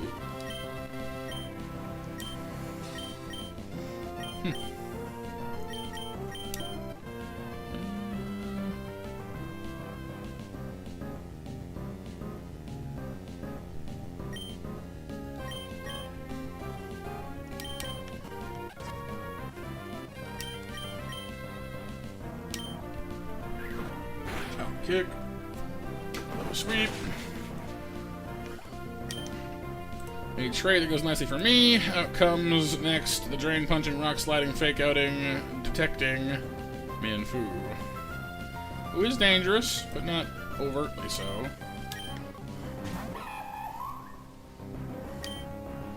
Drain Punch is kind of the scariest part of that right now on us. He's gonna use Fake Out though. Oh wait, no, did he have Fake Out? Yeah, he does. I mean, the Belmont on the Fake Out, because honestly, it's better than having to eat a Rock Slide for free.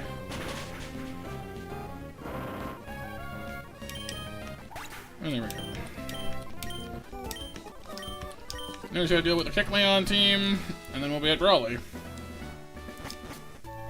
Thank you for the hugs, Renee, and thank you for bringing in the match. Oh yeah, last call for MASH, you guys. Anyone's planning on entering the MASH versus next?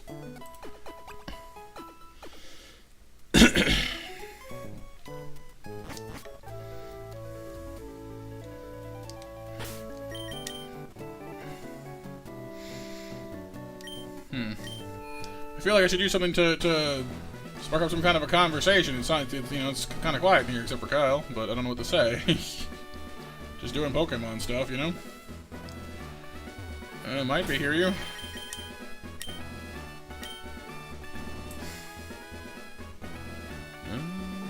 Let me have a look. Yes you are. Hear you, Renee, Kyle, Nova, and Pixel are all in. Nobody else so far. All the Bapanadas. Bapanada. Right. How are we going to take on this Kecleon? It always takes a little bit of planning. Like the Thunder Wave people, I don't have any ground moves. Well, I do, but not on me. I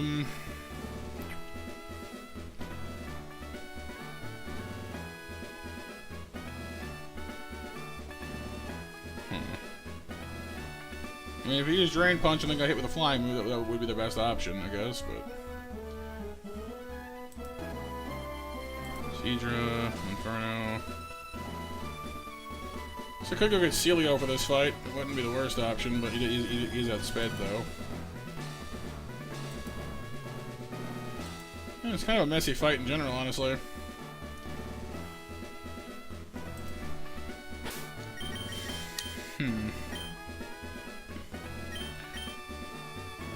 Well, Roman Roller can beat the dragon, yeah, with ice moves. Yeah, we would have options for that too.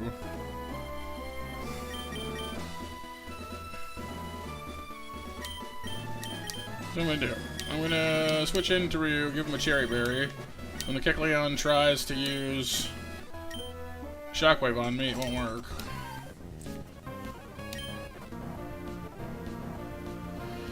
He maybe hear you, yeah. I mean, what Punk doesn't know Covet this time around. Kind of just brute force him to Kecleon with Bull Beam. Thunderwave. Try then shrug off. Me again. Okay, the paralyze is not exactly part of the plan there. Need one more try.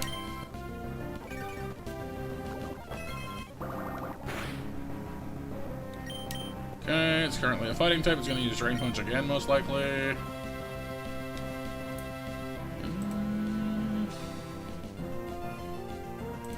does complicate my fight against the pig later a little bit.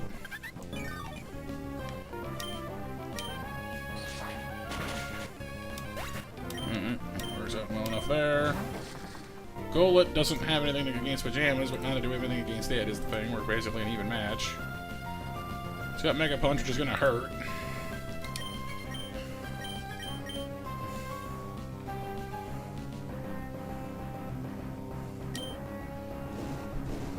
Let's try it, though.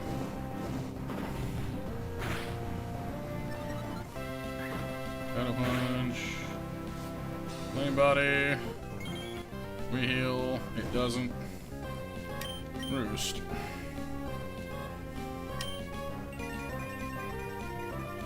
No, I can't. It's a ghost, Kyle.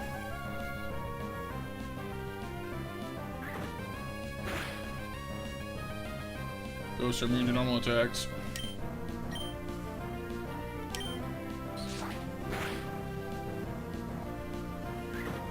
Yep, it is a ghost ground type.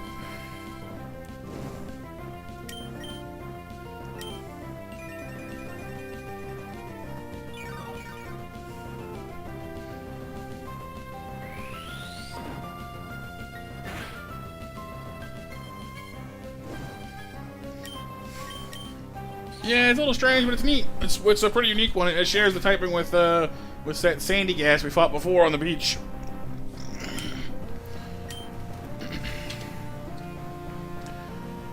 Here comes the Pig Knight. Now you don't have any moves that are good against me. Your takedown is kind of threatening. It's a four hit KO. Wait, actually, you're looking at the right thing. No, I don't think so. 3-hit KO with takedown, but we should be faster, and we have aerial ace, so yeah, like that hurts and all, but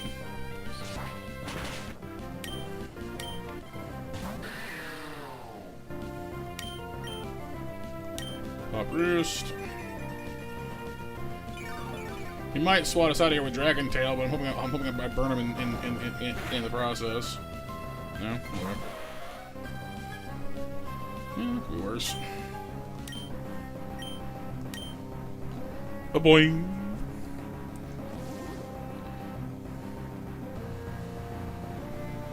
Trying to cycle us through our team, but it just gives a chance to hurt him, basically. Welcome back.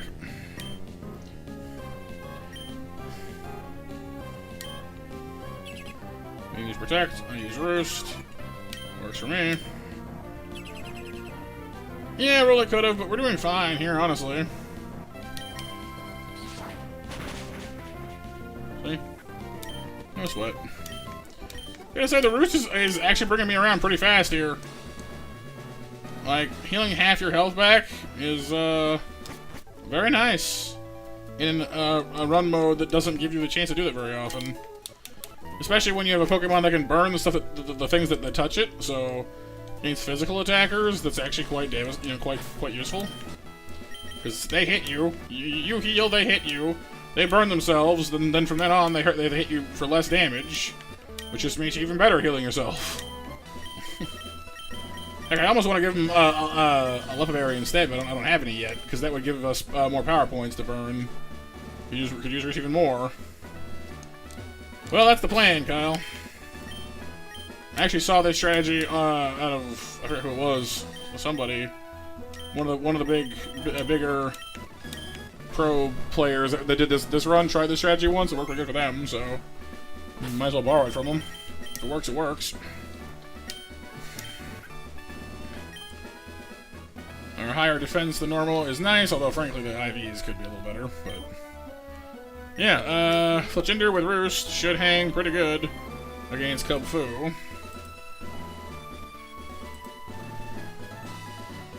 So I haven't updated my thing to reflect the level 22, have I? Hang on, quick adjustment, just to make sure we have the most up-to-date readings.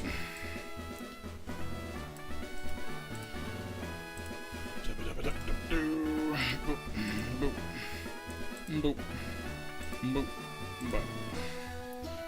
Alright, so yeah, he can 3-hit KO us with Mega Punch. We can 2-hit KO with Aerial Ace. But again, we want to try and bait some burning into him so we come into Lopunny fairly high health. If we can. Making sure that we've got the right...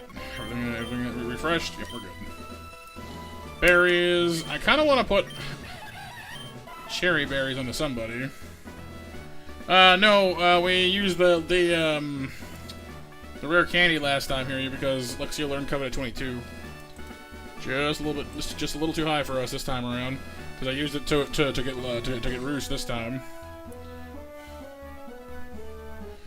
Thank you for the smiles and the positivity, Renee.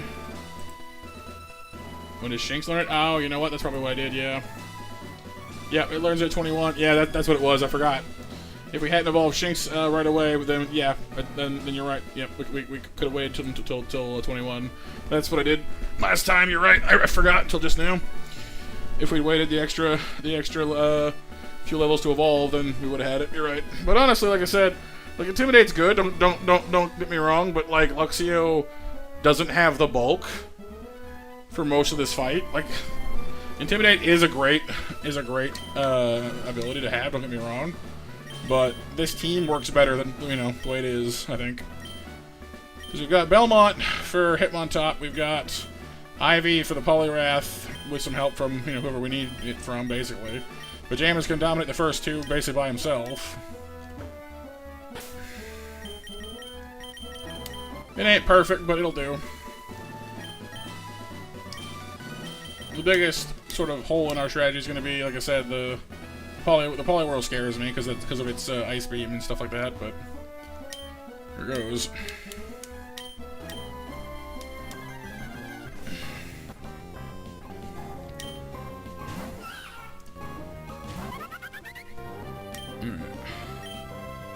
So you're gonna throw what you're gonna throw. I guess I might as well go for a Flame Charge right off the bat. I guess.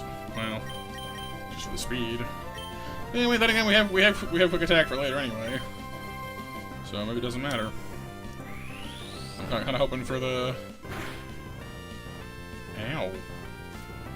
That crit right off the bat, not exactly what I wanted. The flame body was though. Nice hit.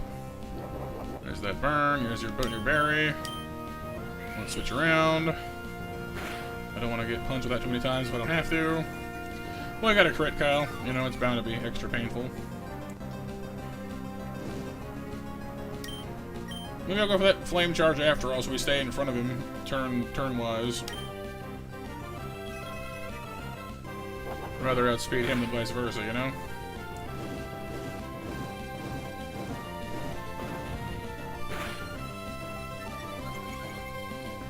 I should let us outspeed most of his roster now, honestly. He might even use Sucker Punch now that we're faster than he is. Yep. Measure lets us sidestep nicely. He very rarely will use it twice in a row. It's like a coin flip, I think it is. But if he doesn't, then we can just do this. No more Cub Fu. That is the first and only time we've ever come through Cub Fu at full health on anything, ever. We have popped our berry, though, which is worth keeping in mind. Yeah, well, as long as you don't... As long as you do not use an offensive move, then it fails by default, which is part of why I did what I did. Alright, you've got Sucker Punch. No, you've got, what? Mach Punch, Rock Slide, Fake Out. He's gonna use Fake Out. But he has Protective Pad, so we can't burn him the same way we just burned Cub Fu, unfortunately. I wish we could, that'd be nice. Belmont's turn. We'll Tank the fake out as well as we can. Oh no, wing shoot the rock slide. That's fine too. Omon's our choice here. Used him last time for the same reasons. I almost want to kick some sand in your face first, but I want to know how long I'm gonna how long it takes me to kill you otherwise. Hang on. Blackguard versus Hitmontop. 8.2% chance of to hit KO. He's at 0. So basically, he kills us in 4 or 5 hits. We kill him in 2 or 3. So we could just race him down. Because Rock Slide is not as inaccurate as it used to be. So at this point, the sand is not as safe of a bet as you'd think.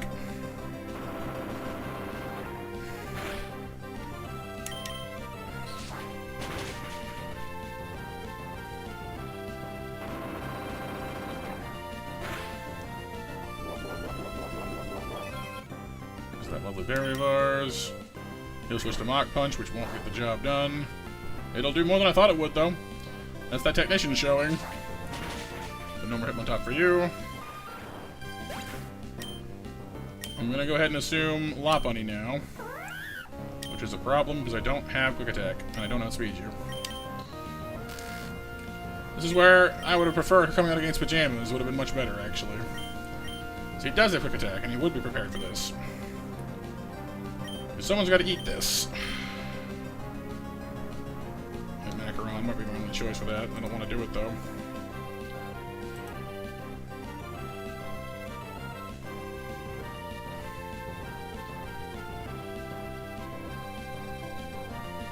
No, he did, but I kept the sand instead because I found it more useful in general. But I'm now realizing that I shouldn't have done well. Hindsight and all that. If you come out against Pajamas, I kept Quick Attack on him for this exact reason. But she didn't come out against Pajamas. So we must deal with what we have, unfortunately. We need to keep Ivy for the Poliwrath or Poliwhirl. Well, the Ice Beam still scares me. Macaron is our insurance against, Jerkface, what's his name? Do I think Pajamas can survive Retaliate is the question. It's not impossible. Defense and health are both better than Macaron, so I mean, if anybody could. 33. Retaliate does how much damage when it's fresh off the boat? Hang on. Retaliate goes from 70 to what? 150? No, 140. It doubles to 140. Great.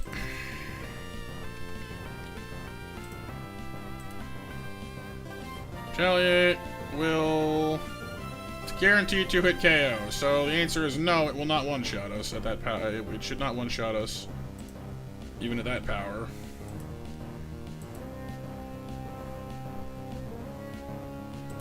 It does make it a little trickier to get a heal off, because she still outspeeds us, is the problem. But we can then poke her with Quick Attack and force her to leave, at least, so there's that. Oh, I don't like this. If you crit us, we're so screwed. Please don't do that. If you can actually, like, grab a burn while you do this, that'd be awesome. Ow! Now be gone with you, foul vixen. Here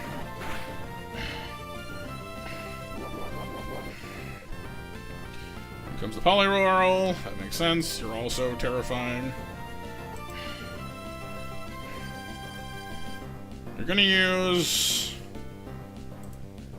well... You might use Wolverine, you might use Superpower. Either way, I should change to Ivy. Both of those things are bad for me and better for her, so... Well, as it is. Now, can I survive an Ice Beam against this thing, and do I want to try? It will 2-hit KO me. Well, 2 or maybe 3-hit KO, but it has a chance to 2-hit KO us.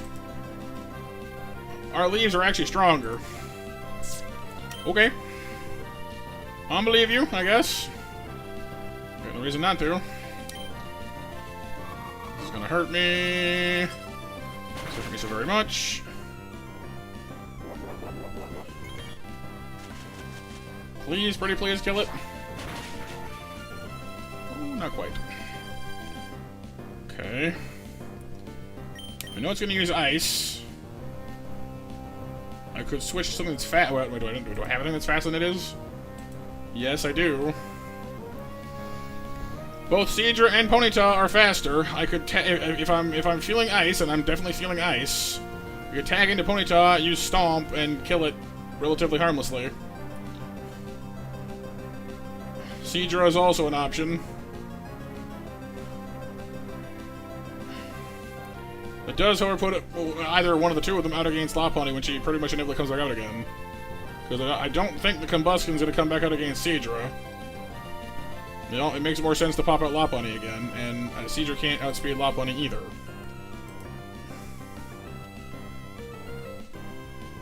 Inferno could Mach Punch, that's a good point. That's an excellent point. And he'd be a better match against the Lopunny, too. That's pretty much who we brought him for. Good call here, you.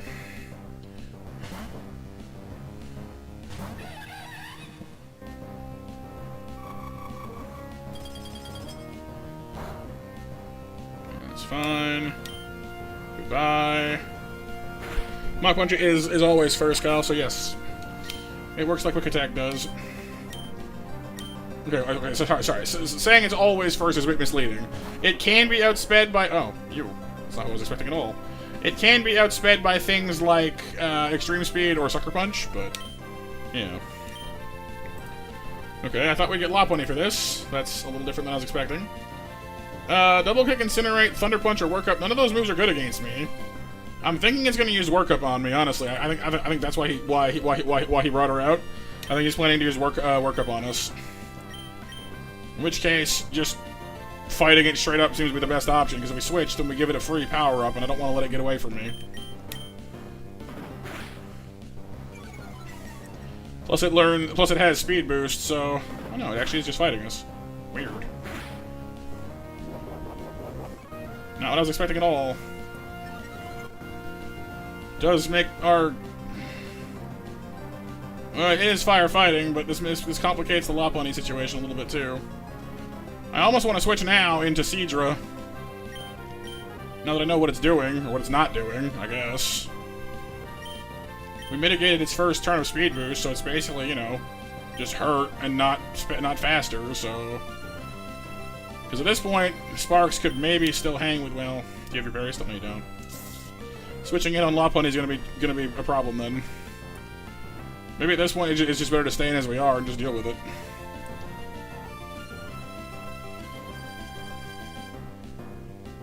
I don't like that. I mean, Ryu is still pretty useful for other things, I guess. This isn't exactly what I had in mind, but it works, I guess.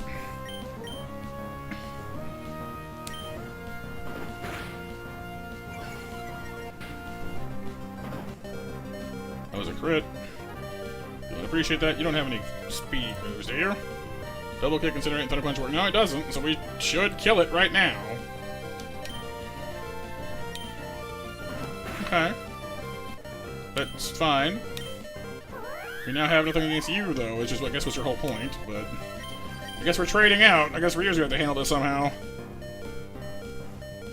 He's got the tank. He's got Poison Point. It might work.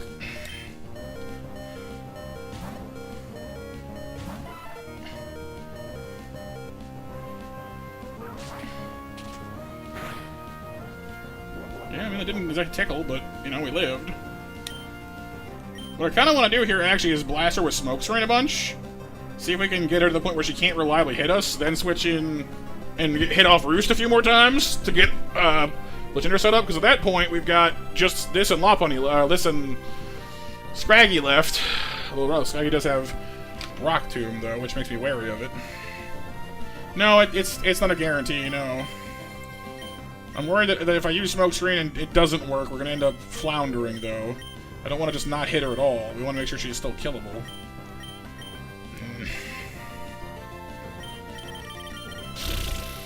How many times does Seadra need to hit her to kill her is the question here. 3? Well, she's a bit hurt, so 3. But we're already a lot more hurt than she is. I don't like them odds very much. It might slow her down, which is kind of tempting, but I'm not feeling great about that. It has. Smokescreen has been mighty handy before, you're not wrong. And then again, she has Drain Punch, so the odds of us outboxing her is pretty slim.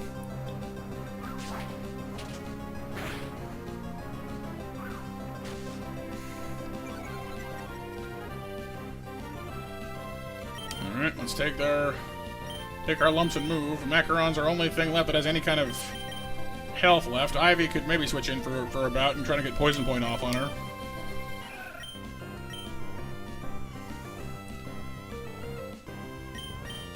I don't love our options here. They're not too terrible, but I'd almost rather keep Ivy in for the Scraggy, honestly. Because there's nothing that works well, it has Feint Attack, but I don't know. We're sitting on a decent run right now. We just need to figure out how to get to it. We're pretty beat up, but we're winning at the moment. Doesn't mean it can't be turned around on us, though. Yeah, I think we can.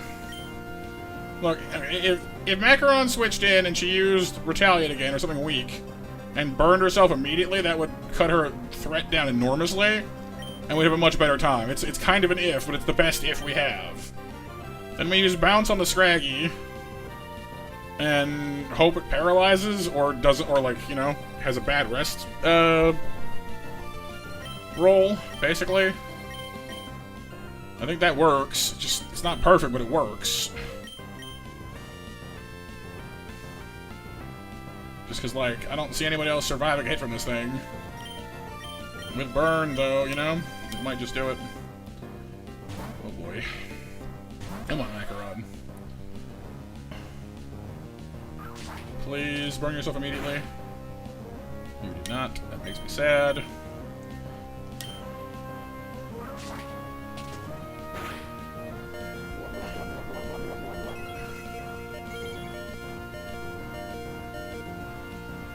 Burn her. We need this. Oh my god, seriously? Not even a little bit? Ugh.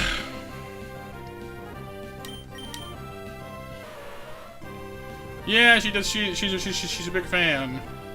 She's probably gonna switch to Drain Punch at some point to get some of her health back. Is the issue. Won't amount to that much at this point, but she will probably kill me with it. Is the problem. And I don't think I have a way out of this without losing somebody now. We could switch to Ivy, but at that point we're basically just playing with a bunch of dominoes. Because we won't be able to switch into anybody without getting smacked around. And that Scraggy has Power-Up Punch, so you do not want to let it get away from you. Well, Headbutt would arguably be worse here, was the problem. Headbutt would do more damage than Retaliate would at this point. I'm not really clear on why she's using Retaliate over Headbutt in the first place. Honestly. But with plain and simple, do not outspeed her is the issue here. Nothing does. So we could lose somebody, switch into Inferno, and try to Mach Punch what's left of her, but we need her to not heal herself first. And even then, I don't love the odds of it. I would have felt a lot better about this if she'd burned herself first.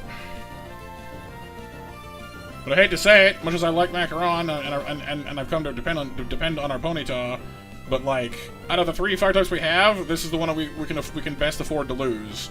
Infernape is more valuable than Rapidash, and so is Talonflame. I hate to say it, but well, yes, she did, Kyle. But even if she could, and like, she wouldn't get enough health out of Lopunny to matter anyway. And we're slower anyway, so.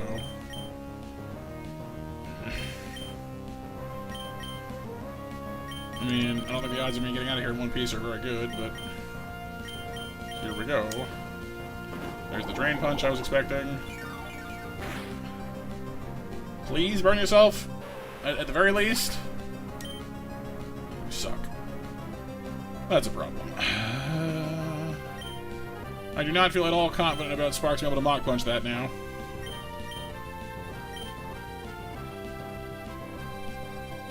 At this point, I think Ivy and either Sludge or Magical Leaf is the best call, but it's going to leave us with a house of cards against Scraggy. Because bad luck, Kyle, basically. It should have, well, it could have. Ivy should survive, and she resists the Drain Punch, but, you know, we're gonna get hit, we'll get dropped in 2 hits by Headbutt, basically speaking. Maybe the poison comes in, maybe it doesn't, but I'm not convinced it's going to matter either way at this point. Pajama can take Scraggy? No, not really. Scraggy has rock moves. Pajamas will die. Probably, anyway. I do have one maybe path out of that one, but it's hazardous. I'd rather not have to walk it if I don't have to. As for right now... Yeah, Roost, I know. That's like the one thing that might save us there. Pajamas outspeed Lopunny? No. So, we have two priority moves. We have Mach Punch and we have Quick Attack. Mach Punch obviously gets better damage, but I'm not convinced we can it'll be enough to kill her at this point because of how much she healed herself just now. I don't like our odds there. But I can get Ivy in first to whittle her down some more, and then I guess we have to give up Ivy or sacrifice to somebody else. I don't necessarily love either. We could probably fix that. So we could get her down to where we could take her out with Mach Punch. Then we gotta deal with the Scraggy somehow. I don't love the idea of sacrificing Ivy, but I guess we are about to get another grass type in the woods. So I suppose if we had to, you know, like, Roserade's a good grass type, but she's not the only grass type, I guess. We do still have Deerling, for whatever that's worth. Sawsbuck isn't terrible. I'd rather Roserade, personally, but...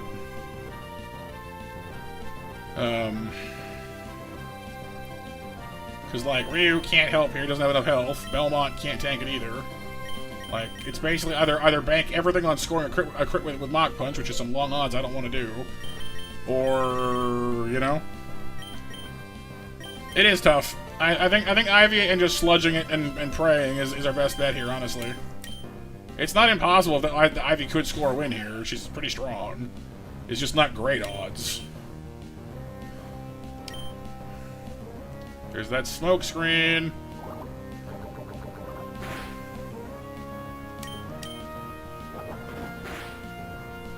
Ah, the crit. You absolute jerk. You didn't need that crit just there. You did not need it. But, if I'm lucky, I feel a Mach Punch coming on. Out of here.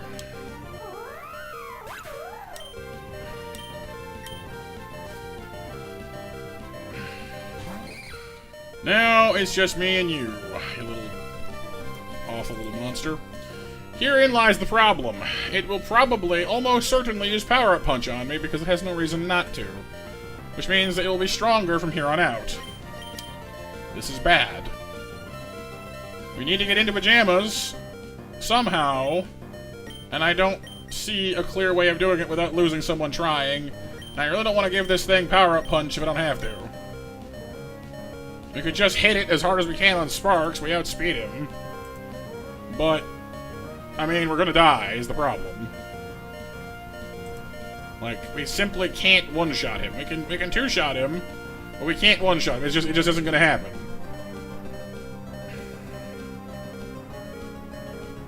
No, we can use low swing, but like, we can hit him with full power. It's just that we're gonna lose Sparks doing it. We can't, unless we score, like, the crittiest crit that's ever critted, it's just not happening. Like, that's some very long odds, my friends. So... we could switch into Ryu, sacrifice the Siege, roll to Pajamas, try the Roost strat, and pray he hasn't used Power-Up Punch twice by that point, because if he has, we're just screwed. But it's at least a move. It sacrifices, you know, a Seadra now and a Kingdra later, which I'm not thrilled about, because we keep losing all our water types right, you know, we keep losing all of our water types right before Roxanne, which is not exactly awesome. But we do have other water types. And I'd rather have a Dreadnought later, and, you know, with an Infernape than without one. You know what I mean? So, I think Ryu is the move here. I wish I could say that his Poison Point would, you know, help, but this thing has Shed Skin, so it's not going to.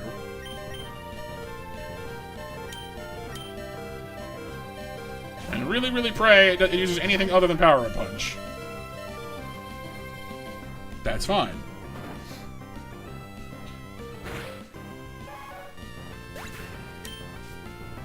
Poison is nice, but it's not going to stick. And I'll take it while it's there, though. Don't get me wrong. Alright, here's the plan. It has a rock attack. It is going to use the rock attack.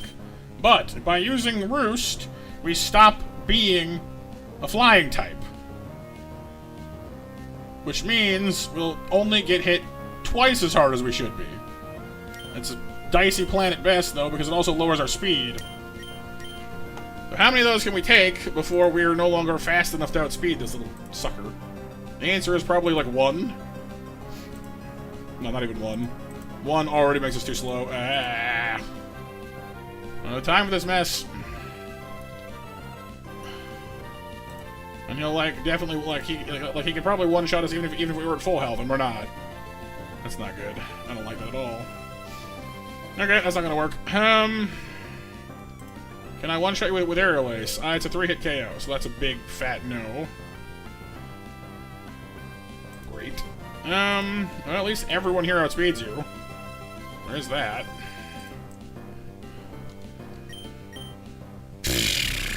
Okay. I could kick sand in his face with Belmont once, exactly 1 time. Or him with Aerial Ace. He's gonna use Rest sooner or later, though, so... I almost think the sand might be better, except he has Feint Attack, so it doesn't matter. So...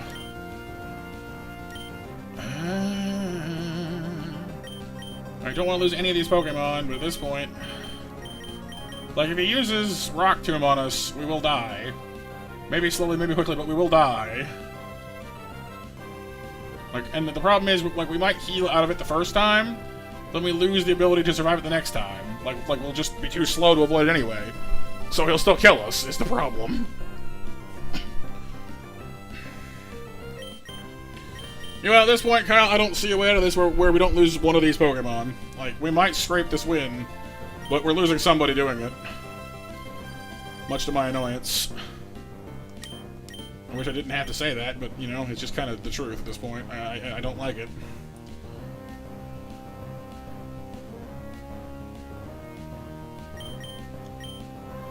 I mean, Pajamas is... I mean, okay, so... All of them have a stab move that is good against Scraggy. But with his Eviolite, he's annoyingly hard to kill. Low Sweep can 2-hit kill him, almost. Gligar's Aerial Ace will 3-hit KO him, probably. And Fletchinder's Aerial Ace will definitely 3-hit KO him. So, only working together, we have any chance of this thing working. And he needs to not use Rest along the way, which he's going to do, by the way. So don't get too excited. If I can somehow predict when he's going to use Rest, and use Roost on that turn, or maybe Flame Charge on that turn to get the speed thing figured out. Maybe, but we have to switch in on Pajamas pretty much right on top of that happening, and even then I don't like our odds, so I don't know. Spark slowing him down would help too, frankly, but like I said, we're kind of playing with dicey things at the moment. I don't like our options. I don't like them at all. I mean, obviously Infernape is our starter, and a firefighting type, you know, is hard to come by. We're not going to get another fire flying type that has Flame Body, and Gliscor is a pretty rare catch as well, so... We're basically just going, hey, which of these 3 really valuable things do I want to lose today? And the answer is none of them. You know what I mean?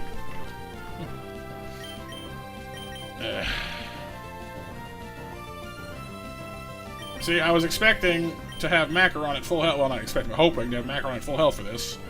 His bounce would have been a lot better against this thing.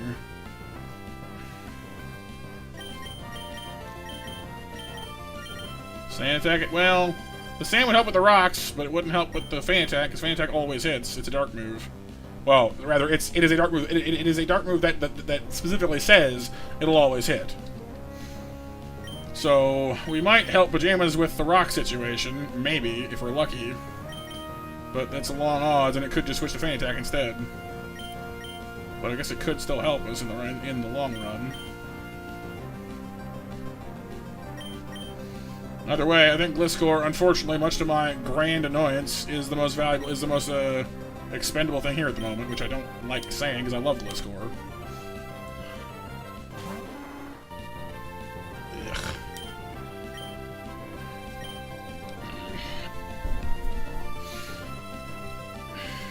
to do. Do I just hit it and go for the damage? Try to proc rest? Whatever that's gonna do us, and just pour on the damage from there? Do I use sand attack and hope, pray, plead that it misses a rock throw somewhere, a rock tomb somewhere? It's in this version, rock tomb's not even like a 90% accurate move. It's 100%. So landing all 5 would maybe do it, but I'm only gonna get 1.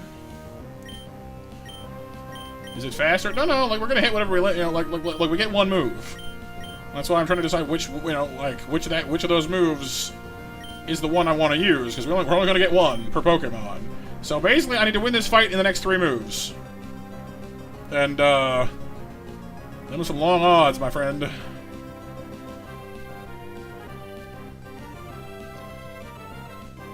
Logically, just going Aerial Ace, Low Sweep might pull it off. It's not impossible.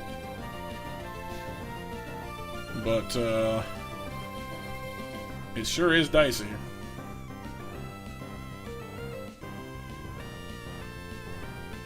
Because, like, Fan Attack will probably kill us. Rock Tomb would probably kill us. Power Up Punch wouldn't, but I don't know why I would use it on Gligar. It doesn't, you know, because we resist it.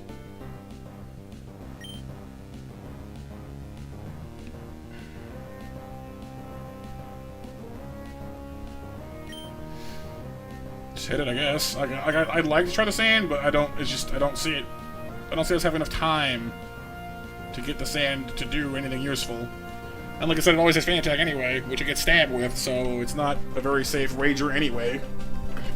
The only situation where that might work out for us is if it whiffs Power Up Punch or Rock Tomb on somebody else. And I just don't see that happening reliably enough to bank our whole survival on.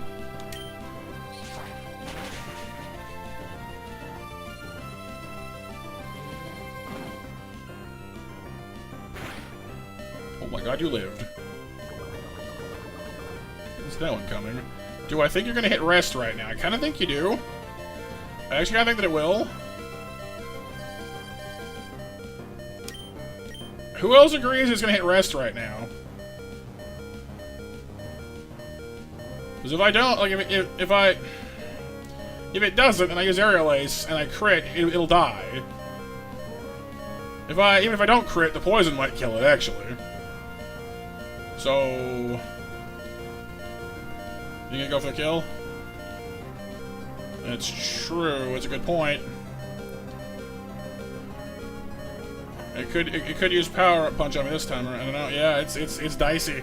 We're riding that razor's edge right now, that's for sure. I'm just gonna... I don't know what I'm gonna do. I can't kill it with Aerial Ace, I'm certain of that. Well, it might not come. I mean, it is the last Pokemon. It might just go for it. Here is right. It might not, but it's hard to know. I think I'm just gonna go for it, and we're gonna see.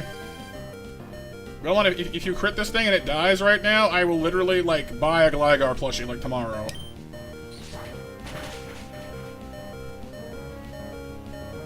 There's the rocks. Well, Belmont's a hero, that's for sure. Because that means, even if it lives through the poison, we win. There we go.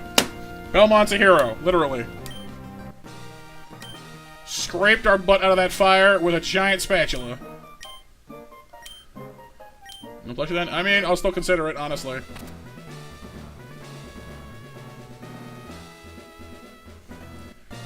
We need some salutes in the chat for Belmont, please. Like, saved our butts. 1000% saved our butts. Surviving that Fan Attack was like the clutchest move possible.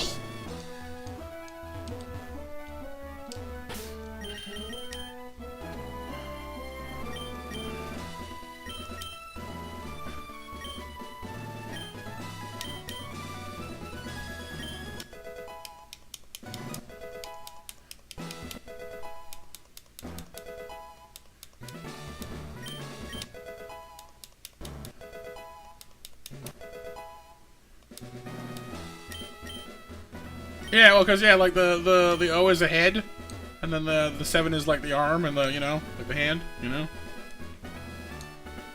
I don't know, I'm not sure if it originated with EVE Online, but it's used there a lot.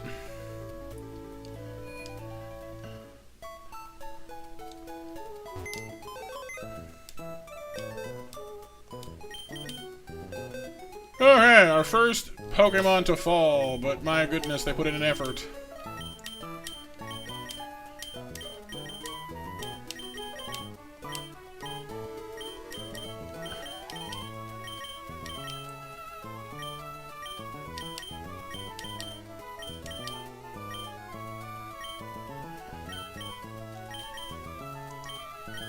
Phew.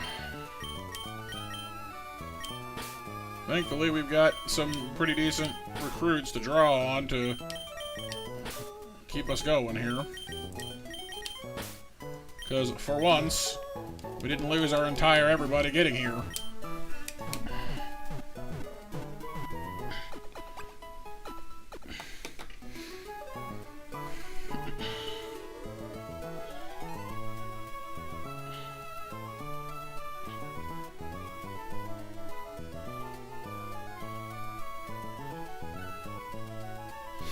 Oh, goodness.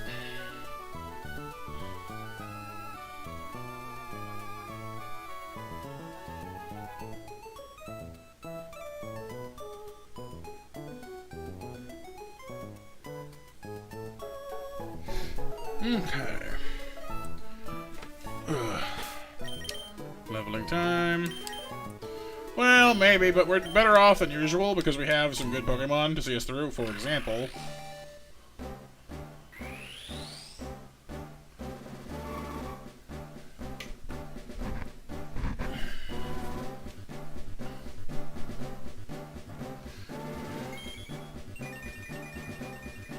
Yep, and those split needs to be updated too, I know. Hang on.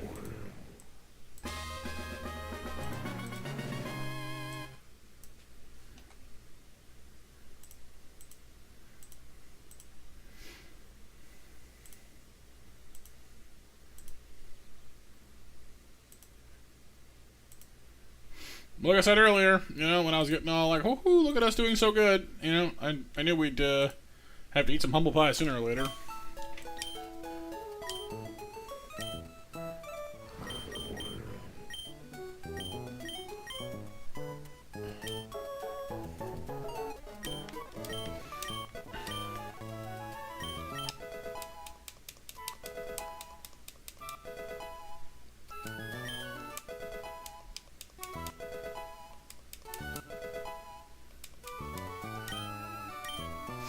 Our first physical fighting move. I mean, it is stronger, but we're using a modest Krogunk, so I don't know if I want to learn it or not.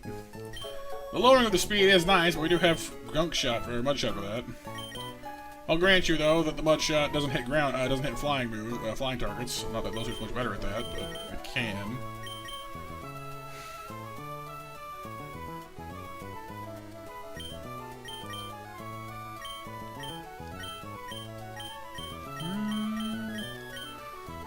Didn't I say Toxicroak had better physical stats, though, in the end? Hang on.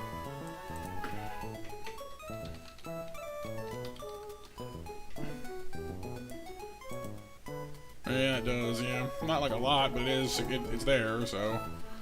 Yeah, fine. If we get to that point that it looks valuable enough to do so, we might use some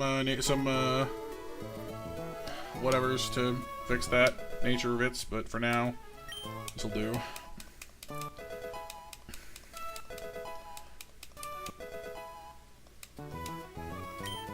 Muddy water!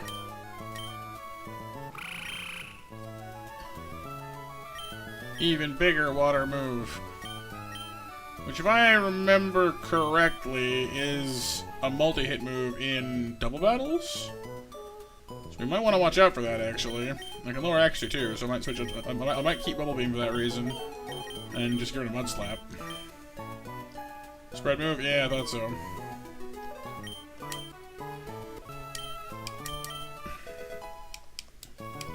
Which, hey, we've got a double battle coming up, so that might be useful.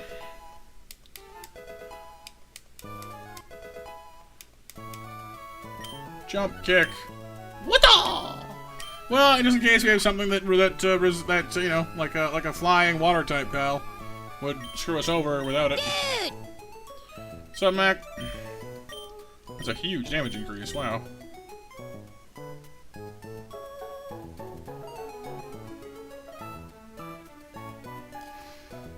I almost would rather keep double kick for stuff like be sharp though, and drop takedown. Is that weird?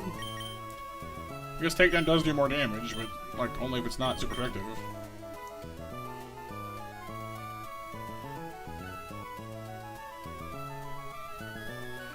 I don't know. Maybe. Hang on.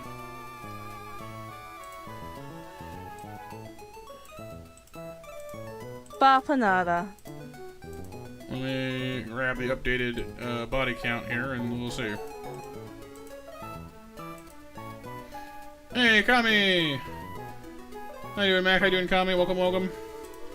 Welcome to Matt's Late Night Pokemon Extraordinaire. Currently picking up our team after having a legendary fight with Brawly. Scraping through it only because of the heroic sacrifice of, like, 4 of our team. It's a real mess.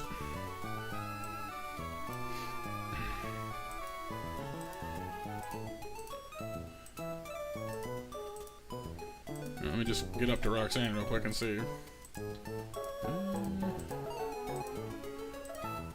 Roxanne. Will double kick kill Bisharp? The answer is no. Not currently, anyway. Oh, although we are at level 24 in fairness, so Bapanada. presumably our level would go up a little, like, and you know, we'd be a little bit stronger at level 25. So there is that, I suppose. Let me manually change that. It has a 2. Yeah, it's a approximate 2 hit KO. And when does Deerling evolve? Deerling evolves to Sawsbuck at 30. And we will be level what? Let's have a look real quick. Nope. Roxanne is 25 still. Like we are the level we are now when we'll be fighting Roxanne. So Deerling will not be able to do that now.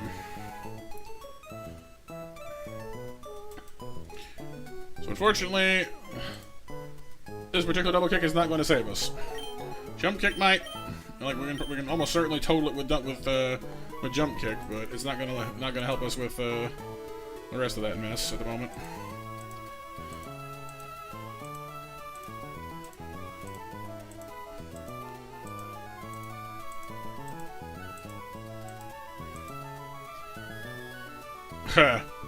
No, I just felt like trying to make up for the fact that I missed some days this week, Mac, you know? Well, it is, Kyle, yeah, but we can get a wide lens in Rustboro, which should fix the accuracy issue. So, it's only a 5% chance until then anyway, so it should be manageable, I think.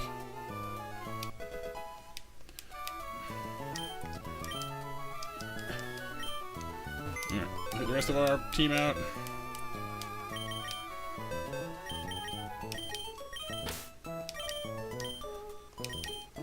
Plus, we're about to get 2 or 3 more catches in the coming few routes, so if we can get there safely anyway. I'm gonna say that Krogunk and Deerling are kind of my, like, most hesitant to use list right now because they're not evolving. They haven't evolved yet, so until they do, their potential is not at full go, which makes me concerned.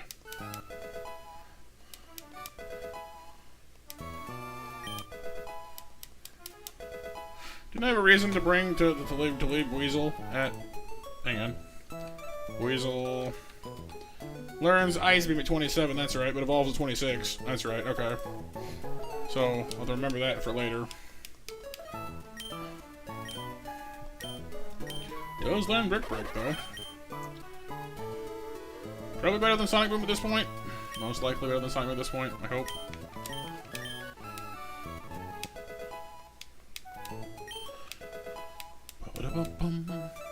There's Covet. Sorry to have you guys come in during me doing extensive Pokemon team building crap, Kami and Mac, by the way. I know it's not always everyone's favorite part of it. Just to walk in and just suddenly numbers and tactics and decisions and blurg.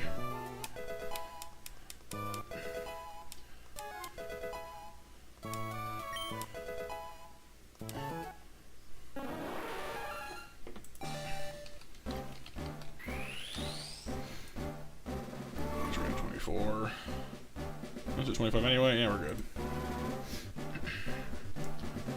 There is a match in 5 minutes. Yes, there is that.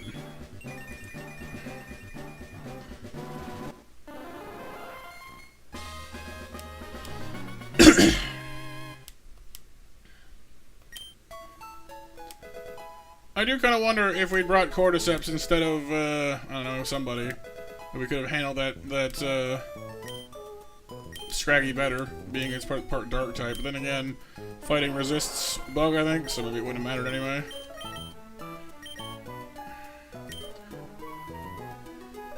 That's fair, Mac, that's fair. Do you feel sufficiently crunched?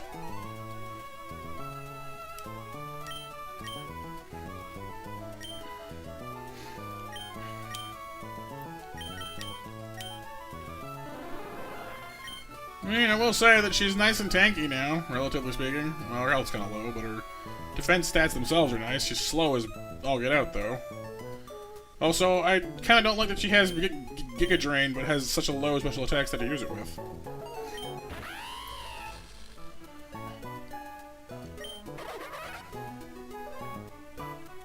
God, Weasel, you're made of tissue paper.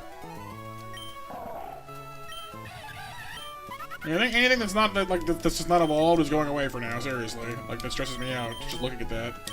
Anyone whose defenses are not at least 30 needs to go hide until they're ready to come out of the oven.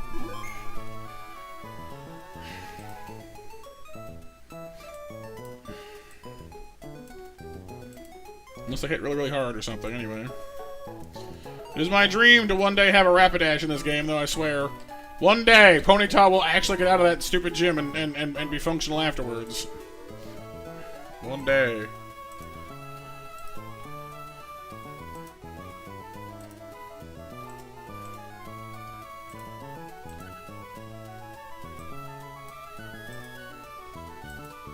But not today.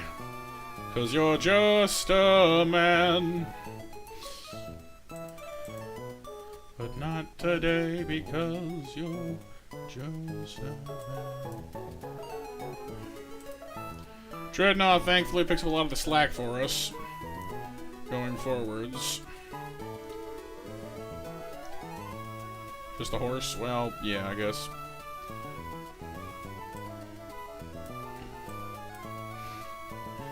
Okay. Fire type, fighting type, rock, water type, water, ice type, electric type. We got some bleed over happening here. I don't know if I like that, but it'll work. It's gonna have to work. Shedinja, Rabombi.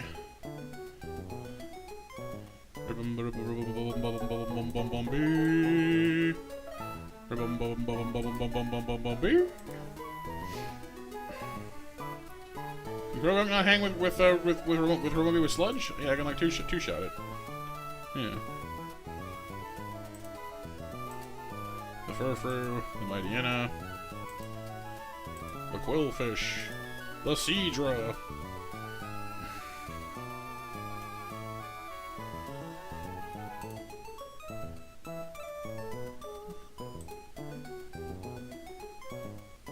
The Celio.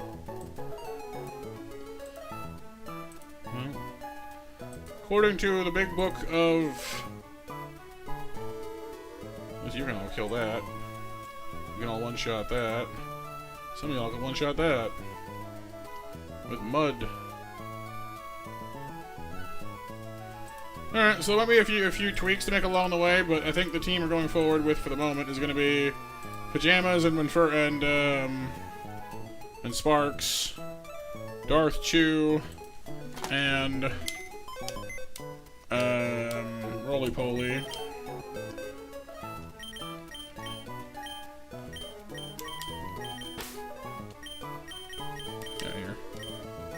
Basically, everybody here. Pajamas, Sparks, Roly-Poly, Darth Chew, Punk, and Cordyceps. The evolved squad, basically. There's a few things here and there we might need to switch out for, but I think that's our best going team for the next little while anyway. Barring catching something cool anyway.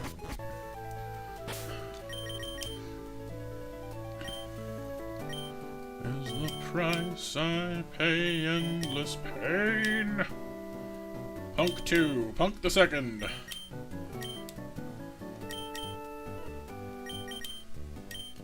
Half the calories, but twice the attitude. I don't know. Let's go Dreadnought back. I miss Dreadnought.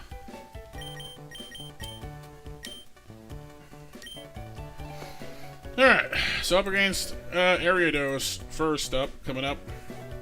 Cross Poison, Pin Missile, Night Slash, and Shadow Sneak. That's a fair amount of ouch. Get a nice guaranteed 2-hit KO with our oh, it has Sniper. I didn't realize that. Well, you know what? It doesn't have any grass moves, so maybe I'll just squish it with rocks then. Not overcomplicate matters. That lowered special defense is gonna hurt me at some point, though, I can already tell. Dreadnought is nice and tanky, but like that lowering like more attack, good. Lower special defense, not so good. Somewhere along the way, that's gonna hurt me. I don't know where yet, but it will sometime.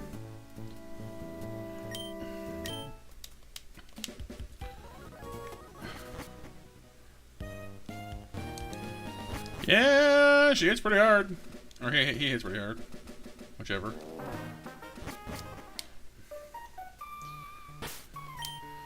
But, first things first, let's go ahead and pick up a catch here in the woods. We've been here twice. First time we got a Carnivine, second time we got a Chikorita of all things. Which reminds me, we have enough Pokeballs. We almost had that problem with the Chikorita that scared the crap out of us. Yeah, we're good.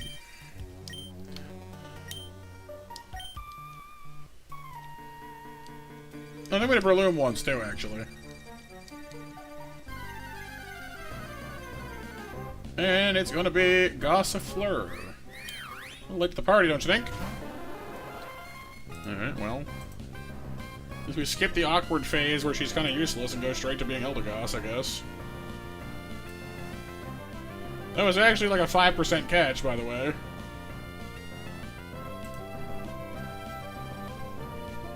So, a fairly uncommon catch. There we go. Gossifleur. I shall call you the Floof Trap. Or just the Floof. Nah, this is what Eldegoss evolves from. We've caught her once before.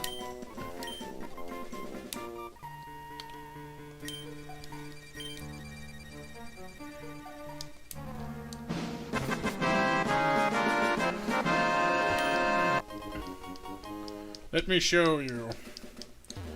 Eldegoss has some very unique traits in that it's slow as all get out. But every time you hit it, you get slow too. Which is, you know, nice. It's also pretty tanky as well. As long as your nature's not utter garbage anyway. Modest! That sounds perfectly acceptable, honestly. So her speed is 8. Her speed just doesn't exist. Her offense is weirdly good. Her defense is nice too, actually. But her ability is called Cotton Down. Anytime anyone hits her, they go slow down.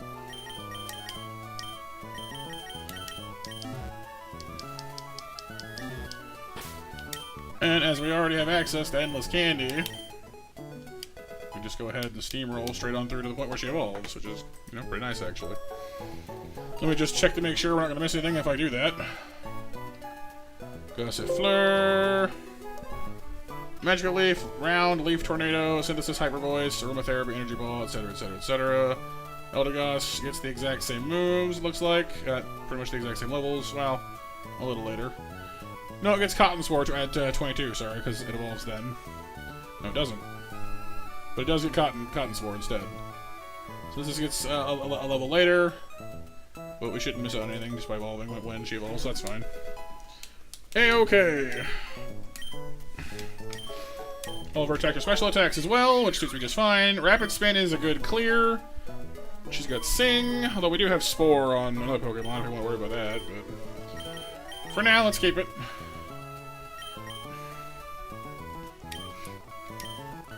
Round is a normal attack that, you know, does special damage.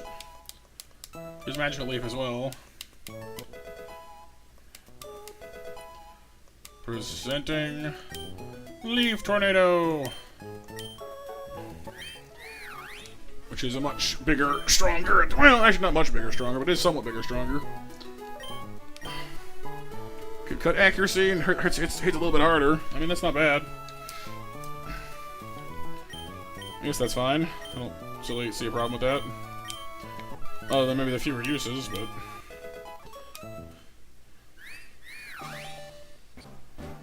She evolves and becomes the Floof. Embrace the Floof. Also embrace the Monster Mash. Mash winners for the final match of the night are Mac, Hiryu, and Nova. Congrats, winners.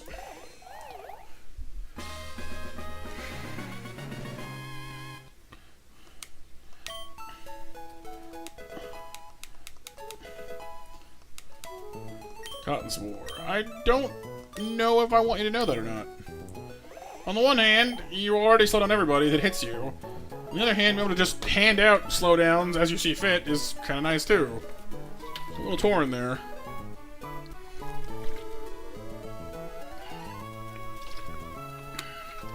If I trusted Sing's accuracy a little more, I'd say take that. But it don't. Plus, honestly, Synthesis is coming down the pipe shortly anyway, so if we don't lose it now, lose it then. Good question, Kyle. I don't know. Not too much longer, though, probably. I don't want to push my luck too much. I'm going to save some gas for later in the week, too.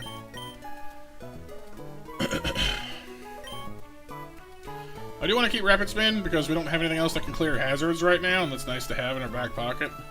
She's not really an attacking Pokemon, so I'm not too worried about offensive potential, you know? Mostly I just don't like how Sing has only 70% accuracy. And we do have Spore on Parasect if we absolutely need that to, you know, to bank on sleeping. We just don't like the accuracy, you know? I suppose the wide lens could work on her too for the same reasons as it would work on Deerling, I guess, though. Huh.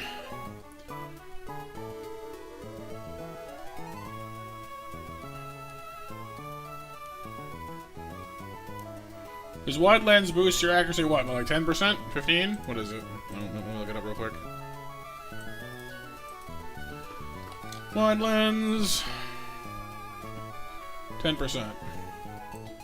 So take Sing from a 70 to an 80. I mean, that's not... It's not as bad. It's still not great. It's, you know, like it's a 4 out of 5 times it'll work type situation. Which is better than, you know, 3 out of 5, I guess, but... It's less that Rapid Spin is good and more that it's useful in very certain situations. It's very nice to have. If they set up Stealth Rock on us, Spikes on us, Toxic Spikes, anything like that, Rapid Spin will get rid of it.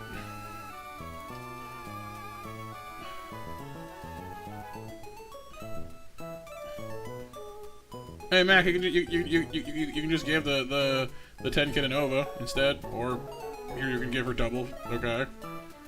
Huh.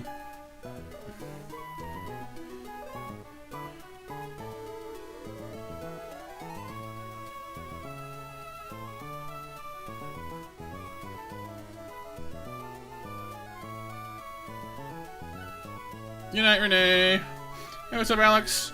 The stream on in the background while doing chores and stuff. Nice. Well, sleep well, dude. Thanks for hanging out. I'm glad you enjoy them, dude. I'm glad to know that you enjoy the streams. You know. No, that's fine, Mac. It's all good.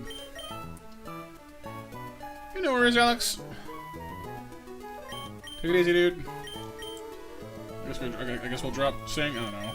It's useful, but I just don't trust it to work when I need to.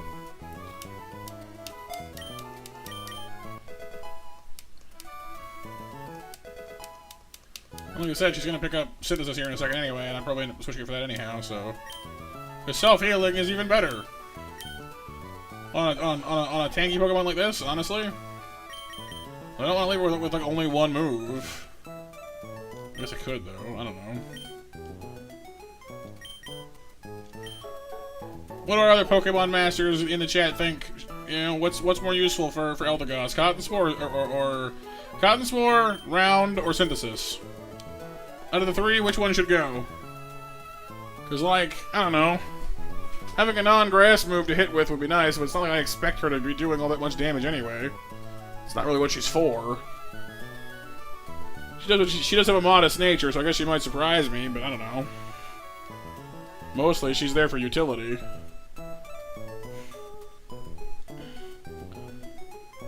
I'd say, like, Round gives her extra damage potential, Synthesis gets her healing. The one thing Cotton Spore is good for is slowing things down, but, like, anytime anybody hits her, they'll already do that. So it's kind of like... But then again, I guess in like a double battle, for example, they do have to hit her to do it. And if they don't detect the kill on her in double battles, they'll usually ignore the tankier Pokemon and go beat the snot out of the weaker ones. So maybe the ability to hand out slowdowns is good.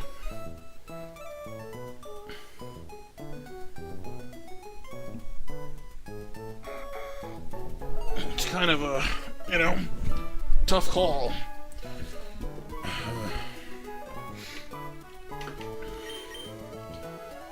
Do we need Round? Need it? No. Do I want it? Kinda.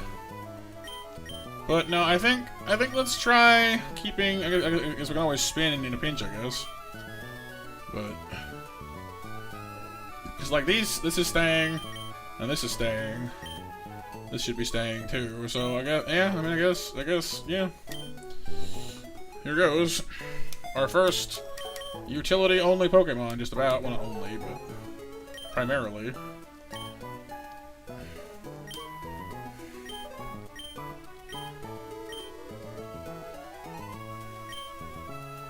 You know, you can't learn, like, Defog, can you? No. Pajamas can, though. Good to know for later.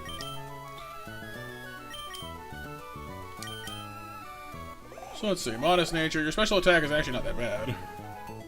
But her tank is far higher. That's what her special defense is a 66 with, like, almost no actual IVs in it. Wow, that's something. It's a lot faster now, too, actually, than she used to be. Not bad. She may just supplant Parasec's spot on the team, actually. Supplant. It's funny.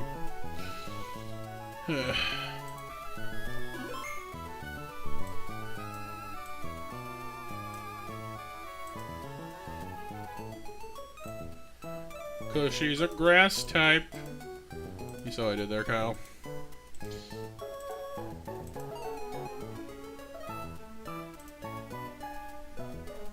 You get it?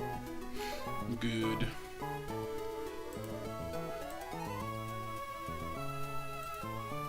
Yeah, like, Parasect has Bug Bite and, like, Spore, which are two things that she can't really compete with.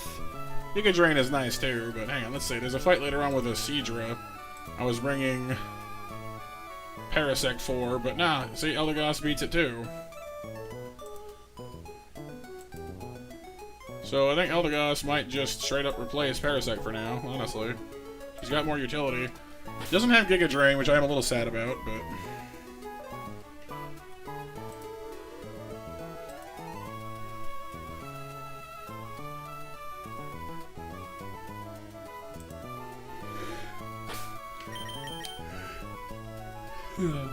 Having Synthesis helps with that somewhat, after all. Nope, I checked. She does not, but it's okay. She'll learn Energy Ball later, which is pretty fantastic. Aromatherapy is tempting, but she gets Sleep Powder later, which might be worth keeping. I think it's more accurate than Sing is. Then Leaf Storm, finally, but I think we'll probably keep Energy Ball, frankly.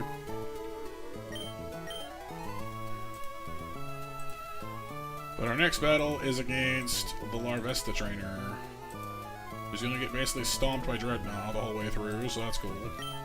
Wait, no, we didn't get to the first fight, did we? We got, like, almost there, and then we caught Floof and didn't go. That's right, hang on.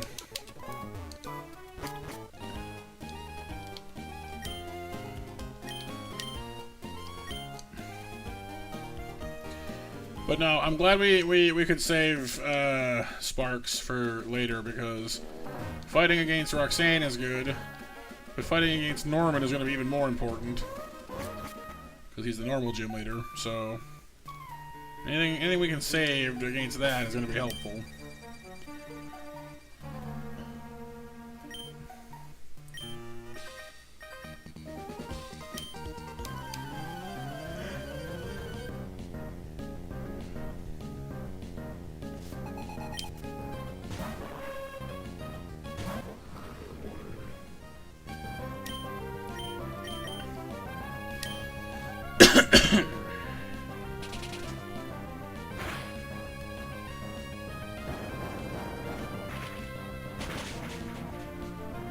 Nice.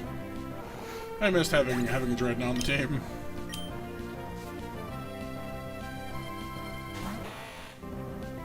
You have Giga Drain. I know you have Giga Drain. Can you one-shot me? No, I don't think so. You can definitely hurt me, but you can't. But you definitely can't. You can't one-shot me, and I'm pretty sure I can one-shot you. So, oh, it's faster, but it's also much more fragile.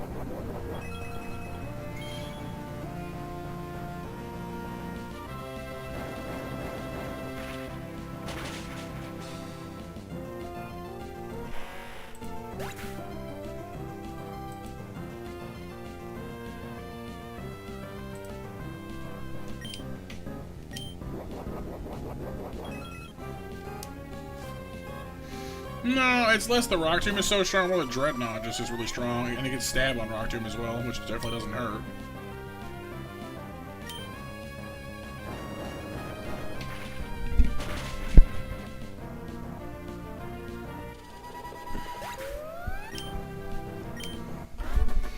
Like, getting a fully evolved Pokemon that gets a stab move makes a huge difference. We've been piddling around with sticks and stones up until now, we're doing real damage all of a sudden. So it seems like suddenly we have like superpowers or something like that. But it's not that. We just have, you know, actual Pokemon using actual moves now, instead of having to piddle around with tackle and the like.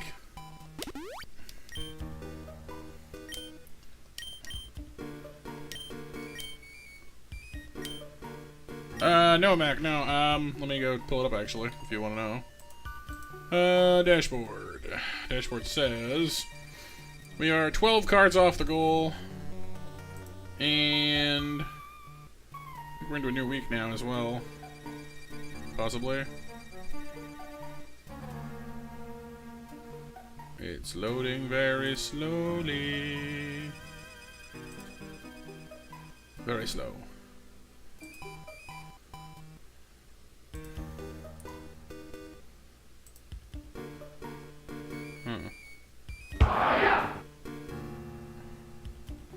The Snaku Paku.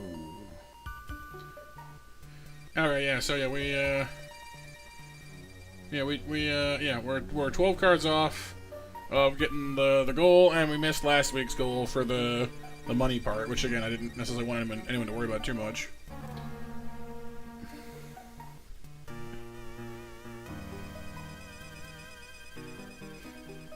But if we can get the next 3 weeks in a row, then we get partner.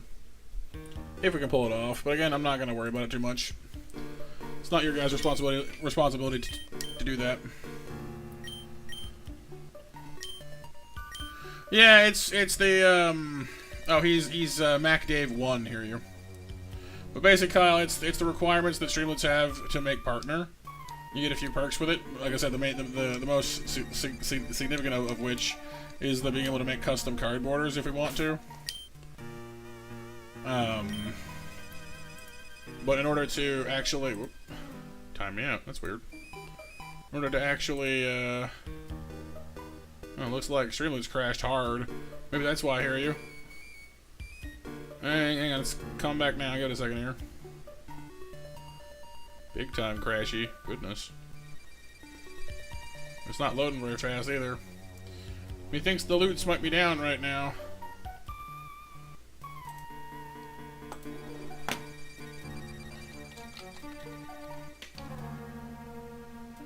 Yeah. Alright. So Mac, if you kindly remind us that we owe you a card at some point, please. It seems like the old loots have eaten some are chewing on somebody's shoes right now.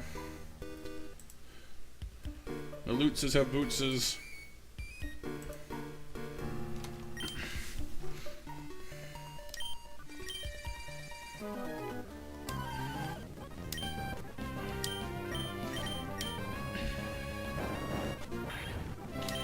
Rest it down. Boomby. You have grass move, don't you? Magical leaf, yeah, and fake tears. Bad combo. Well, according to this, I can one-shot you as well. Good gravy, you're strong today there, Dreadnought.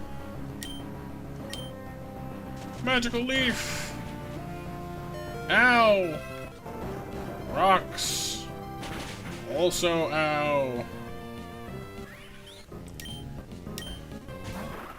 My Brava comes out. Now you, I would have liked to have stayed in against to bite you, actually, but I certainly outspeed. No, I outspeed you. Seriously? Dreadnought, are you some kind of god? Wait. You have a Yache berry. Does the Yache berry affect? Like, can I still one-shot you even through the berry? No. I mean, it says it's factoring in the berry. Oh wow, apparently it's a 300% one-hit KO without the berry, and with the berry, it's 150%, so it's still, like, it won't even be a speed bump. Okay. Bye! Like, I'm gonna pop this berry that makes me take less damage from ice moves. That's cool. Bites him in half with an ice move.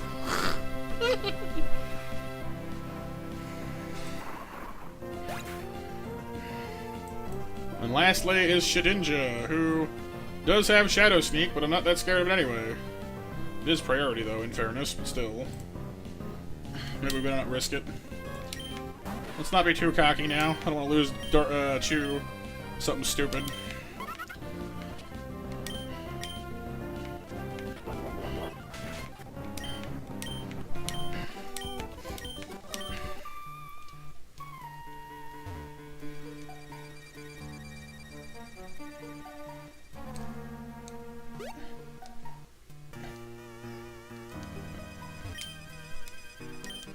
Oh yeah, this guy uses Bug Bite, that's right. Bug Bite! Yeah, Dreadnought is really powerful right off the rip here. There's a reason that they became a mainstay on our team there for a while back in whatever one it was that we did best in.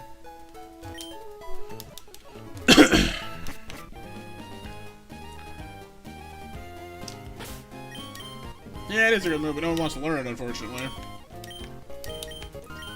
We got the teeth for it, I guess.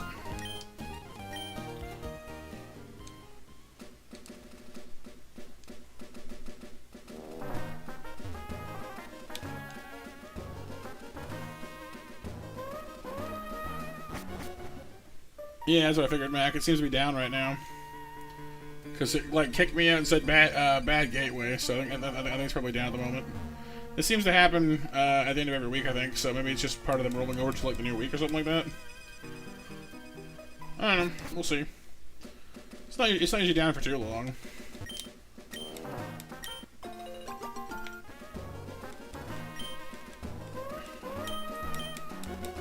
Berries. Berries.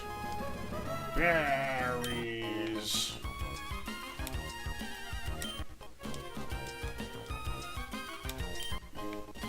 Super potion.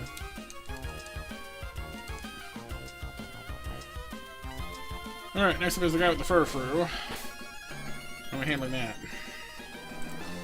Fur-frou has Headbutt, Covet, Rock Smash, is generally tankier than, you know, God himself.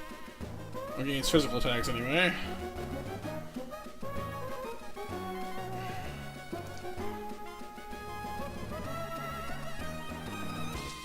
In a straight up fight, it would take us 3-hit KO with low sweep on Inferno. Yeesh.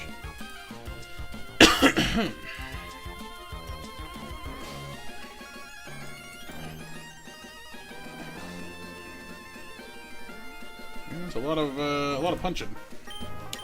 Barry Allen, exactly. In this case, more like Barry Tiresome.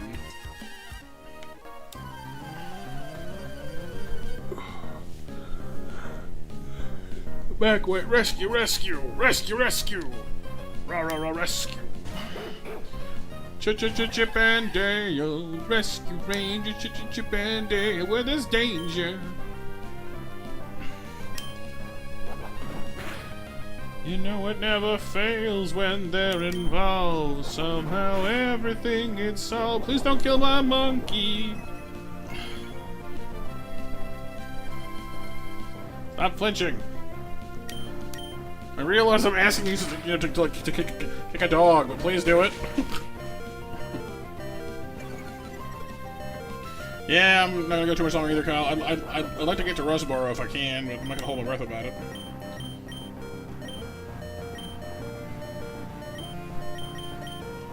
Here, you know what? Fight my fluff if you dare.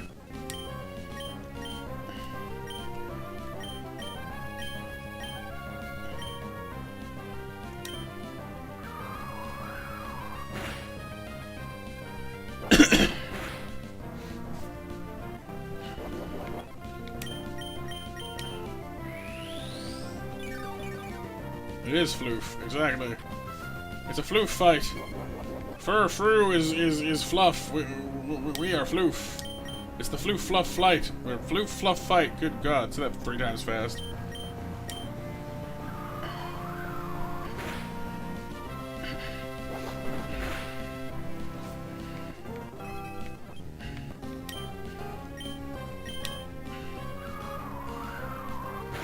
Yeah, I know, man. It's almost like Pokemon has been doing that for years, and it's just sort of, you know, it's fine. Oh no, I've been intimidated by a dog. Ah. It does know Ice and Fire Fang, so it's kind of fair, actually.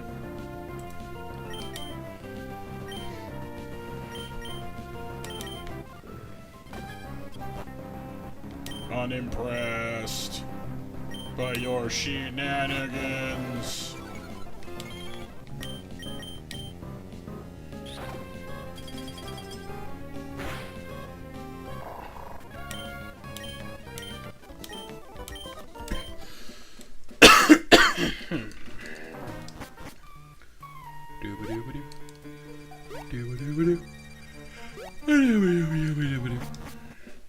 Scooby-Dooby-Doo, where are you? We've got some work to do now.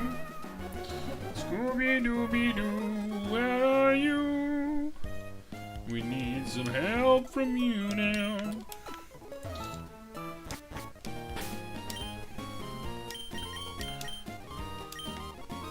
You know we got a mystery, so Scooby-Doo, get ready for your act. Don't hold back. And Scooby-Doo, if you come through, you're gonna have yourself a Scooby snack. Bribe the dog with food, I guess. I don't know.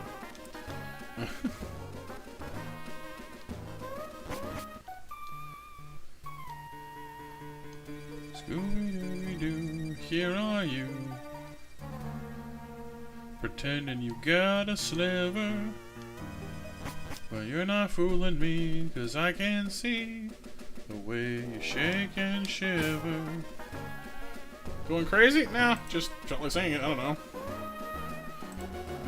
Quillfish up next. Quillfish. And the Seadra and the Celio. Seadra. Oh, I miss my Seadra. I liked my Seadra.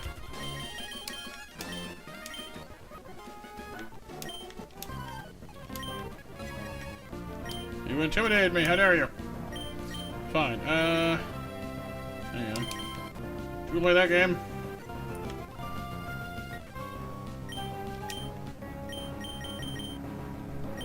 Just because I can.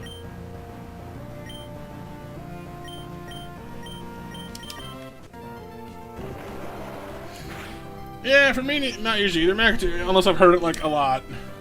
I used to watch Scooby-Doo a lot when I was a kid, so it's stuck in there sooner or later, I guess.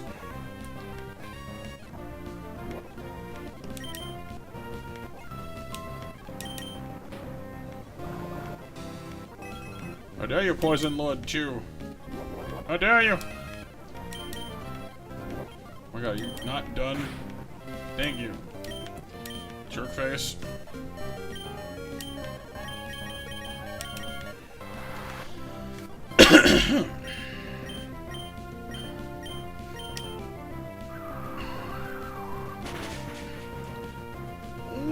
What's going on?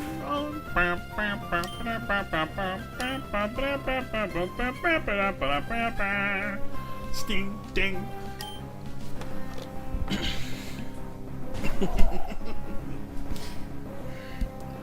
No. So this thing has Aurora Beam, Hail. Is generally pain in my bahonkus. Get floofed. Whirlpool. Now you're slower than me. There you go. Fisherman Ivan has been defeated. Give poor Lord Chew a berry.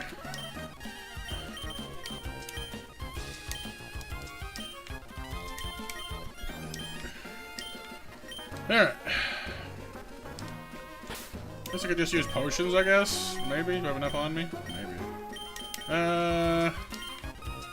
60 points? No. Could use berries to make up the difference, but nah, it's fine, we'll just jog back. I do wish that they had more accessible healing in this, but that I guess would make it too easy for you. Because there's like a gauntlet you have to run later on near Meteor Falls, or you need to like get through like 4 or 5 trainers back to back with no Pokemon Center. So whatever Pokemon you bring with you are the 6 that you're stuck with. So like if you lose anyone on like the first run, it just gets worse from there.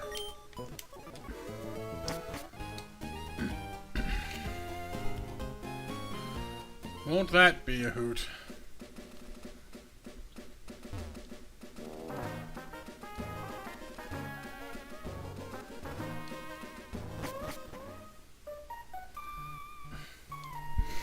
And the Windstrait family north of Mobile are also like a 5-person gauntlet, and they sick they're the 6th member of the family on you later apparently. So that's fun. And look who it is, our favorite twins. He said, not meaning it in the slightest.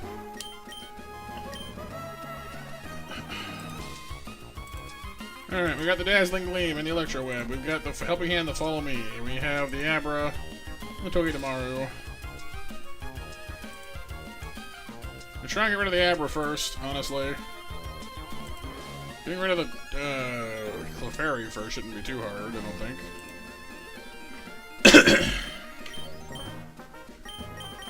We'll start with Chew and Floof and go from there, I guess.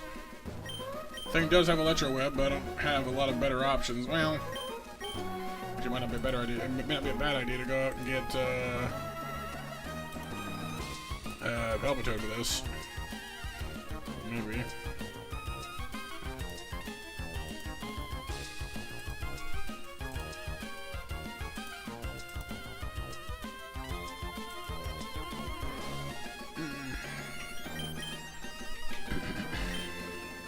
No, I know. Let's start with well, no, it wouldn't help against them because they're not intimidating anyway.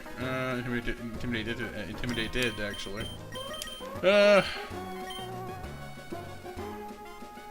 Well, we could always nuzzle the Clefairy for funsies. I don't know.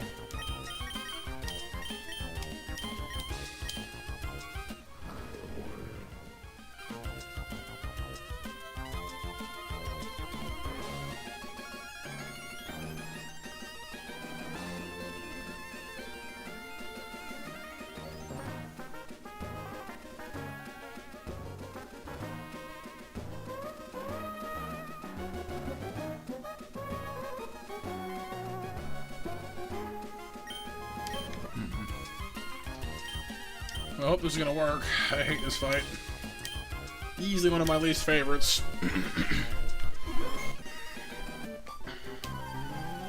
don't know, Mac. Actually, I've had that happen before. If you have a very small screwdriver or are very careful with your fingers, you can just put it back in again, usually.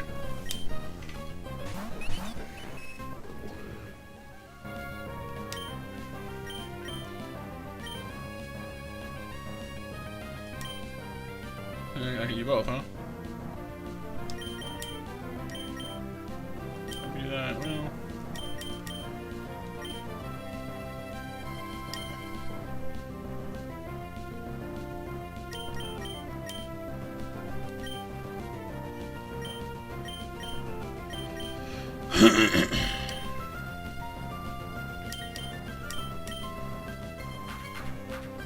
Screw is lost? Oh, I gotcha.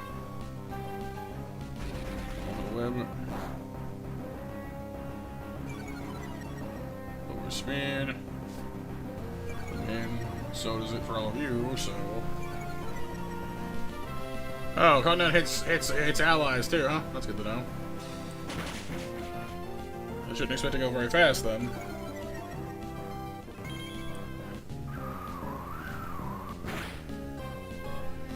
But that's a nice crit off of Floof.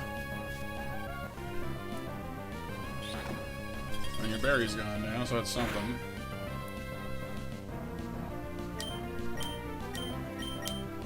We should do actual Electro Whip again though, so let's go ahead and not stand there for that.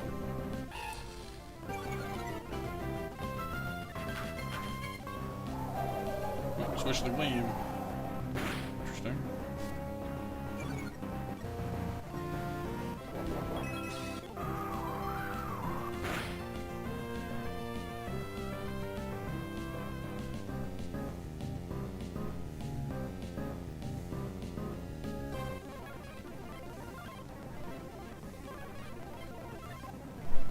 Oops.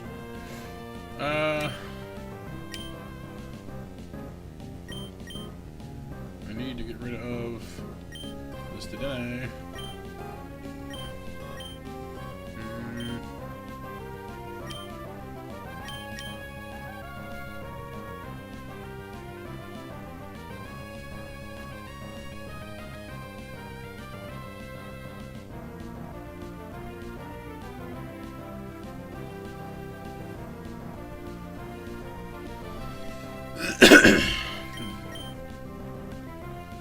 Probably gonna get Dazzling Gleamed again.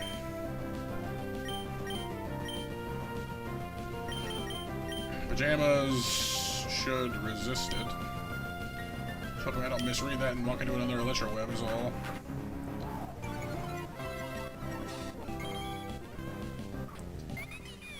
Alright, no more annoying little rat. And so we get a different little rat. Fantastic.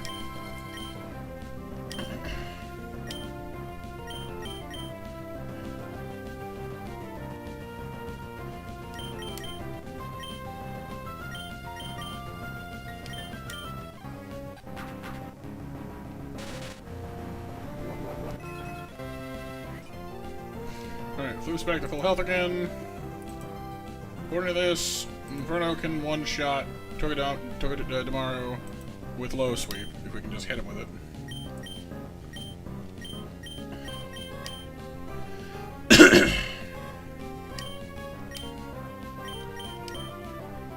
Will that kill us though? I mean, Iron Barb is bad for us, right? Like... Oh, that's sturdy. I see. So I can't one-shot it even if I wanted to.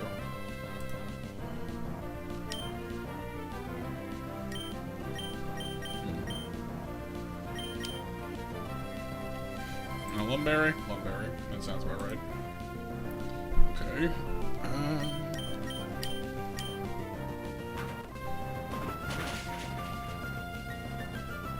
First off, I did one shot.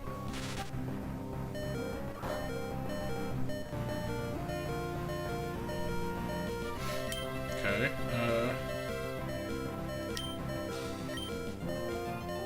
Do you have any priority moves I'm forgetting about? You had Fake Out, but didn't use it coming in. What's the Fairy have? Only... No offensive moves of any kind. So, if I just do this...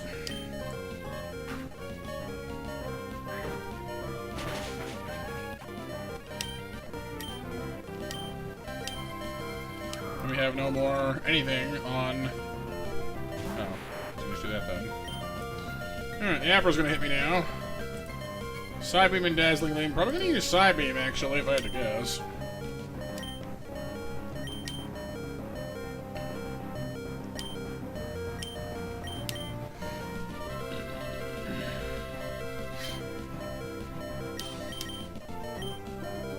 But a boosted Psybeam is still going to hurt, like, a lot, actually, so... No, but Inferno, Sparks is. Oh, they say they're okay, so they're not using... Oh, they didn't go for the Gleam. Interesting. Kinda glad they did, actually. I didn't really want to see what a helping-handed Psybeam looked like. Frankly.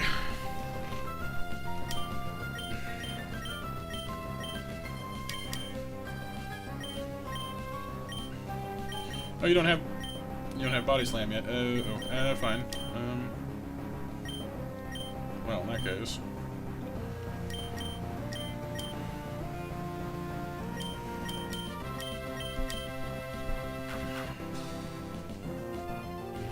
There's a side beam. Yeah, could have been worse, honestly.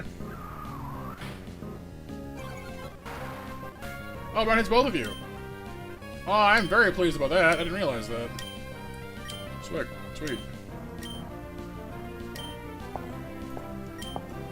You're walking. Somebody's walking. Anonymous is walking. I didn't even see any names on the part of that one. Anonymous. Anonymous. Oh, he missed because of the tornado.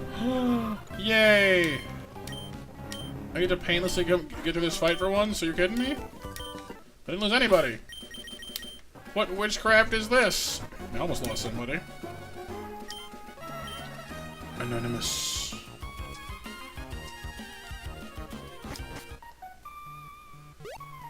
So I take back all the mean things I said about Gossifleur early on. Elder Goss is amazing. Like, for real though. Very pleased. 10 out of 10. I have not, Steve. You have my attention. Gravity magic beat 'em ups, please.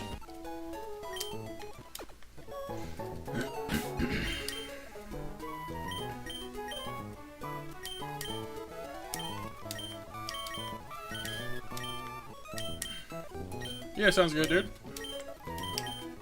I need a shower before I do anything. Like, I'm gonna like finish up here and then take a shower because I feel grimy. But other than that, I have no immediate plans. I don't think.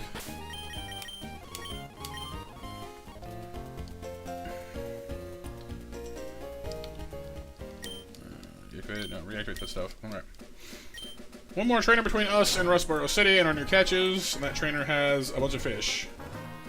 Granted, they're fish I don't want to deal with. Let's see. Surf, Air Slash, Icy Wind. Air Slash will cut my Parasect in two.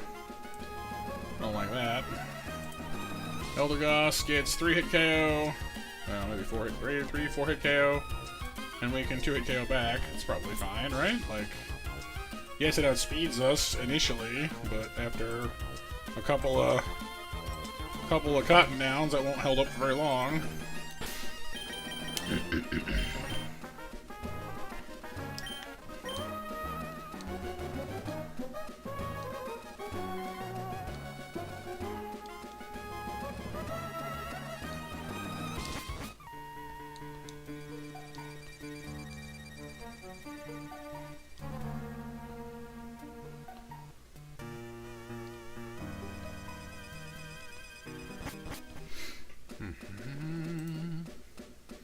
On the Gloom, we can pretty much fight with, well, no, Sludge, Magic Leaf, Strength Sap. Weirdly enough, it looks like Dreadnought is both our best and worst option to fight that with. That's kind of weird. Because of Ice Fang. Oh, yeah, that makes sense. Staravia, we can beat that easily enough. Nummel. You know what, we might want to go back and make some team changes for this one, actually. Looks like, Krogunk and Palpitoad actually might come in pretty clutch in this fight. A couple of spots, weirdly enough.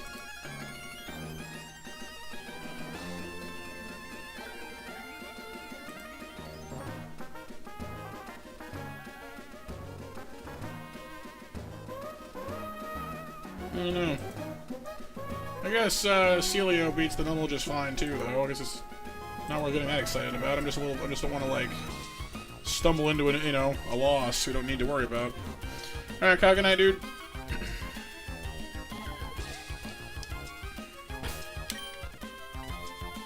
Guess we're probably fine. What can the Gloom do to me? Sleep powder. I do have Chesto berries.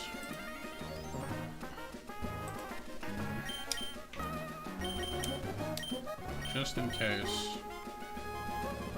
I think that like 3 fire types I have would be able to handle one bloom though, right? You think? Yeah, we'll be fine. Sorry, 2 fire types. Formerly 3.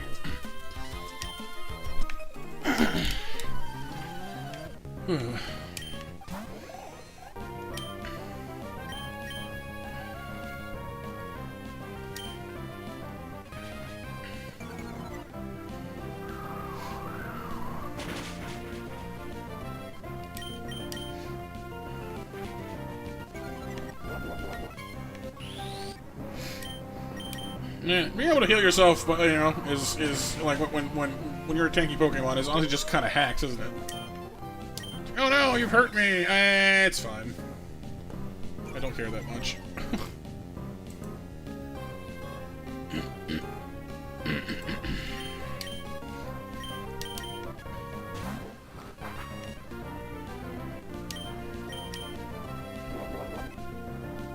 Fighting Gym.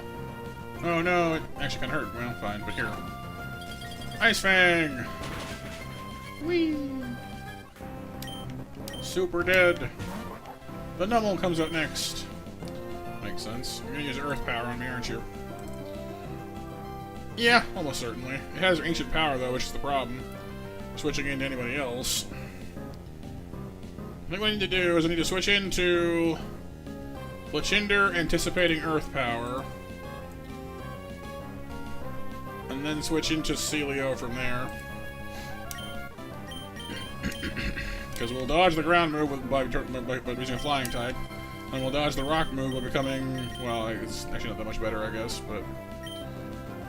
Well, actually, if we switch to Floof, we can hit it with a slow. Let Numbles roll that fast to begin with, I guess. But now, Ancient Power will also hurt. Celio is the problem. Not as much, but it will. Didn't think that went all the way through, did I? Guess he's gonna have to deal with it, I guess? I don't know. Come on, roly-poly. Oh, with a flame charge. Okay, well. Not what I was expecting. That's kind of fine, I guess. Earth power. So it's that much harder, I guess. Whatever. Brine. Should basically just, just delete that entire existence because it's a ground fire type. Barrier, no barrier, it's a lot of damage. And out comes the Gloom. Final Pokemon, Sludge, Magical Leaf, Strength Sap, and Sleep Powder. In this situation, I would probably just use Magical Leaf and kill me, I'd imagine. I'm at low enough health, I probably would. I might use Sleep Powder, it's possible I might use Sleep Powder. Screws a bit loose. Funny. A bit long. I was gonna say, like, that sounds like a problem that I have some expertise with. Huh. There's the leaves.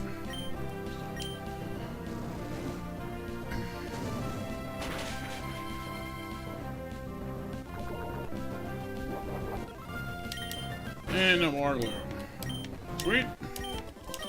We made it into town in one piece. We didn't lose anybody on the way to Rustboro City. That feels great, honestly.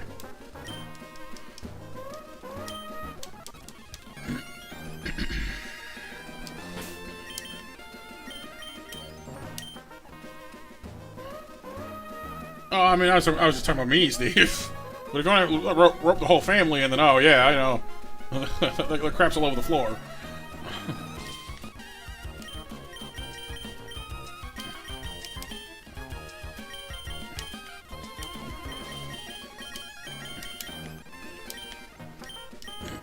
Alright, let's get our catch while we're coming into town. Why not? We're already here. Other guys can handle this.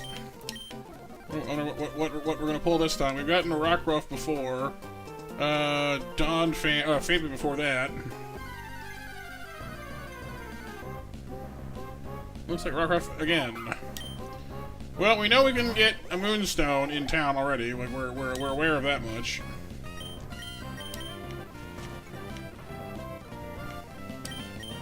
You get like one rapid spin, right? My attack power is not good. Yeah.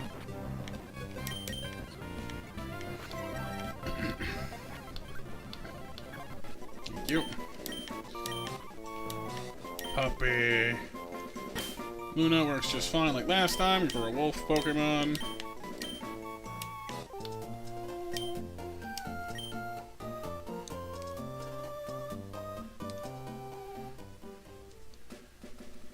Strolling into Rustboro. Like we own the place. Talk to the guy, he gives you cut, he gives you a Moonstone. We'll see what else we catch around here, because we've already learned that you can evolve Rockruff into Lycanroc Midnight with a Moonstone in this version of reality. So that's always nice.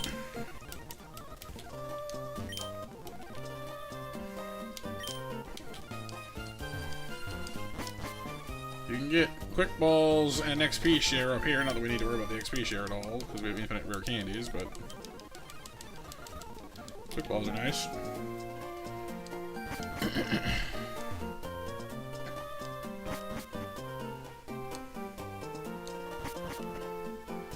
I probably don't want to worry about evolving Rockruff until I actually know what to evolve her into. Like, Dusk form is better, typically, than Midnight. But Midnight's not bad either. It has Brick Break, which is not a bad thing to have. But the Tough Claws ability that Dusk comes with is generally the superior one. Though Midnight gets Intimidate, I think we said. What you got? Mild, Vital Spirit. Losing defense for special attack is not really what I'd call a rock type special. Oof. Could be worse, could be better. Well, you can stay in there for now, I guess. Let's go collect our catch off of the route to the north of us. And then we'll have the full picture of what life looks like. Oh, actually, hang on. Need the wide lens from the school. Thank you. Thread the needle.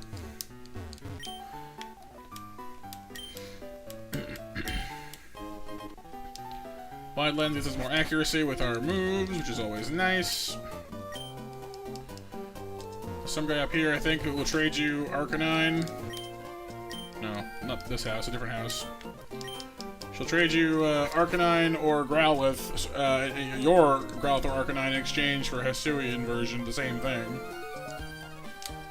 Which is a fire rock type. Which is kinda interesting, I'm not gonna lie.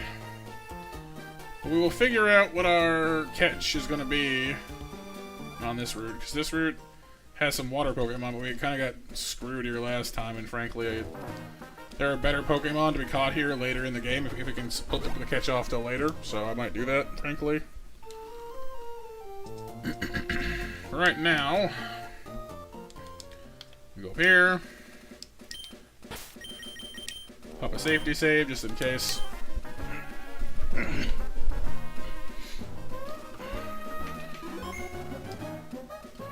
And then our catch is going to be Muna, a psychic type. I was kind of for the Tyrogue, honestly. Hitmonlee would have been great for this, but what are you gonna do?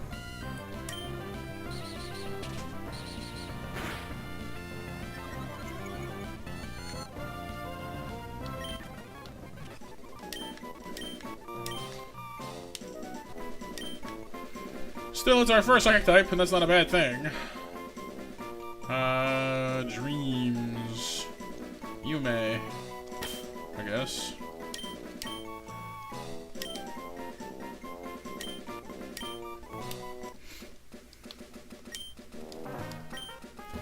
I had a weird floating embryo baby, but that's just not, doesn't roll off the tongue, you know? Weird embryonic jelly bean is just a weird name for anything, really.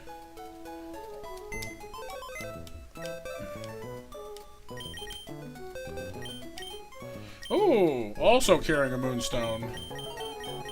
Well, isn't that convenient? I bet you need that to evolve too, don't you? Why does everything around here need a moonstone?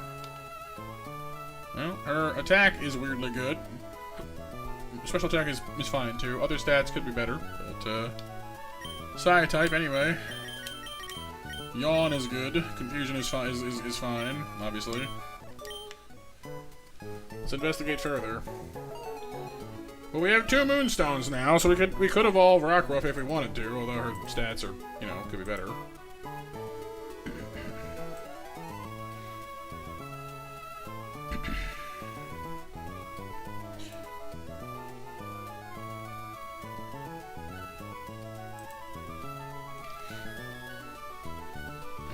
Don't forget to hit the end mash command first here, so people can hear the thingamabob. Rockruff!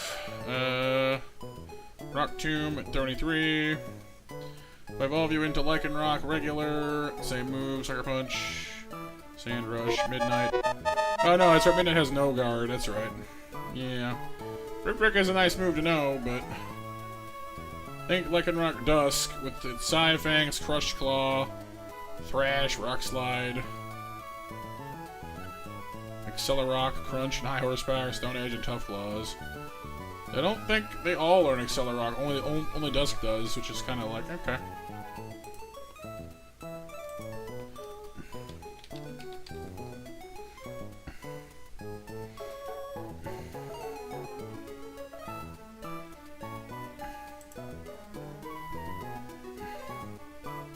Oh no, regular learns it too. Sorry, my bad.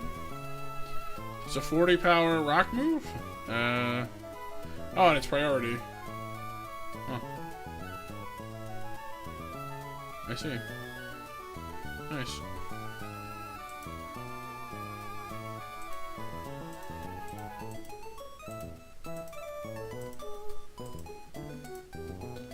Alright, so Roxanne's gym is what we're coming up against next. She only has 3 trainers. It's not that bad. We have a much better chance this time because we have a diverse team. We can still pivot to deal with problems. We're not just forced to go in swinging blindly, which is nice. Dreadnought will do phenomenally against that first trainer with the fossils as he always does, which is nice too. Actually backed up by Eldegoss. We might as well evolve Muna while we're sitting here thinking about it, though. Rockruff could maybe wait, but, you know, Muna seems to be a perfectly fine evolution. Evolves with Moonstone. But, like, learns the same moves, I think, even if you don't, so yeah. So leveling up now, then, doesn't matter, seems. Side Beam, Heal Bell, Draining Kiss, Hypnosis, Side Shock, Dazzling Gleam, Moonlight, Lovely Kiss, Psychic, Moon Blast, Future Sight, Dream Eater, Dark Void. Yep, it's the same the whole way up. So there's no harm in leveling up now. We can decide if we want to level her, evolve her or not later.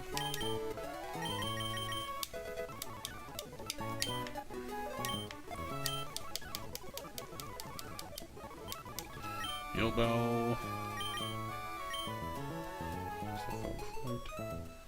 Easier to hit.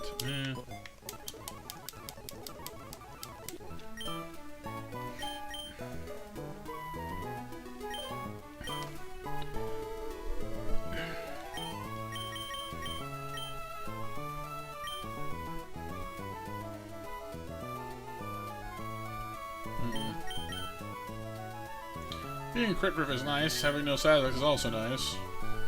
I guess this also cures the opponent too, though. So, I don't know. I don't find I use either of these moves very often normally, if I'm being honest.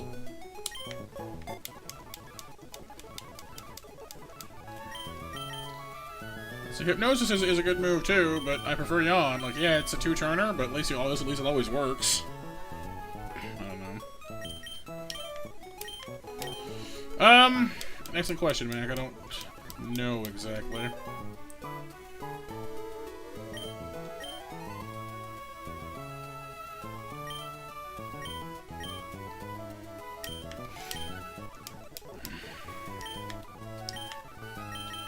Let me see if I can see a clear way through to Brock. Well, no.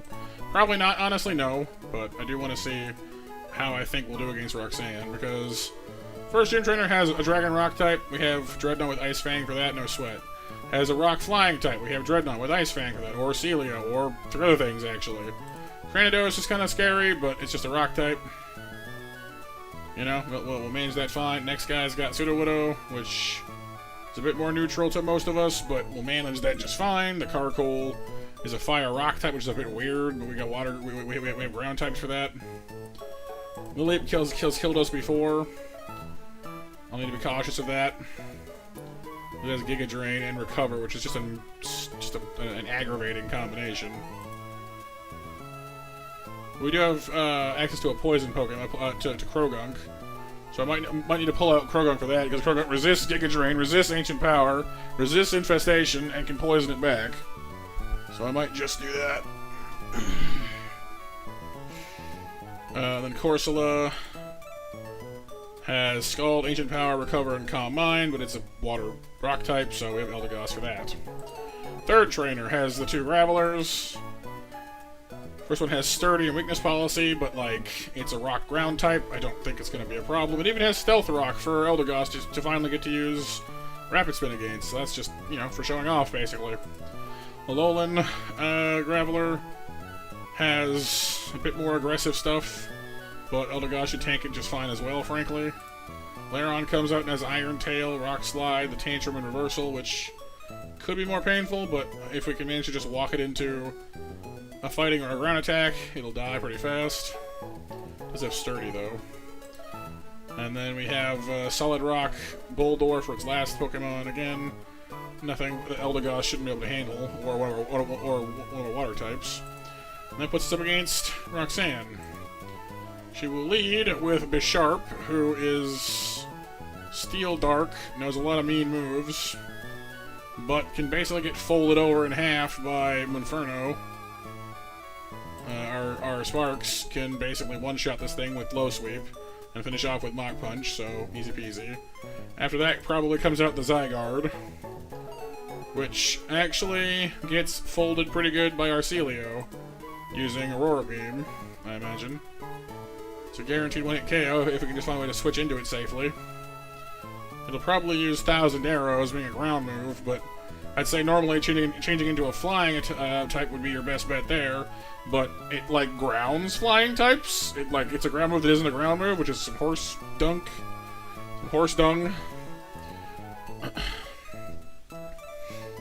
So I could switch into Eldegoss to bait Skitter Smack, but that doesn't really help me. I don't know, I mean, it's probably its weakest move, frankly. So I guess that's the best one we're gonna get, really. Switch into Celio. I guess we can switch into, I don't know, depending on if Luxio fits in this team comp, we could bring Luxio just to hit Intimidate off on it, frankly. To hit its, lower its attack a little bit first. That would also bait the Thousand Arrows again, but, maybe? I don't know. The Zygarde is the problem. All the ones we can't? No. There is one more location we could go catch in, just to the north of us, but we'd be giving up some, like, serious contenders later. Like, we're talking, like, the level 90 region later. But you can catch Gallade, Gardevoir, Lopunny, Alakazam, Altaria, Gengar, and Greninja up there, which most of those have Mega Forms, and at that level, I assume you can get them. Not all of them are good, I guess, but, like, Mega Alakazam, Mega Gardevoir, Mega Altaria, or Gengar would all be pretty fantastic. Whereas the catch table we can fish for right now would be Clamperl, which you need to evolve, which, I mean, we have the stone for this time, and we know we need the stone, which helps. We can get a Huntail pretty much immediately. Krabby, Corphish, which in fairness, Corphish evolving into Crawdaunt would be pretty useful, actually. Shelter, Clauncher, Remoraid, Quillfish, or Basculin. Basculin, I believe, can be evolved into Basculegion, which is a pretty great Pokemon later, so, I mean, there are good things in the water. It's just not as guaranteed as being a good thing. I suppose the trade-off, though, is that in the level 90 grass, I have no idea how likely you are to catch those things. Like, they are fully evolved Pokemon, for crying out loud. Hey, Irving. Good to see you again. How have you been doing? So, I mean, it's not like, you know, they're an ironclad certainty, either. There is, however, a rare candy near. Okay, so, if I wanted to... So, for example, if we went and caught the core fish, I believe it evolves at 26. So to get Crawdaunt into this fight, we would need to blow a rare candy on it. Yeah. Which we could do, but we'd need to go fight some of the trainers to the north of town before we fight Roxanne instead of after. I don't know how I feel with that one. Been alright, moving around and stuff? I get you. Moving takes a lot of energy, for sure. Not my favorite thing to do. I'm glad you're doing alright, though.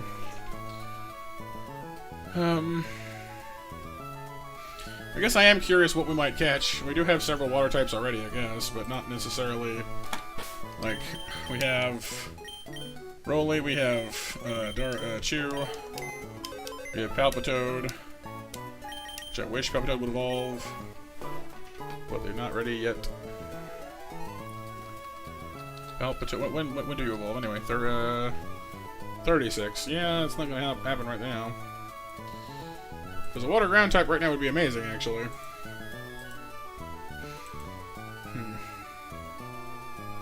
I wonder if there's anywhere else you can catch a Gallade, or a Gardevoir, or whatever. Hang on. Gardevoir. Route 115, that's where we are now. Where is that? Route 121 has Gardevoir, Gallade, Alakazam, Scizor, Cleavor. Really? Wow. So yeah, I mean, some of the things you can catch again later. They aren't the only place ever you can ever find them, so I guess there is that. And it turns out you could find Mount Pyre, Gardevoir, Gengar, a lot of things in the same areas even. Huh. Maybe it's not so bad after all. What does Huntail even learn? I'm suddenly intrigued. Huntail. Clamp, Confuse Ray, Aqua Ring, Brine, Bite, Ice Fang, Razor Shell. Razor Shell's pretty good. It's mostly physical water attacks, but it gets, well, I guess Swift Swim isn't that amazing of an ability. Pardon me. I almost prefer Gorbis because she's got like water and fairy and Psy attacks, like, you know, she can use Raining Kiss, Aurora Beam, Scald, you know, Whirlpool. Well, less Whirlpool. Brian's not bad though. And she's more of a special attacker. She gets Swift Swim. Well, I guess they both do. I don't know. They both get Ice Beam later, which is interesting. But I'm honestly a little torn. Is that snacks and like 10 like snacks and snack attacks here, or what?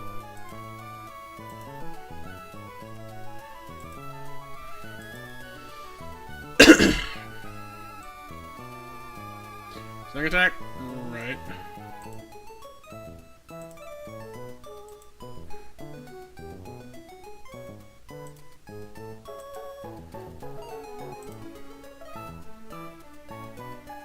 Yeah, you're right. Yep. How much is 10 like again? 2,500. Yep. Yep. Thank you. I pinned it somewhere in the Discord, but it's fine. I don't remember off the top of my head either. I don't know. I guess I am kind of curious what we might catch here. It might yield something useful. You never know. Heck with it.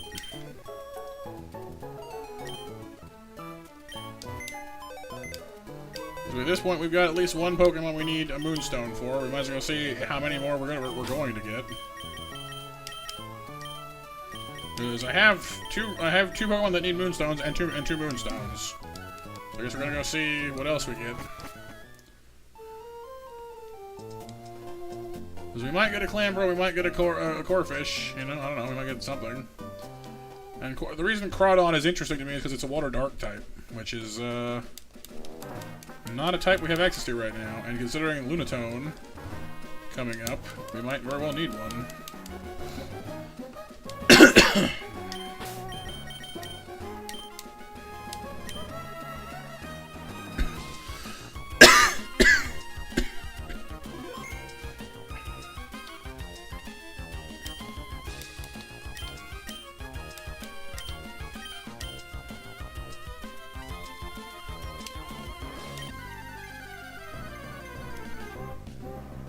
It's a launcher. Not an option I had even really anticipated. Okay. And you have my attention, though. I'm curious. I know it gets well, normally it gets a neat ability. Hang on. Launcher. Still gets Mega Launcher. That's good to know. Mega Launcher is an ability that boosts the power of pulse and beam moves. 32, so unfortunately will not evolve in time for this fight. Does still have Mega Launcher, though. Stab Bubble Beam, Aurora Beam. I don't know, a Stab Water Pulse as well. Just in time.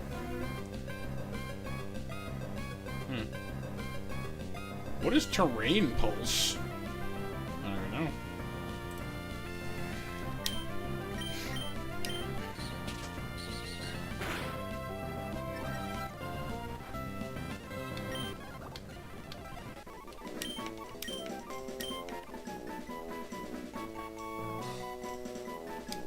That's what yeah, that's what Mega Launcher does, I'm pretty sure, isn't it? Hang on. Maybe it's Aura Impulse moves? Hang on, I'll double check. Mega Launcher... Aura Impulse moves. Sorry, Aura Impulse moves, my bad. I thought it was beams. My bad. Aura Sphere, Dark Pulse, Dragon Pulse, Heal Pulse, Terrain Pulse, Water Pulse. Yeah, fair enough. The pulses. What does Terrain Pulse even do? Deals damage when there is no terrain active. It is a normal type move. If the user is grounded under any type of terrain, power doubles and gains the typing of the terrain. Oh. Electric, grass, fairy, psychic. Cool.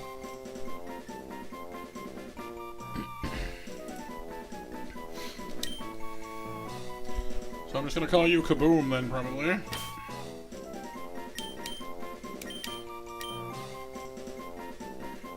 It's a lobster. Yeah, well, Clauncher, and its evolved form is what again? Clauncher and Clawed, sir. Yeah, there's some kind of crustacean, like a you know, a crawdad or a lobster, something like that.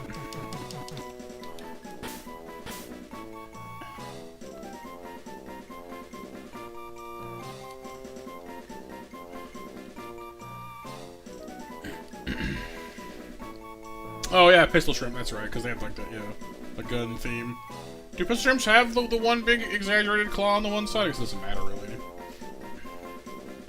Shrimp. Annie? Like the sun will come out tomorrow, Annie, or Annie Oakley?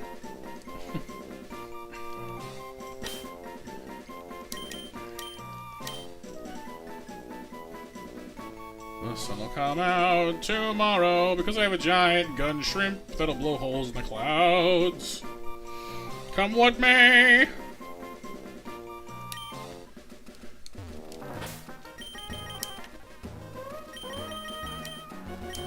want shrimp. Mega Launcher, sassy nature! And, I mean, it had to have any IV that was, you know, good. That's one of them. Sure. Your moves could use some work, but we'll get to that in a second here.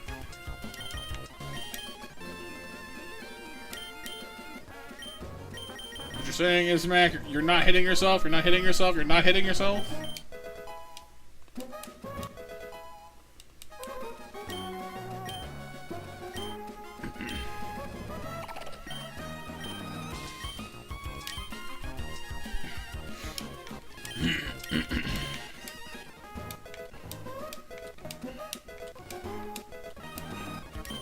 Bounce. I'll teach you bounce.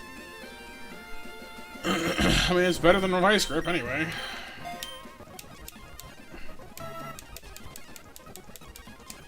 Water Pulse.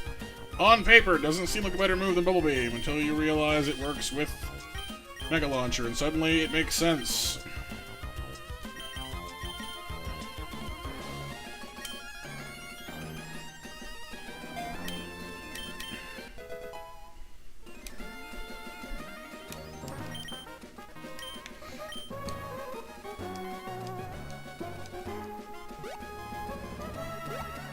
It's a little mean of them to only give you a single pulse move before, you know, at level 25, though, like... Because there are some routes earlier in the game where you can catch Launcher way earlier, and it wouldn't even have... It would have Mega Launcher and no access to Aura or Pulse moves until far later. A little rude. A little mean, not gonna lie. Well, we might as well let Yume have her actual, like, have the moonstone that she brought in with her, then, so she can evolve and have our only psychic type at full power. We only have, like, 2 rock types, but at the moment I'm not quite sure that our Rockruff, unfortunately, is worth the investment. At least not unless we have to. Because, you know, sadly enough, as cool as Rockruff Midnight is, her nature is kind of bad. So, I don't know. If we have to, we have to, but we'll see. Go for it, Jelly Bean. Weird Bean Embryo. Bigger Bean. Sleepy Bean.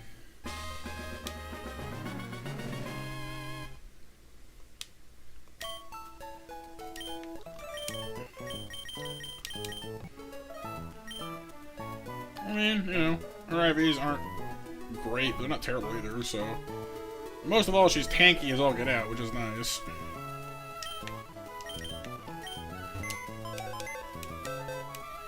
Remember we brought her last time, and she didn't make it out of the Roxanne fight, so a little hesitant to do there. The ones I am certain were coming with us are Floof and Darth Chew. Roly Poly, I'm pretty sure we'll need to have a spot against Zygarde. I don't know about you guys yet, though. We'll leave the rest of the team building for next time. Punk might come along just to try and intimidate Zygarde, but, like, I don't know about that one. Right now, the Floof, Chew, Roly Poly trio will see us out, and we'll do our team building for Roxanne the next time. I'll try and give you all a couple days off of Pokemon before we get back to it, though, so... April was saying that for Fantasy Life, she would normally be here on Tuesday, but she can't this week. So I might move Fantasy Life to Wednesday. I think she said was better. We could do something new tomorrow. Move Persona to Tuesday. Oh, that's gonna be a mess. I don't know. Persona to Tuesday, because I want to do something. I know because we have Battletech as well, don't we? So maybe this Thursday and Battletech Friday. Then we're going to fit in my other thing. Dang it. There is one more thing I want to do. There's a model kit I want to build. I need to figure out if my desk setup is going to work for it. It should, but I'm going to test that right here for a second after I'm done streaming here. Thank you, Bixer, for being here, dude. Hope you had some fun. I didn't put you to sleep too badly. It's kind of late, but I don't know. Y'all got very quiet for a while there, so I was like, oh no, they all got to sleep. It's okay though. Alrighty, so we'll come back and we'll revisit the stuff and the things for Roxanne's gym very soon. Sometime this week, certainly. So everyone, have yourselves a lovely night. Thank you for being here. Thank you for the 16 likes on the stream. You guys are awesome. I'll see you on the Discord or back here soon enough. I do have a doctor's appointment on Wednesday as well, so I'll try and have that not affect stream, but we'll see how the day goes. But for now, I'm Monster right out. Take care, sleep well, and bye-bye.